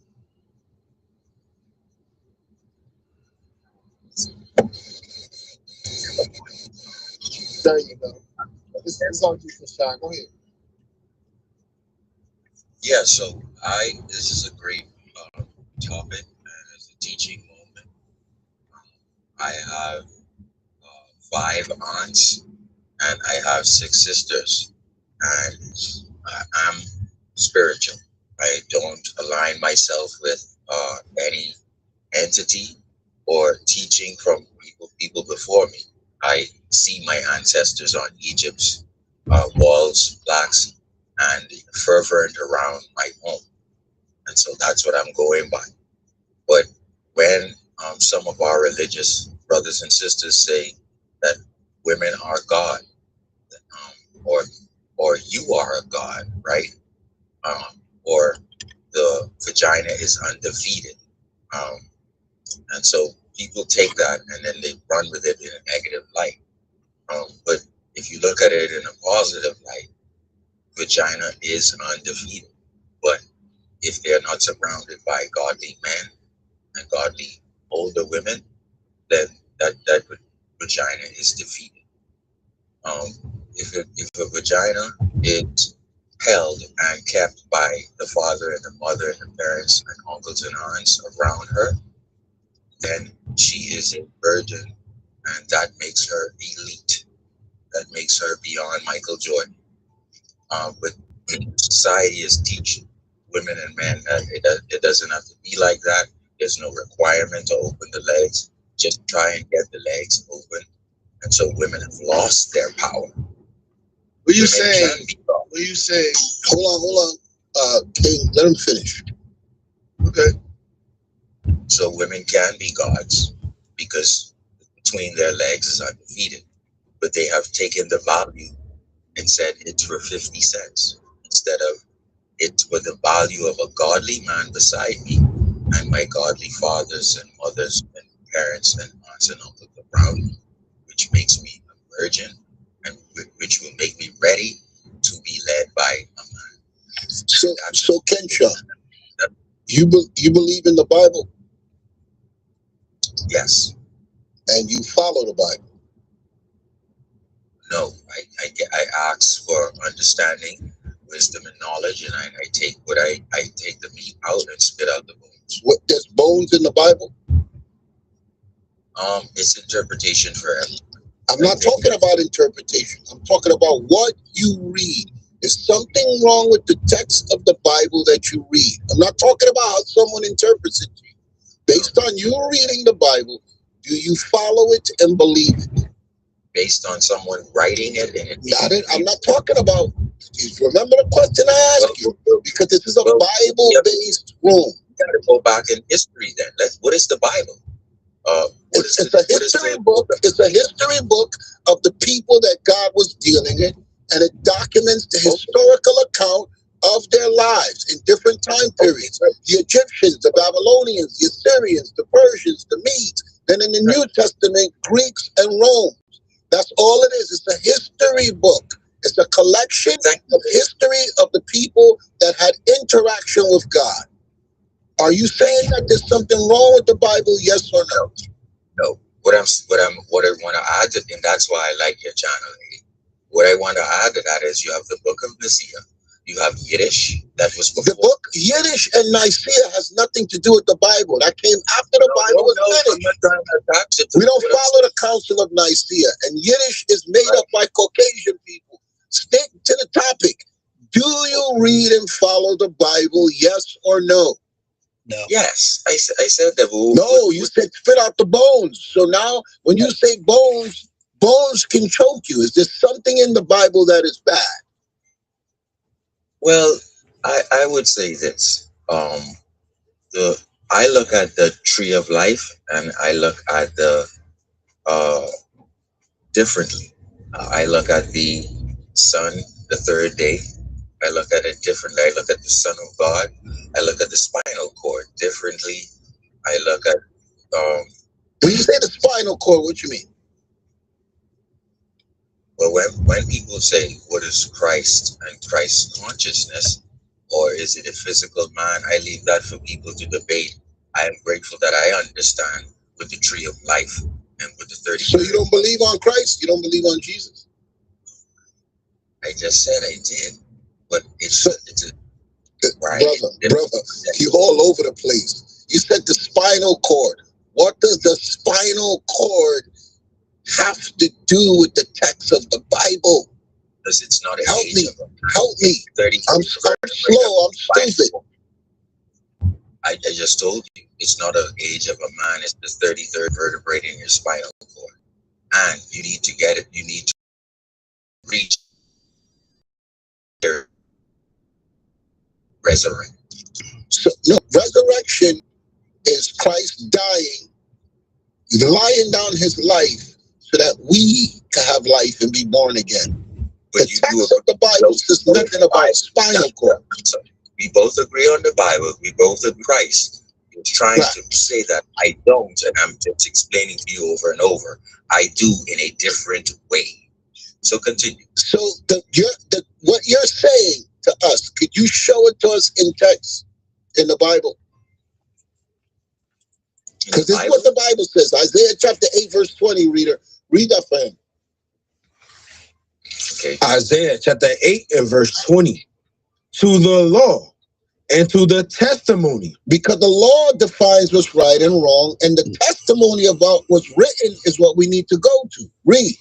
if they speak not according to this word. Like you're doing. You telling me about spinal cords. I ain't never read that in the Bible. I've been reading it for 30 years. You're not speaking according to this word. Read on. It is because there is no light in them. So I have to assume you're in darkness when it comes to the writings that God ordained to bring us closer to him.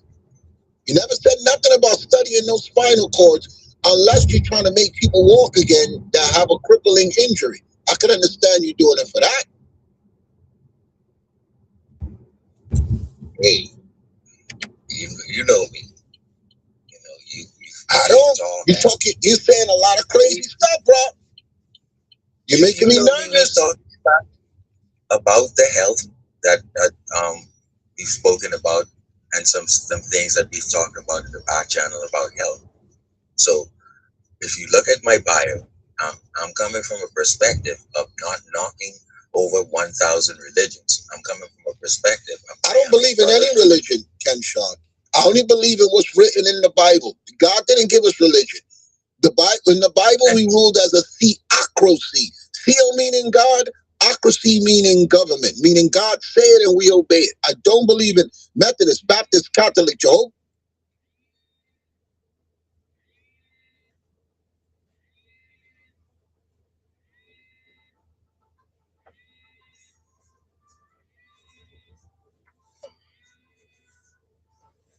is life. And I think I've seen animals help me. I've seen the planted things in the earth stop me from unfortune. Who created them? I know that there's someone. Who created them? Exactly. God said, I've given you every herb bearing fruit. Okay, so the plants are not what helping you. It's God was helping you. That's why when God wanted to judge the people, he said, I'm not sending no rain. God controls if those plants grow.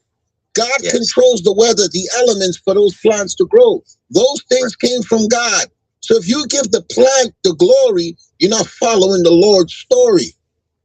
No, we're not. So that's what it seems like when you say the spinal cord, then you speak about animals, then you speak about plants helping you. And in this room, we give God the glory.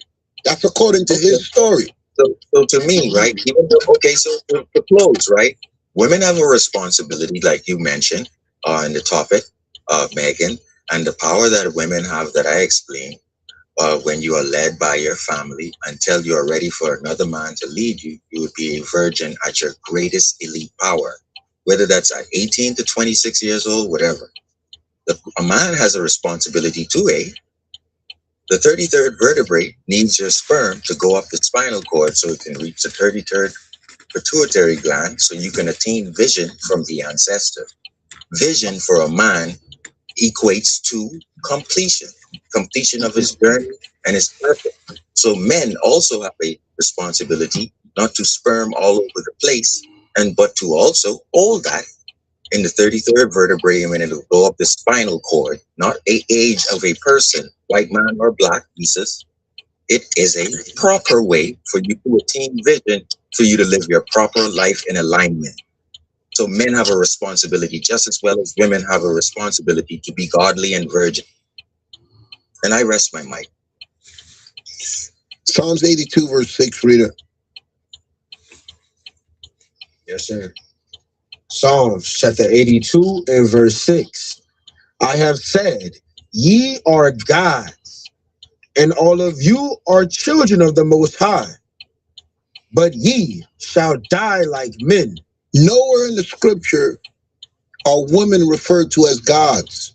The only person that told the woman she was a god was Satan in the garden, and that brought her downfall. So the stuff that you're saying is contrary to the word of God. What you're saying is dangerous. It goes 100% against scripture, and you're painting a different picture. Okay? So, get Genesis chapter 3, verse 3. Genesis chapter 3 and verse 3. But of the fruit of the tree, that's 3.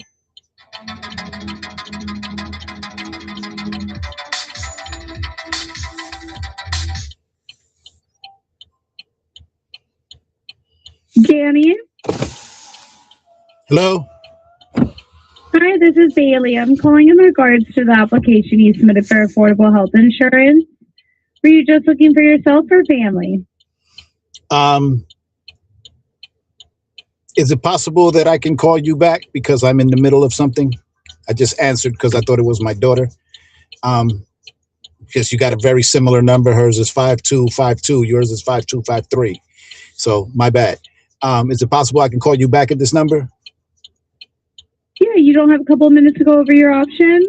Not right now, no. Okay. See what Satan told a woman in the garden that got her an eviction notice.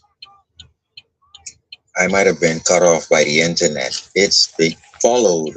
You're following a father who's godly and a mother who's godly, and aunts and uncles. I don't know. I heard you say that a woman is God. Did he say that? Did he say that, y'all? I don't know. Maybe it was me. My ears is old. Yep.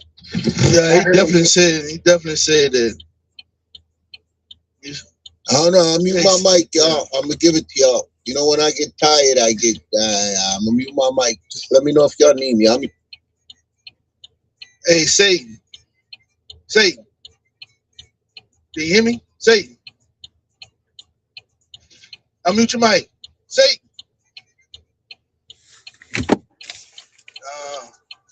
Yeah, he like he don't hear me. Well, I think you might have dropped off, King. No. Hey, Satan, listen. The 33 and the you was talking earlier about the vagina, bro. I don't know what you was talking about, bro. Like, what you talking about? The vagina conquers. What how she conquer? Like, she went in and I didn't know what you were talking about. Help me out. Okay, How she thank went you. and say, And that's how it's done, everyone. If you don't know, you can ask the question. If you don't have time for the answer, just say, listen, I disagree, and move on to the next subject. But what it is I think the woman's highest power that she can have on this earth is being led by godly fathers and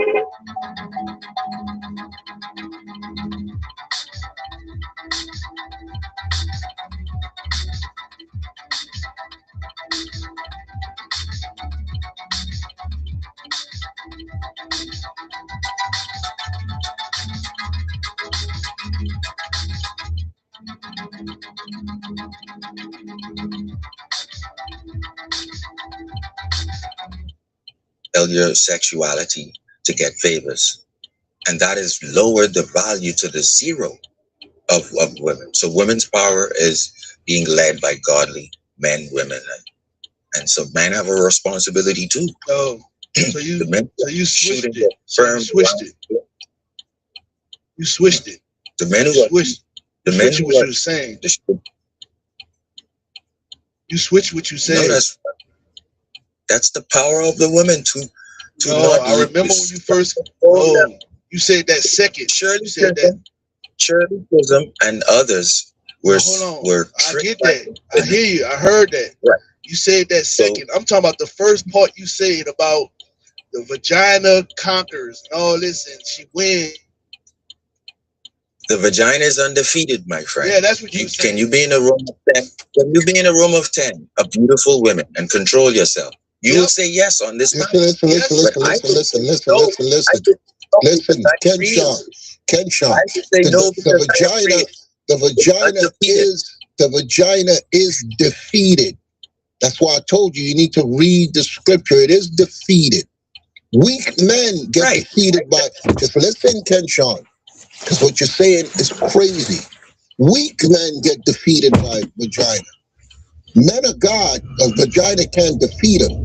Here's the scripture to paint the picture. Revelation chapter 14, verse 1, reader.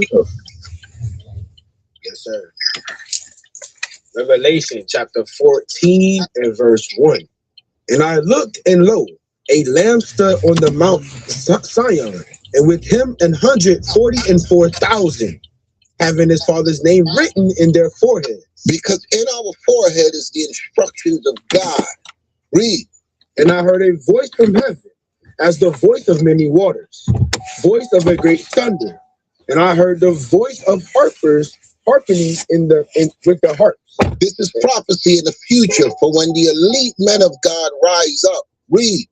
And they sung as it were a new song before the throne, and before the four beasts, and the elders. And no man could learn that song but the 144,000, which were redeemed from the earth. So these are the elite men that God cleaned up. How are they clean? This is what it means. Read. These are they which were not defiled with women. Meaning they're not going to let vagina rule them, sir. The vagina is defeated when God rise up the great mighty men, the army he's created. Read it again for him. These are they which were not defiled with women. Their mind is not, they don't have vagina on their mind. Because they on their grind for God. Read. For they are virgins. God cleaned them up. Read. These are they which follow the Lamb whithersoever he goeth. We follow the Lamb wherever he go, not no hoe. Read. These were redeemed from among men, being the first fruits unto God and to the Lamb. Meaning we are the best. So, brother, watch what you say, especially in this room, bro. That's why I ask you, do you believe in the Bible? Do you read what's written? The stuff that you're saying goes against God, and it sounds crazy. Moderator, I'll mute my mic. Do what you like. Yeah. All right. Satan, we finished talking to you. You have nothing to add to the conversation. I was just telling the brothers and sisters yesterday about the sister side of the room in our organization. I don't even go over there. Like y'all already talking about you in the room full of 10 women. Let me help the sisters out. Women we have in our organization. Let me help the sisters out, King. Let me show them when they get their real power from. It's not from your vagina. 1 Peter chapter 3, verse 1. I gotta help my sisters out. 1 Peter chapter 3 and verse 1. Likewise, ye wives, be in subjection to your own husbands, that if any obey not the word, they also may without the word be won by the conversation of the wives. With the vagina.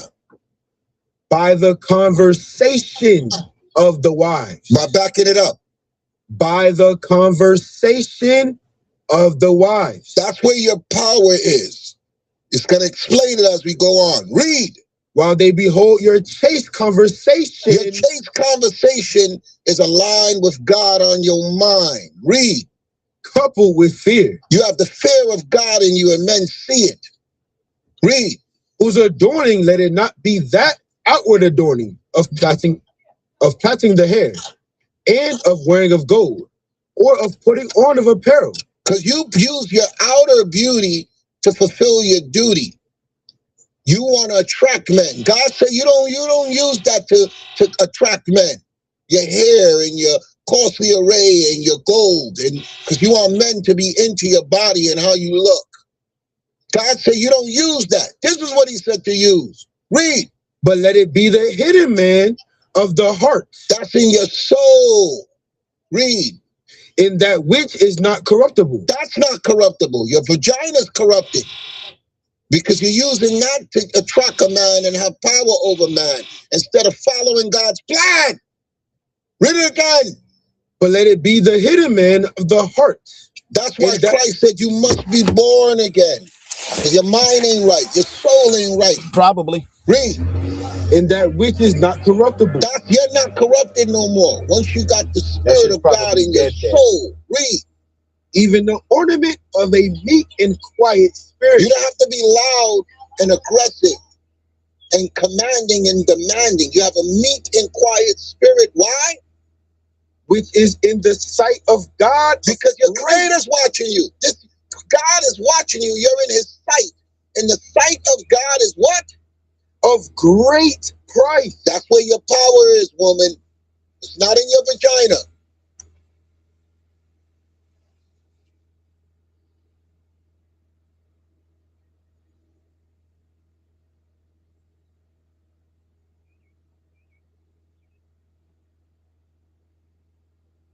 Try to start it. You heard me? Try to start it.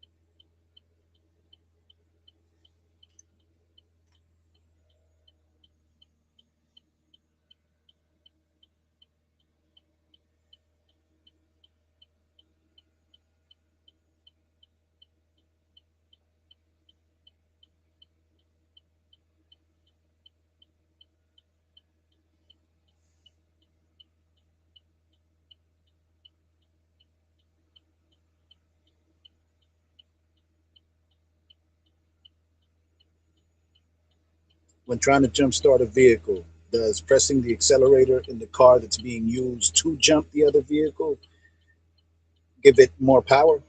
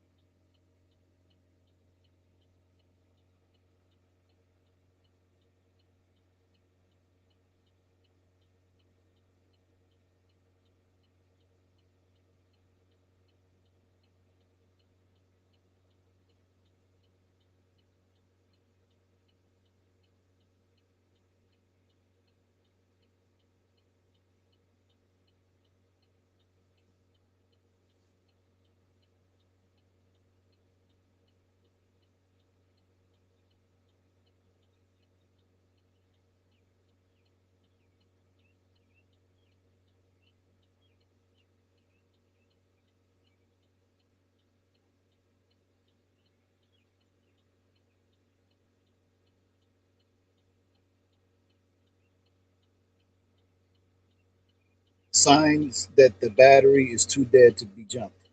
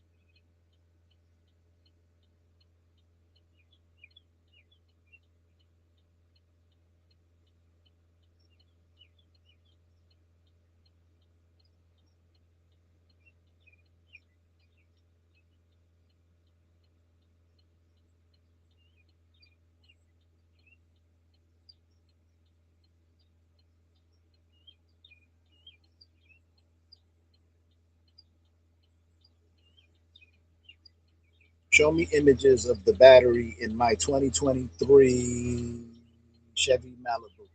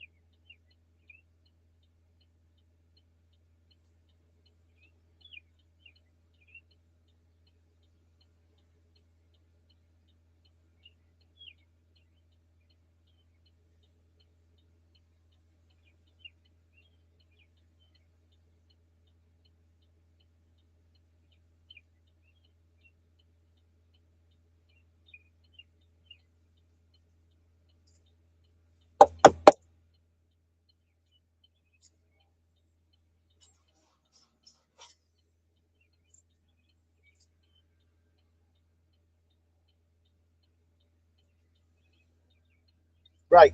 You need a couple more minutes. Make sure the key's all the way back.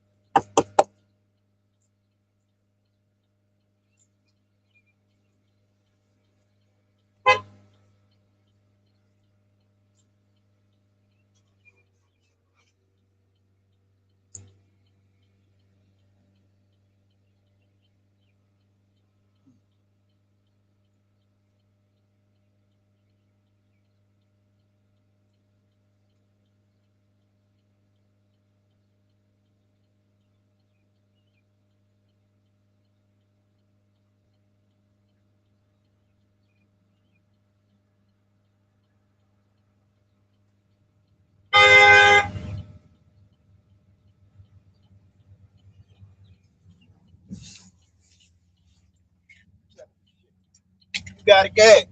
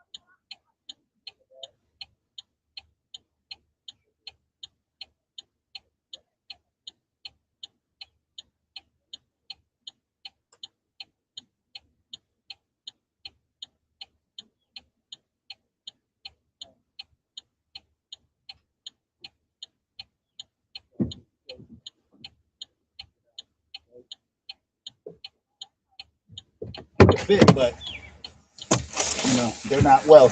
Dang, I'm dizzy.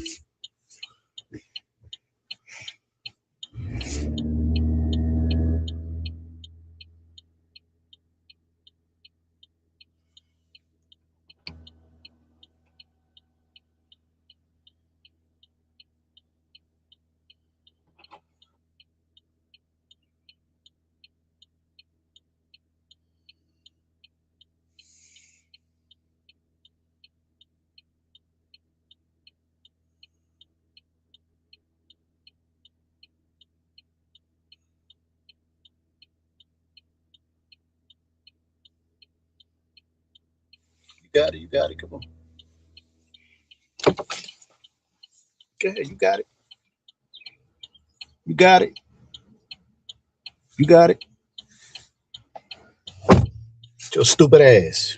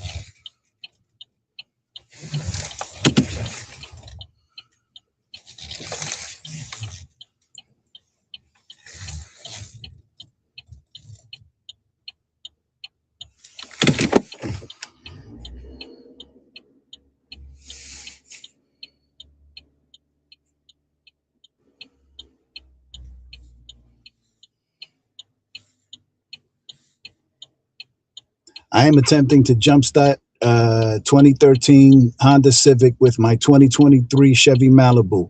When trying to start the Honda Civic, should I hit the gas when trying to turn the key?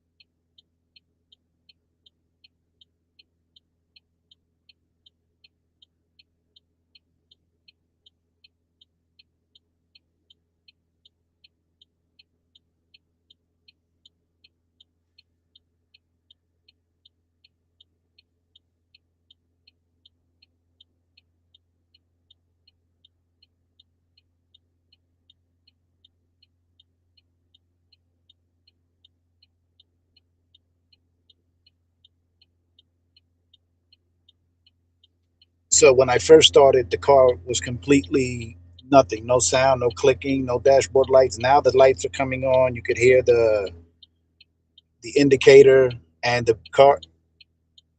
When I first started trying to start the vehicle, there was nothing. There was no lights on the dashboard, no sounds, nothing. Now it's giving me sound and the engine is trying to turn over. So how much longer should I go? Just keep going until I charge it?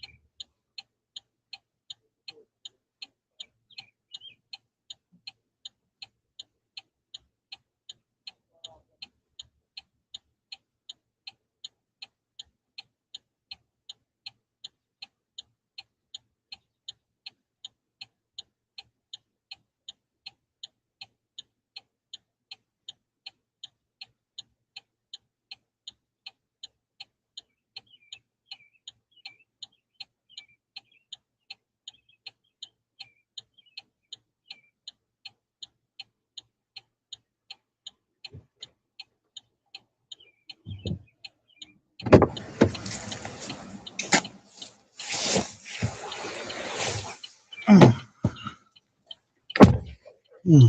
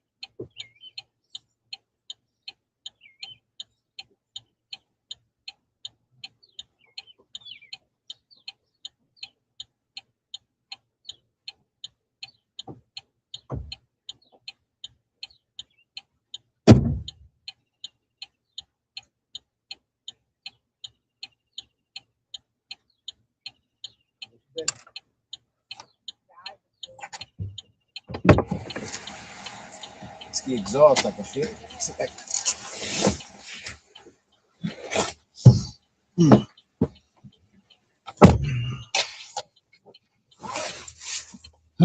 Fuck me.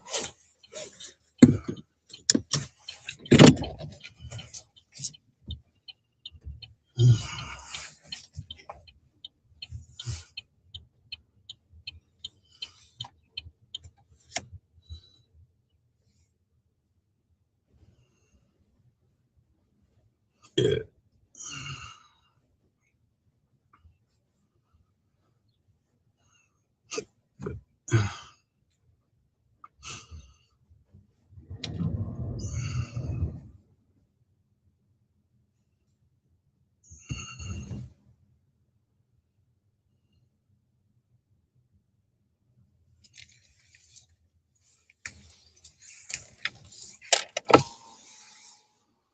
Which way are we going?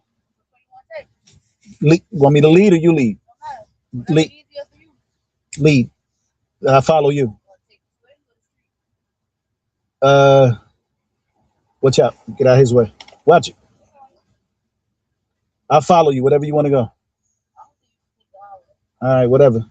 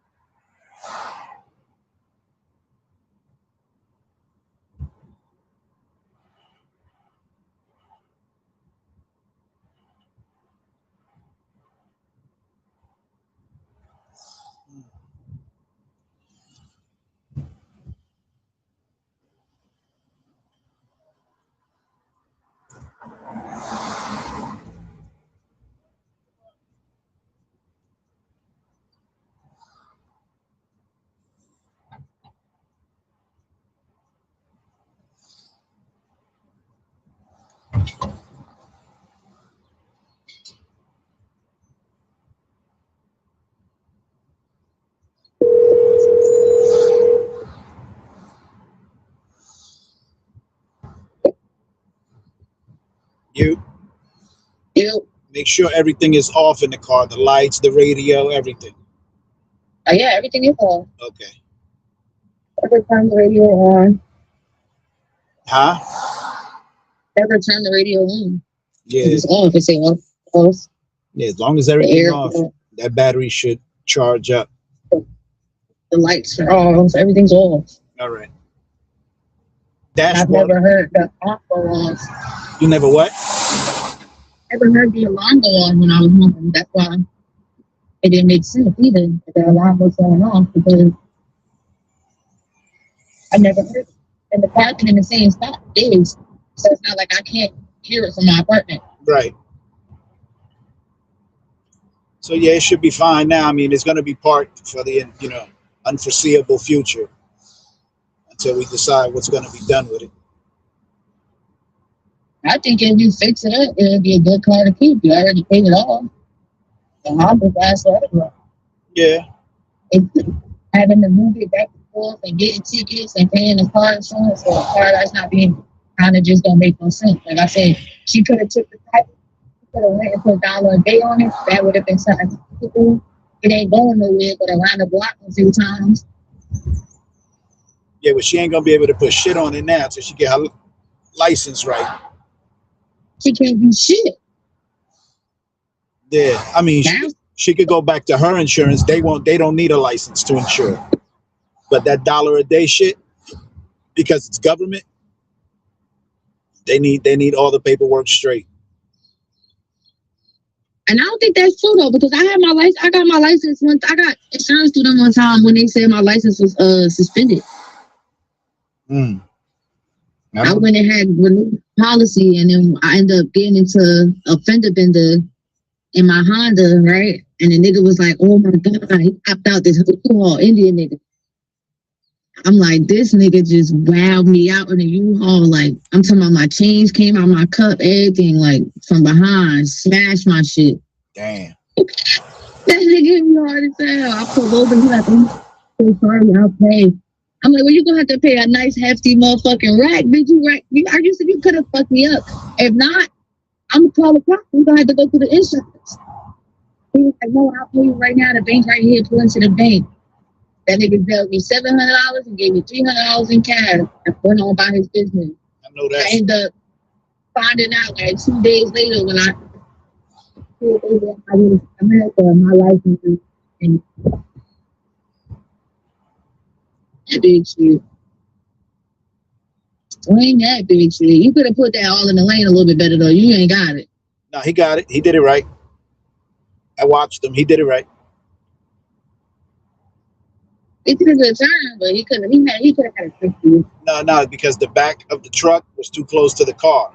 He saw it. Yeah. He adjusted it. He adjusted it. That car that was parked was too close to where he was turning. That's why he adjusted it. I saw him. I wouldn't drive them big shits, but I know I would have it if I did. I ain't got it though. I ain't even gonna front. Them shit's too much for me.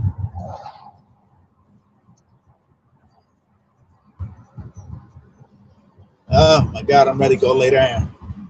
Couldn't do it, but I definitely know I could. Yeah, I just gotta learn how to put the name.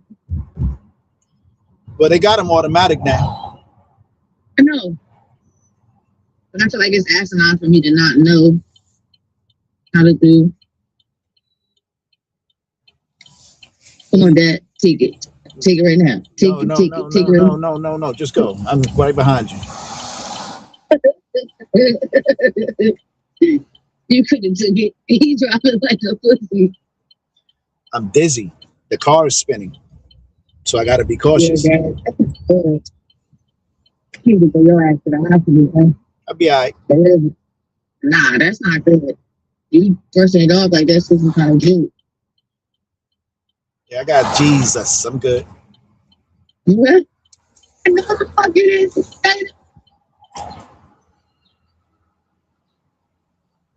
I know that's not what the fuck you just said. I know for a fact that's not what the fuck you just said. Yeah, I did. Nah, you wow. Holy shit, man. All right, park that shit. Give your mother the keys. And let's go. Why would I give her the keys? So in the event they got to be moved, somebody here can move it.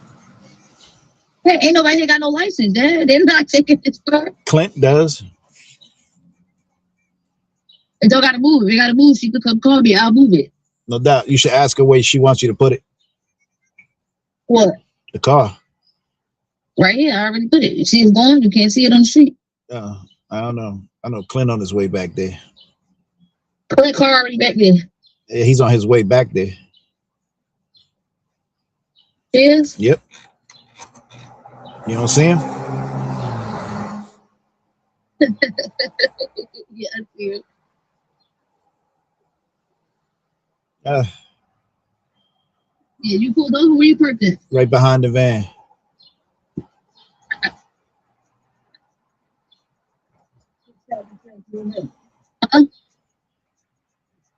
They gotta stay here.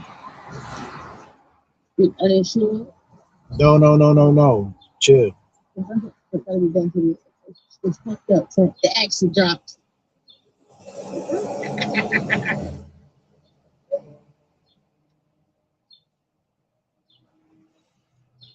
Yeah, don't divulge too much info. I don't give a fuck. Not out. It's the one in the picture. She not out.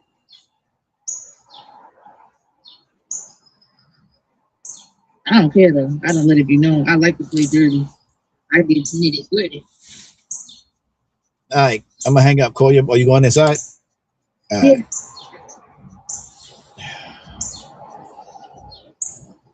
Yeah.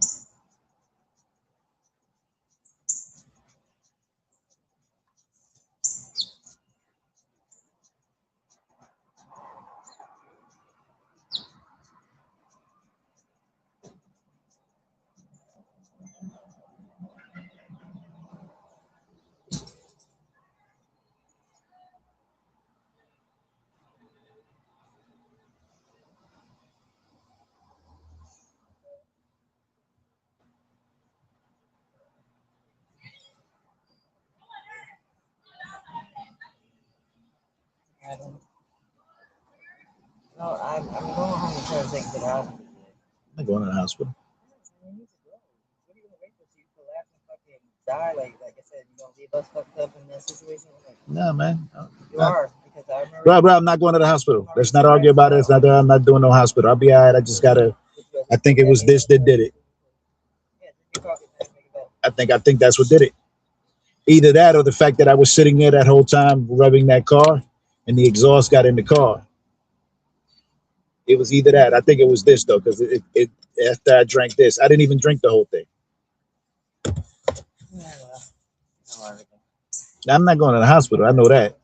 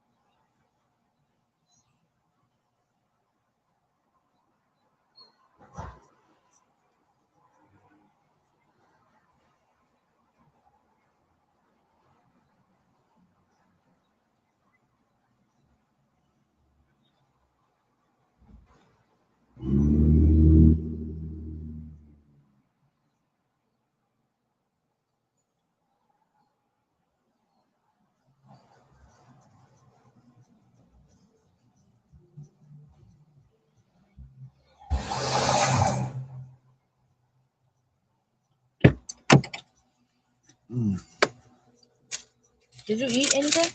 That bun. Stop doing that. Man, this is Hungry Grove. I don't give a fuck. I don't litter. Okay. I do. Get back it up right. What the fuck? On this side. Goddamn In the me. front. You never touched the dash in no goddamn car. Buckle up. Oh, Jesus.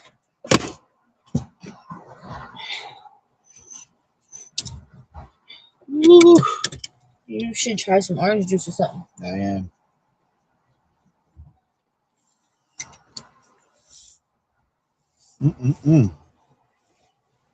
Yeah, that right there. That sudden movement fucks me up. It's not good. And none of those signs lead you to believe you need to go to the hospital. Listen, I get what you're saying, but that's their health. What about your health? Whose health? Yours. That's your sister's health. Yeah, I'm not, bro. Fuck a hospital. You need to go somewhere. Yeah. Like, for real, you need to go As soon get as I checked drop out. you off, I'm going home and going to sleep. That's not good. What if you die in your sleep? We could only hope to go Oh that my way. God, Jesus Christ. Tell you what, I'd rather die in my sleep than die any other way right now. When I was young, I used to want to go out in a blaze of glory. Not anymore.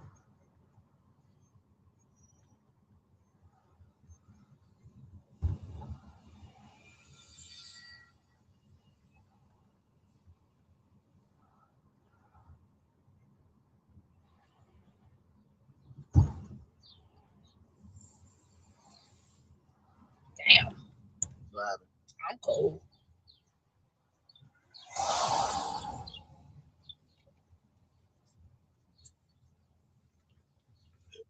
Ugh.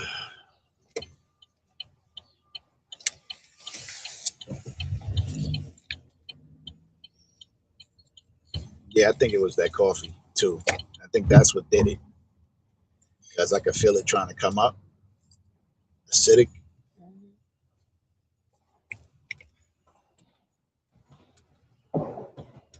Come on, man. Got a whole, you can fit a whole goddamn truck through there. Stupid. That ain't your fucking life, bitch. Knock your duck ass over. Oh, my ass.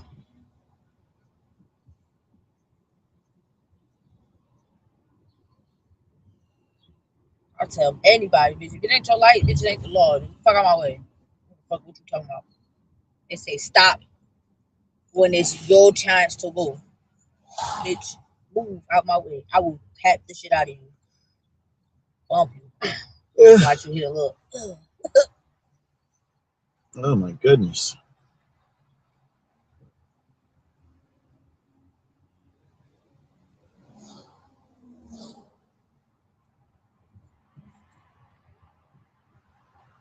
You know what?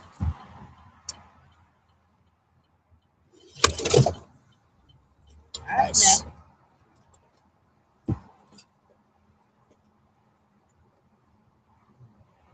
Yeah.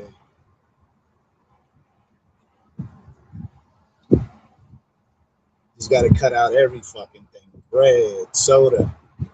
Yesterday I was fine till I drank a soda. I drank a Sprite. I got exactly like this. I said, all right. My thing is everything else. Starch. You eat a lot of starch. Yeah, that whole shit. I got to cut out all of the sugars. Everything with sugar in it, got to go.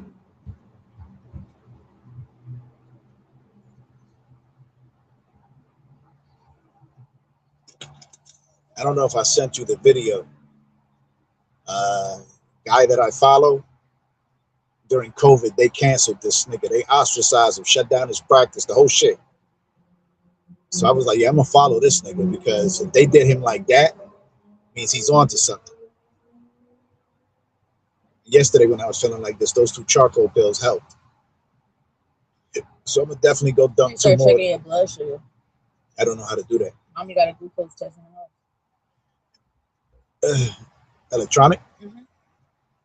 All you got to do is prick your finger and test it right there. Like a full pit. So this nigga said sugar. As soon as you take it, whether it's a spoonful in your coffee, a Pop-Tart, or a piece of bread, as soon as it turns from the substance to the sugar, within 45 minutes, it suppresses your immune system. Goes into your bone marrow and suppresses your immune system. He said they've known this for 70 years. He has the studies. And they compared it to prednisone, which is an immunosuppressant. Said it's Prednisone.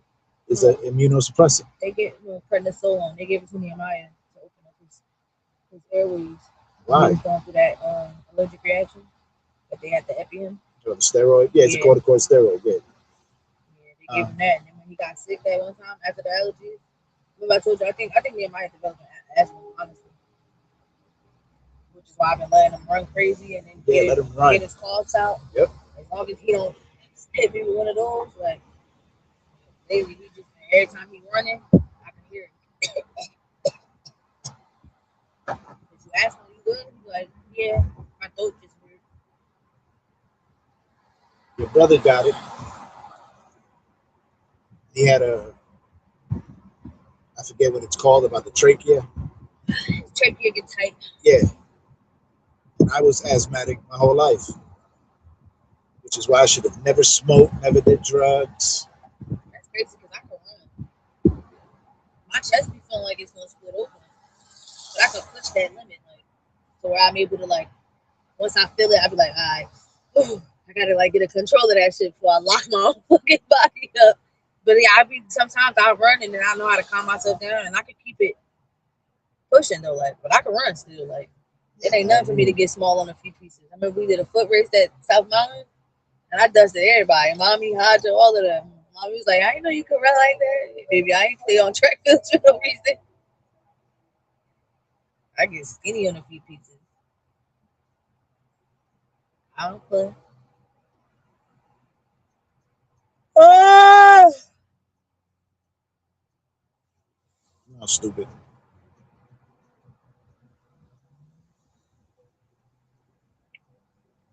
Mírate, cabrón. It's always a fucking New Yorkian. Yo, they're the best drivers in the world. No, they're not. No, they are, as long as they're in New York.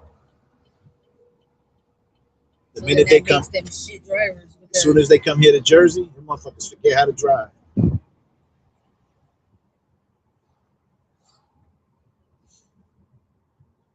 Hey, I don't understand why though. because the rules.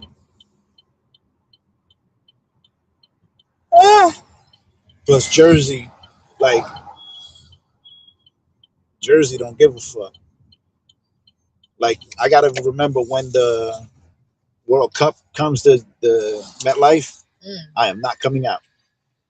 You know, they shut that whole bitch down from Route 3 to 120 to Moonachie to Washington Ave. Everything going in, the turnpike, everything is all shut down for that day. Just to get in there. And then nobody can drive in. They got to all go to Secaucus or Moonachie and take the buses. Oh, hell no. Yeah. And they're doing this for all of the out of the country traffic. So Matter of they fact, said, no, I remember when I did my I got my CDL through transit. We was doing train rides on a bus. Ooh-wee.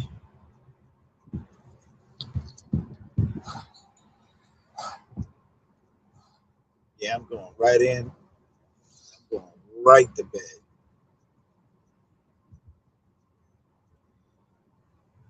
How many days you been feeling like this? About 4 now.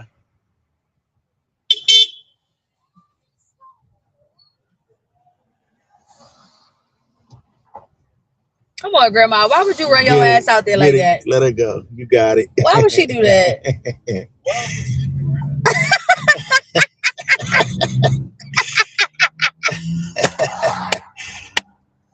Terrible. You know what made that funnier? He was blind.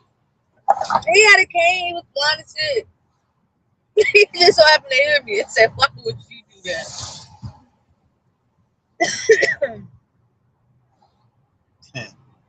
That's fucked up.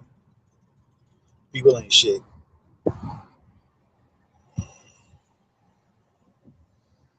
Mistreat our elderly. Nah, the elderly do dumbass shit.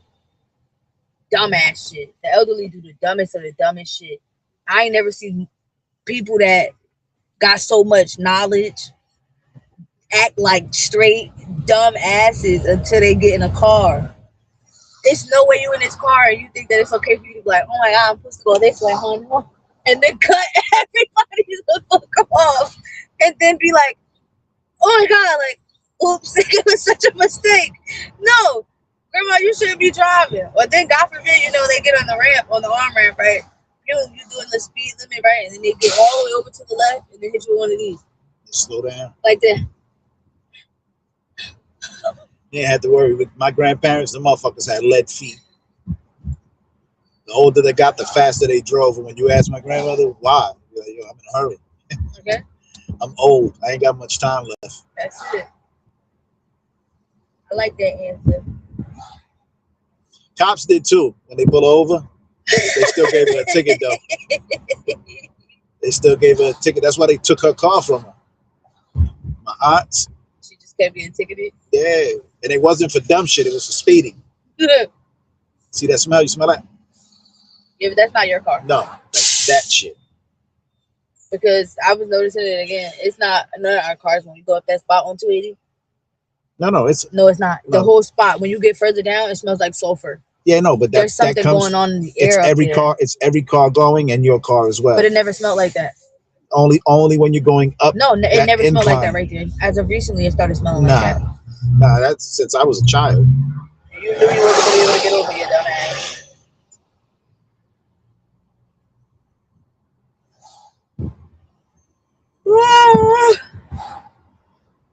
Oh my god, I feel like crap. Yeah, no more coffee, no more soda. It's just gonna be water from now on. And that means I gotta go to those places. You're not Oh, you absorbing water. You cocksucker! could have went around with that. I thought that bitch was beside me, No. and I can't look like speedily. 'Cause as That's soon as I not turn good. my You head, don't need to be driving. Say you make that move and you get dizzy and pass out. ooh, ooh wee, that'll be fucked up. And I used to work here. This old hospital? Yep, I did security. I knew that building like the back of my hand. You couldn't get me in that motherfucker now. That shit probably scary as shit. I think Sad said somebody in his family died here. Shoot, people die in that motherfucker. People die in hospitals. No, but somebody in his family died in this hospital.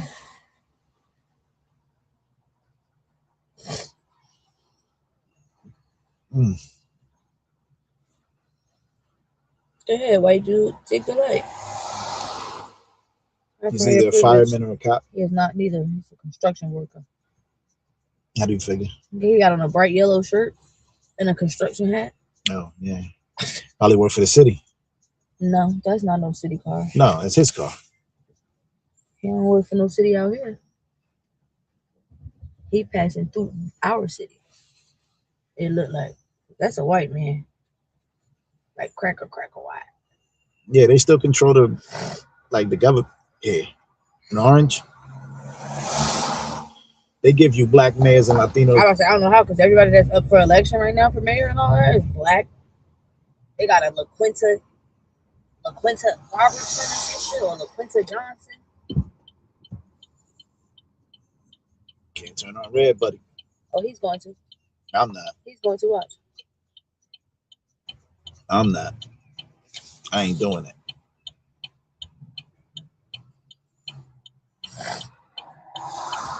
Not in this town. They do it all the time right here at this point. That's the Everybody crazy part. does. I don't. I just go in that far left lane and cut everybody off in that lane. Late night, I That's do how I shit do it. like that. No, Run I do it lights. all the day. Nah. Yeah, late night. Late night, I'm eating like, I'm sorry. I'm stopping at him, but I'm going. I'm not waiting for the light to change late night. But I follow certain rules. Like you see that camera, there's one there, one there, one there, one there. So if I stop here late night, like 2, 3 in the morning, like 3, 4 in the morning is when I really do it. I stop here, I flash my lights, and I hit my horn, and I keep it moving. Because there don't be no fucking nothing going on. Right. I probably wouldn't do it too much here. This nigga got a yarmulke for every outfit. That's why I really don't like Who? not believe he not Jewish. Who?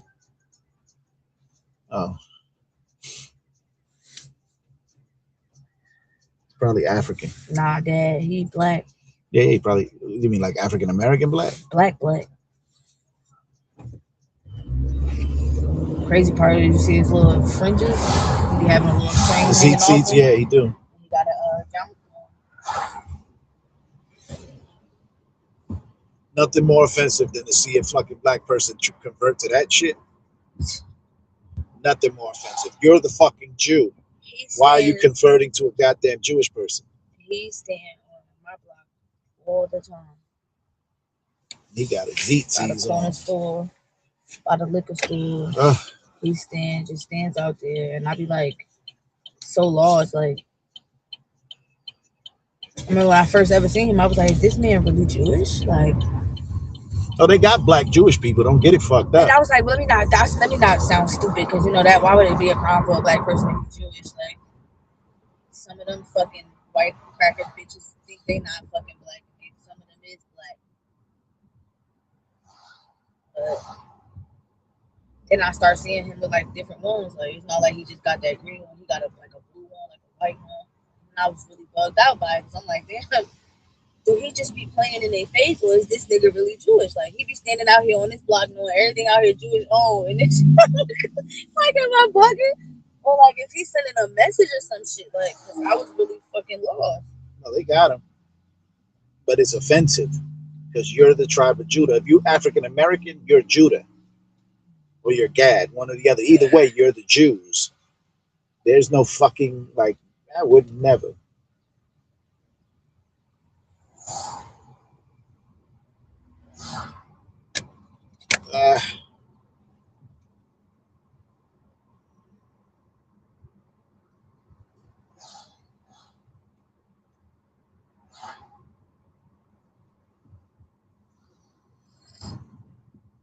Come on, pendejo, take the turn. You I don't even know where he's turning. Right there, that driveway. So he's in New York, last nigga.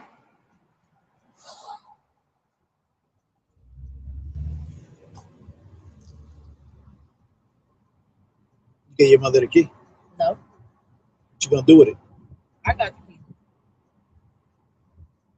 Give mommy that key, and she lose that key, we all fuck. I think I got one.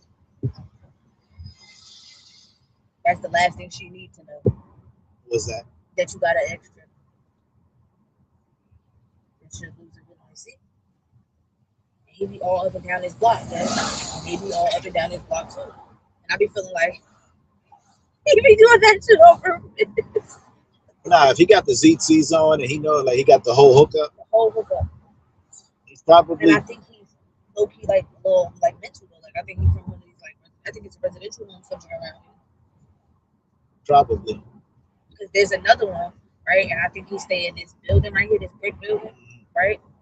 And if you see him, right, he look big as hell, like just like fat in the top, little legs, but like tall, right? And he be right here in front of this building, right? He come out. Now this the shit that be freaking me out, right? Because I can't tell if he got a twin or if he's mentally fucking insane, right? Because some days I see him out here dead, and he be looking a mess. Scruffy, dirty t-shirt, little as hell, tight, stomach be out, fucking basketball shorts, chancletas, right? And the next day you see him, he got chains on, he got on grip, right? He speaks Spanish. Other days you see him, he just be outside talking to you in English, like regular as fuck, like he told me plenty of times before, like, he mad beautiful, and I was like, Get your crazy like, ass he mad on. beautiful, and then like I said, the next time I seen him, he looked it off. Outside, asked the nigga in the store for a Lucy. So in my head, I'd be like, damn, do the nigga got a twin? And I don't know. Mm-hmm. But then you see him and he be just looking like he fucking off. Like off too. He probably doing that shit to get Social Security. I hope to God. Cause he look crazy. There's a couple ones around here. There's a nigga that sit on the back of my building step. He smell like hot ass chili. Every fucking day. I'm talking about middle of the winter. He's funky as fuck. Funky as fuck. Ugh. Hits west. So his big ass coming 4 cars back. They be coming through here with a vengeance. Yeah, they do. No fucks be given. Which is crazy because of those little speed tables up that way. I wouldn't come through here with them shits that fast. Oh my goodness. The speed table's down there though. Yeah, I know. By the Jews. Yep. Oheb Shalom. Yep. That whole section. Once you get past that light, all that shit is all Jewish. Of that shit. Literally at the light. I remember when all this shit was Jewish. Oh, it's Jewish owned. I remember when this building was the Guma building. All the Italian gangsters from like Belleville, from Scott, you know, everything in our area, the Jersey gangsters, all of their girlfriends used to live in here. Well, look at me. Yeah, And they get right in my car. I remember, boy. This shit used to be all white folk. Where your car at? Oh, in front of us? Mm-hmm. Pull up over there. I gotta hurry up so I can go get my slippers from my last trip. And then shoot back down here. Shoot back what? Down here. Shoot back down here. That man's spending the night tonight, right? He said he wanted to, but that's He up to might him. change his mind. He Yeah. might change his mind. I just don't have the strength and energy and balance to deal He with said it. he don't want to go ahead and solve it either. He want to stay another day. That's what's up. He got to let his father know that. That's what I tell him. Yo, have you heard the dynamic that my son said recently? So he had an outburst recently where he was like, I don't even want to like talk to my dad. And I was like, what you mean? Like randomly out of nowhere, like in my backseat, just like, I don't even like I can stay with you another day. I'm like, yeah. You just gotta let your father know. Like, let him know early so that way he don't feel like you just waiting until the day he's supposed to get you. So you can be like, nah, I ain't trying to come. Yeah, all right. Like a couple days went by, he in the backseat, he like, I don't even want to talk to my dad. I'm like, oh, where that just come from? Like, what you talking about? He like, nah, cuz like he just been getting on my nerves a lot lately, and like we don't even really get a chance to talk. So I'm like, what you mean? He was like, I see him when he come from work, and then when he go to work. Like that's really it. I said, so what you mean? You don't see him when he pick you up from school? He said, no. I said, what you mean? He said, my Lala picks me up from school. I said, every day? He said, yeah. I said, so he don't take you to school? He said, no, Pito takes me to school. Pito. That's the uncle. It's just what it is, man. My thing is, There's nothing that you he can fucked up do right everything now. I had going on to take him out of here to make it harder for me, and you don't even have him. Then you got to go back to court and You doing that to your son though. I'm not doing it. I'm not doing it. Yeah, I think go back and have them recheck everything. And then at this point they got to talk to Nehemiah, which that's dangerous because they can coerce the shit out of him. It's dangerous. They'll lead him because I remember he told me you don't talk to him. My mommy don't talk to me. We talk all the time. He said, yeah, he told me that shit. I was like, nah. He was like, yeah, she don't talk to me. She yell at me. No, we talk. Yeah, she yell at me. But she don't talk to me. Like she on her phone and she in the room and I always gotta go sit down and go play a game. No. She won't play with me. She won't talk to me. And this was a while ago. This was like over the summer. That's a lot. We was outside so much over the summer too. Oh my God. You good to drive? Yeah, I'll be all right. You sure? Yep. You should eat something. I'm going to bed. I'll eat if I get up later. Because I got to get ready for work. I can't take another day. My week fucked everything up. Well, you can't afford another accident either. Nah, I'm good. I'll be good. I didn't leave for work till late as hell. I was like, I'm going to get the extra hours I need. Oh, I got to get out of here. What's up? Oh, no, that's park. They park? Yeah, they park. Oh. That's the end of my driveway. And don't nobody coming out of this one. They fake be fixing it and not doing nothing to it. That house for sale? Apparently. So people live there? Nobody lives there. Oh, yeah, that shit for sale. It's been for sale for years, though, so I said. I wonder what's wrong with it. Don't know, but I know they be fake coming and fixing it and then leaving and never coming back. Jews ain't got it because there be people in it. Okay. Fast. Don't get that. What's going on? That's right. All right, I'll see you later on. Later.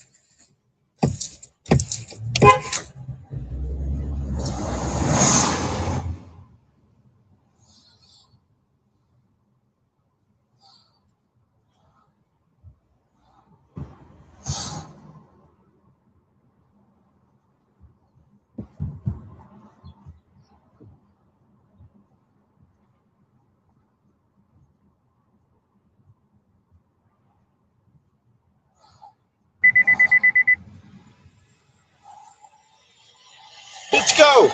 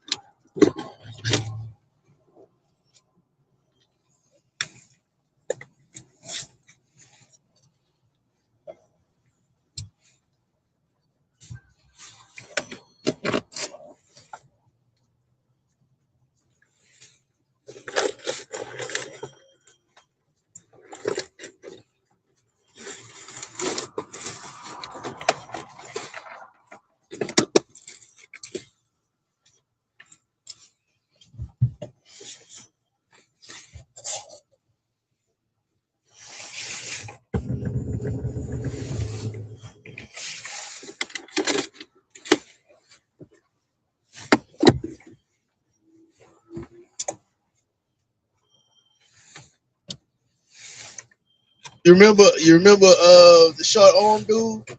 Yeah. That's who he remind me of. So they talk about the handicapped people. He ain't that bad as a short arm dude. You God-fearing individuals. I tell you. Is making jokes about the short arm dude from 3 6 Mafia. What are you talking about? The short arm dude. You sure, John? You sure? Nah, he ain't that bad. The short arm dude like cuts me out and was threatening to kill me and stuff like that. So he ain't as bad as Sean. Now he said I am. I ain't gonna put that on him. He said that's his little brother. That's his little. He tied me to this guy. Maybe they were related. Maybe. But it's just but he do got the same spirit as arguing just to argue and being wrong and know he's wrong, but he won't stop. So that maybe on that mindset. You got a mindset of just pushing a lie, and you got a good, you know what I'm saying, ability to stand on falsehood, bro. You did. I got you. Hey, read Sirach 32:17.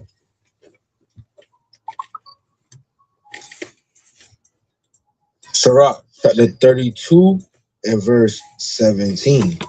A sinful man will not be reproved, but findeth an excuse according to his will. Right. When you sinful and you saying the correction and the truth come out, right, you won't let it be what it is and say, you know what? I did say that. You just keep finding excuses. Yeah, like you can give me no example. You'll find an excuse over and over and over again. I'm no excuse. Read 32 and 15. Sirach chapter 32 verse 14. Sirach chapter 32 and verse 14. Whoso fear of the Lord will receive his discipline,